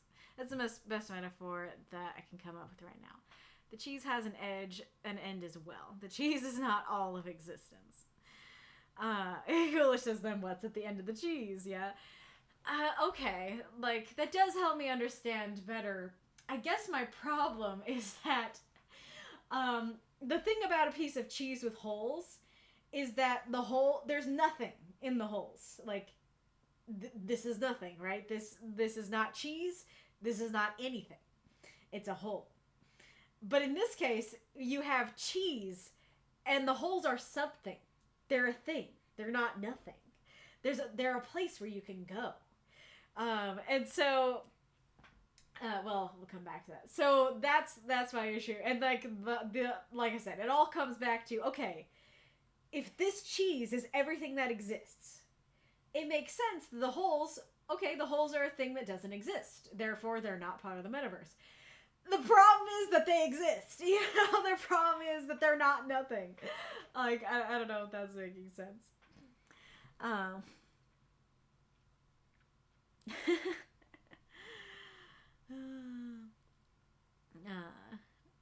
nothingness outside the cheese. The source code didn't plan to fill in all of existence with the metaverse. It's like a passion project to just watch it evolve. Okay, so that is answering that yes, the metaverse is a part of existence, but there's another part of existence that's not the metaverse. Okay, so now help me understand how the metaverse is a multiverse with many universes, but there's other universes or there's other existence over here that's not part of the metaverse. How does that work? I wouldn't call it frustrated. I'm more like at the end of how to describe it so I can make it sensible to everyone who reads it in that moment. How can I do that? I totally understand that not all can read, so my question isn't why this is a problem, but how can I solve this problem? That makes sense. That's fair. That's actually smart. Like I will do it now, like that now. What I'm curious what specifically I was referring to, unless you're referring to what you said in stream chat. Coolish, that's a good point. Who's to say there's not another cheese? Wait. So there's a multiverse, and then there's another multiverse. So, but then that goes back to the question: why are they not part of the same multiverse? Like, why do they need to be separated? Okay, yeah. So that was the stream chat thing. He did take a big bite of that of the cheese. Good question. I think about the falling into the in-between spaces. I need to rework the concept of destroying universes. Fair. Nice. This is something I've wanted to play with, is that hive minds in nature don't work like how they're always depicted. I understand the blade misunderstanding. I should have written it way differently. That's fair. Desta says, yeah, I have to second that. It seems like intent to kill. Yulia says, either killing or maiming. At the very least, your tongue will no longer be in your mouth. That's fair. Miko says, I think if he only wants to hold him back and not intend to kill, the blade could come out only after he tries to get past him. Yeah, that's a great idea. Just have him, like, kind of stand his ground and be like, yeah, I'm gonna stop you. And then tries to get past him. And he's like, no. Not having that. Gulu says, if a person pulls a sword and says, I'm not going to kill you, and means it, that's going to be much more gruesome. That's finger chopping behavior. That's fair. That is fair. Vega says, it feels weird for her power to be able to destroy an entire dimension, or even the entire forest, but that there can't still be too many. Or they can still be too many? Oh, is that the answer that I was asking? Why doesn't she just destroy the whole forest? And then you said, so your answer was because there's too many? Yeah, I don't understand that, because, like, a fraction of her power, unless she gave all of it, but a fraction of her power inside of Ree destroyed the entire dimension. Like, you can't argue, oh, there's too many of them for her to destroy, if her power a second later will not only destroy all of them, but the entire universe with it. Yet again, another instance of me not understanding that my thoughts are not the reader's thoughts. And here I said I would try to get better at that. Sorry, my bad, totally. That's fair. And, like, it's a process, right? Like, if this is something that you struggle with, like, it's totally fine to be like, oh, I said I would get better than that, but, like, still make mistakes. Like, it's a process. You're not going to learn overnight and suddenly be perfect at it. Like, you don't have to apologize or anything. Well, if she's pulled in and he holds her, he'll sooner or later be dragged into the pool. But anyway. Wait, what are you answering? Because, like, you're saying that she's kissing him to distract him so he's not in the pool. But you're also saying that if he holds her, he will be in the pool. And isn't that what he's doing? Like, by kissing her? I don't know. The metaverse is not existence itself. I specifically said it wasn't. Where did you say that? The wanderer's not specifically able to notice anyone in the vastness of the metaverse. It can sense and talk to the ones at its physical location. The whole appears thing is more like ancient magic. Gotcha. The cheese is not all that exists. There are... Wait. The cheese... So, wait, you're contradicting yourself. You're saying the cheese is not all that exists, so the metaverse is not all of existence. And then you say there are no other existences. So then the metaverse is all that exists. to think that feeble human minds cannot understand the vastness of this weird-ass concept I made. And too many to round up. That's fair regarding how she's saying, like, I'm gonna round him up, and then she can't round him up. So, like, I can kind of understand that, but my point still stands of, like, I guess part of my point was, why do you need to round him up? Just blast. Like, just get Ree behind you, get the people you want to save behind you, and start blasting. Like, why do you have to round him up? You are chaos itself. You can destroy the entire dimension. Just boom. Existence is metaverse, void, and in-between spaces. So I was gonna say that's fair, but didn't you just say that the void is not existence?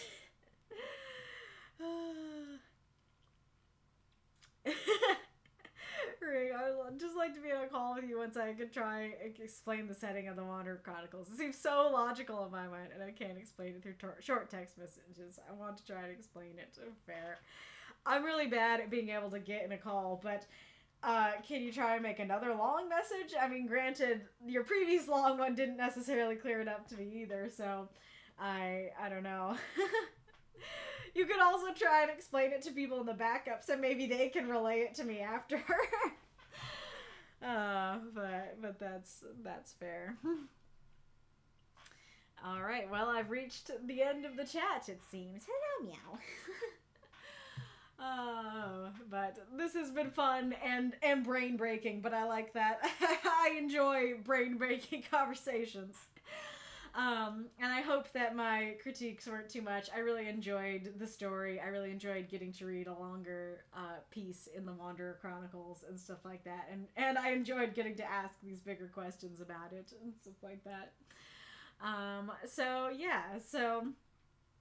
we you already know about the sheep and wolf's clothing prompt, so I won't go into that. But we can talk about our next holiday event and discuss what to do for that. Before I do that, it's very late, so yes, as it turns out, I'm not going to be doing the stream of my story. I might still do it, but on a different day, so I don't know if I need to make a poll or something, but if you guys want to tell me what times on what times, central times, time CST,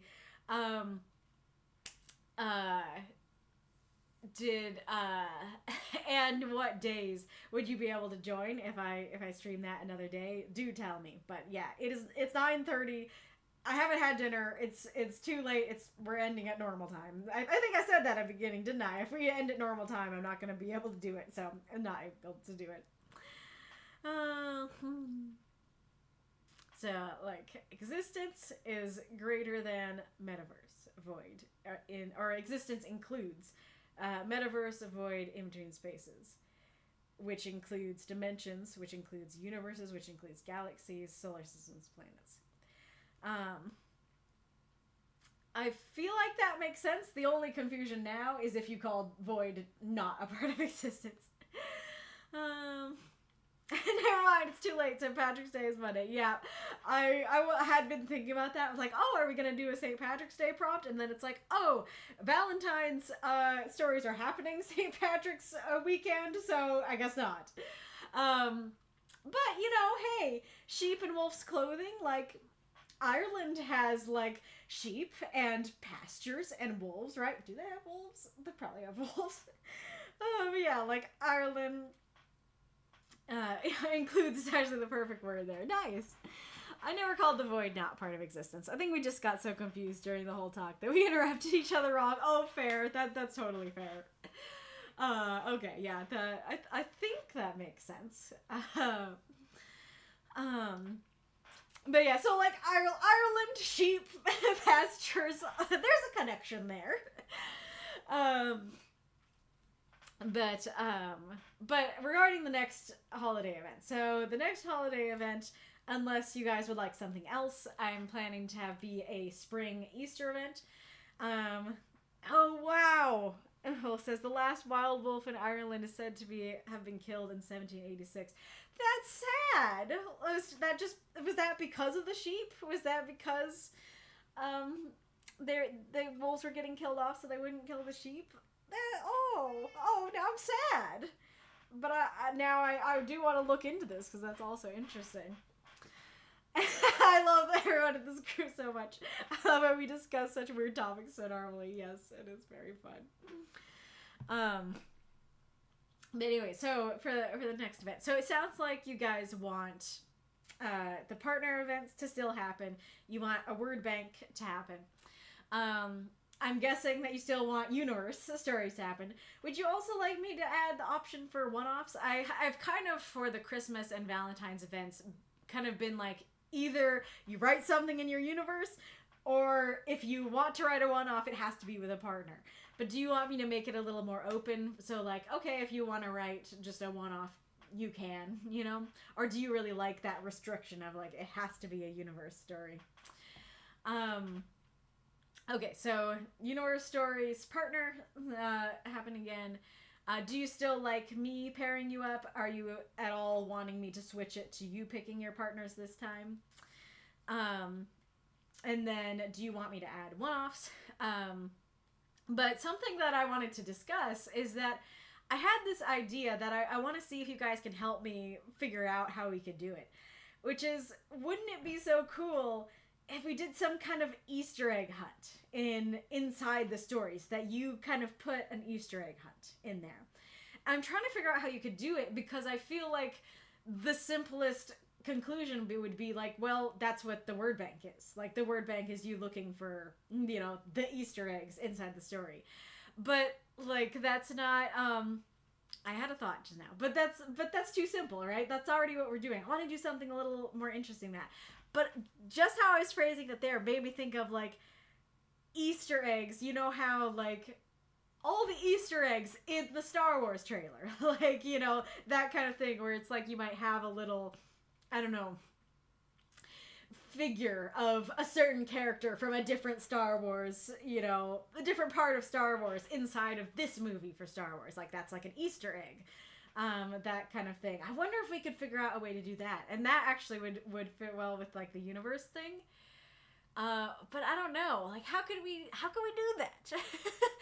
Do you guys have ideas? And so before I thought of that, my initial thought was like to put some kind of code in. Like in a fanfic that I wrote one time, the first chapter, the first word of every line created a sentence. And so it was like a little code, but kind of a simple one. I feel like we could do something like that, and put codes in there, but I'm not sure how we could do that. Does it say, ooh, that might be interesting. Also, I'm completely out of time and have to log out. Very, very fair. Too bad I can't hear more of your thoughts on this. It would be so awesome. It would be so cool. What would be? Which question are you answering? Are you talking about the Easter eggs? But yeah, I'm trying to think how we could do that, because like trying to think of it in terms of like all the Easter eggs in the Star Wars trailer kind of thing would be like, well, in our universe, like, we have an Easter egg for the universe. Would it really be an Easter egg? It would just be like the thing from my universe, you know? So how would we do that? And I'm afraid if we went too far in terms of like Easter eggs for other series, like, I'll keep using Star Wars. Like, if you like mentioned in your story, oh yes, there's a golden robot here, and we're like, oh, it's C-3PO. You know, if you did a bunch of stuff from other series, that might get too close to fan fiction, so I don't know about that. But yeah, like, how can we work in the concept of an Easter egg hunt into our stories? I guess, ooh, this could be kind of interesting. What if we did something like Easter eggs for each other's stories? So, like, maybe, like, I write a story and there's kind of it's a universe story, but there's a one-off character who shows up, and his name is Murphy, and like that's an Easter egg to Marx's Murphy, you know, stories. Mako, what if we try to fill our stories with reference to? Yes! Yeah, exactly. Rather than like a full crossover where like, it wouldn't be a crossover where like my characters are actually meeting Murphy, but just rather like, here's a reference to Murphy, and then like, there's another thing that's, I don't know, called The Scouring or something like that, that's a reference to Mako's or something. Yeah, it seems like Mako's liking that idea. So are we liking that? Do we think that's a fun Easter egg hunt, is to make references to each other's stories? I'm trying to figure out, like, but there's got to be better ways than just, like, names, because then that would be too easy, right? You could just have one-off characters that are all named after each other's characters. Yeah, statue or blue horned monk or something like that for, like, CM Wellers. Ghoulish says, I like that. Magistrate Harley says, damn, I would love doing that. Okay, so we're getting some love for that idea. Okay, so I think we'll go with that. So, Era says, that seems fun. A drawing of an angel and a demon bickering with a faceless man trying to separate them. Yeah, that would totally work. Mark says, I do like other universe Easter eggs. Yeah. Yeah, so I guess I could say, like, Easter eggs to others universes, but try not to use names. Because, like, just, like, naming your random character, Savion, is, like, you know, very simple, but instead having, like, a statue, you know, of, like, I don't know, a wolf turning into a man or something like that is a little more intricate and creative. Does anyone know what the CM and CM Weller stands for? Good question. If I've been told, I don't remember.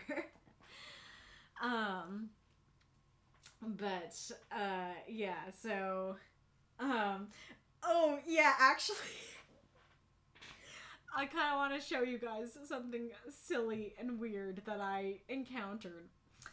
I'm trying to think, because it'll start playing once I, well, okay, if I mute my desktop, then I think we'll be okay. So let me see if I can find it.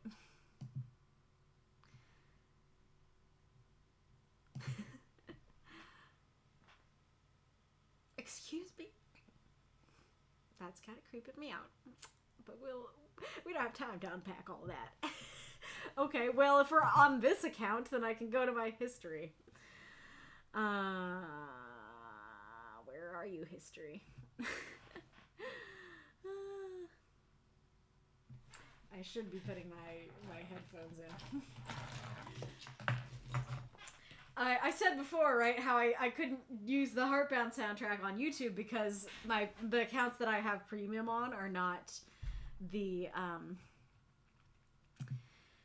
are not the ones that I'm logged in on in this computer, but apparently I am over here.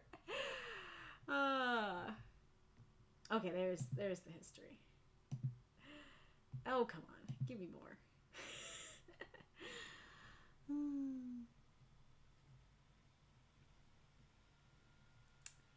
Okay, is it you, or is it the episode before this one? We'll see if it's you.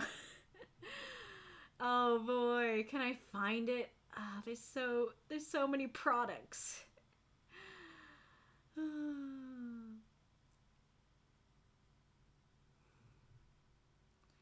I think it's at the end of whatever. Still spaghetti. Oh yes, it is this video. Okay. Oh, not this full screen. Go back.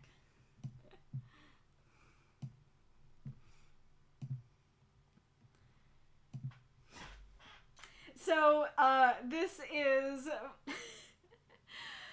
So, I if you don't know, I love the Game Grumps, and they have a new series, and I don't have time to unpack the series, but they have a new series for Supermarket Simulator. I guess it's not that new, but they have a series for Supermarket Simulator, and so the products, they'll have, you know, products for the supermarket, and I don't know what all of them are, but I think some of them are totally fake names, some of them are riffing off of names that exist, and I think some are names that exist.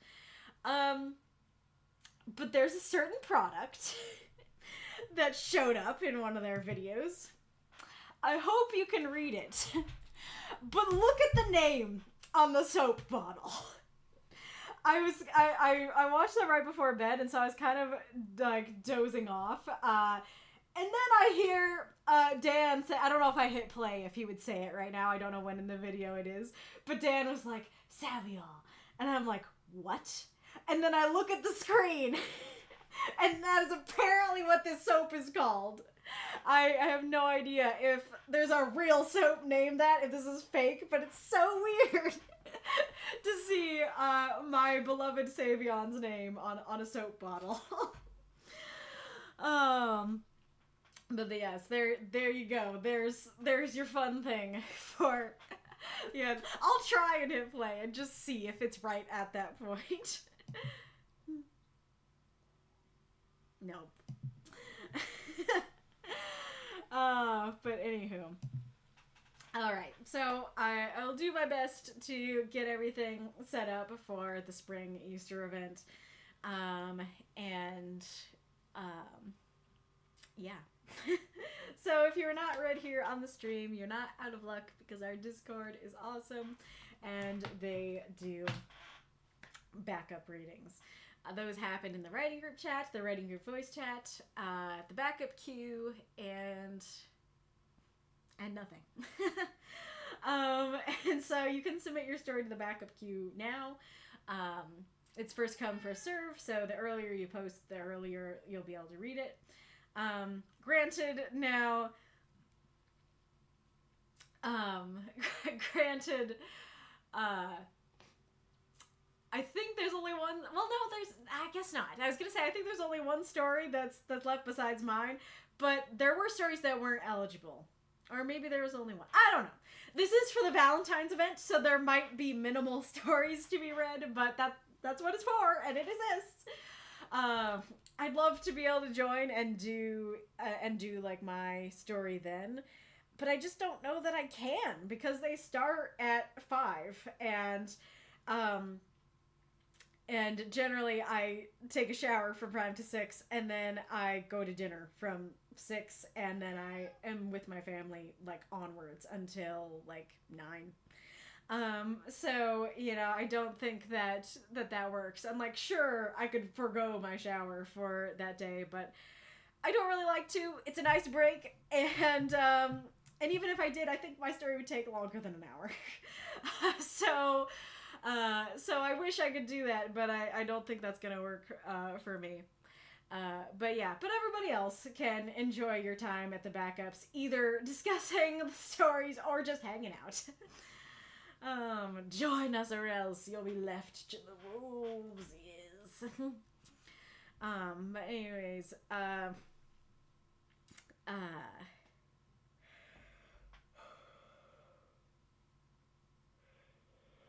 who you want me to raid? That's what I wanted to say. Who you want me to raid?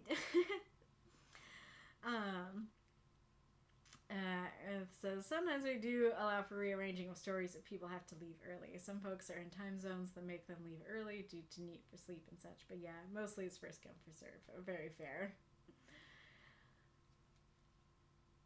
Oh, I just see the first sentence of the Ireland article. The grey wolf was an integral part of the Irish countryside and culture, but is now extinct. Oh, I'm already sad. Like, just hearing it sad. Then the first sentence is sad. It's just gonna make me sad all around.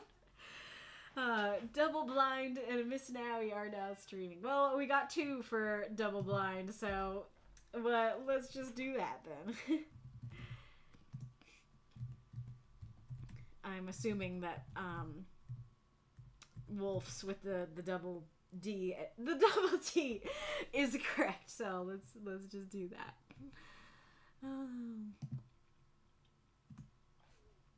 Alrighty, Rue. Well, I hope you all have a lovely week. I hope that you're looking forward to the spring and Easter event. I hope the wolves don't get you. I'll see you next time. Bye-bye.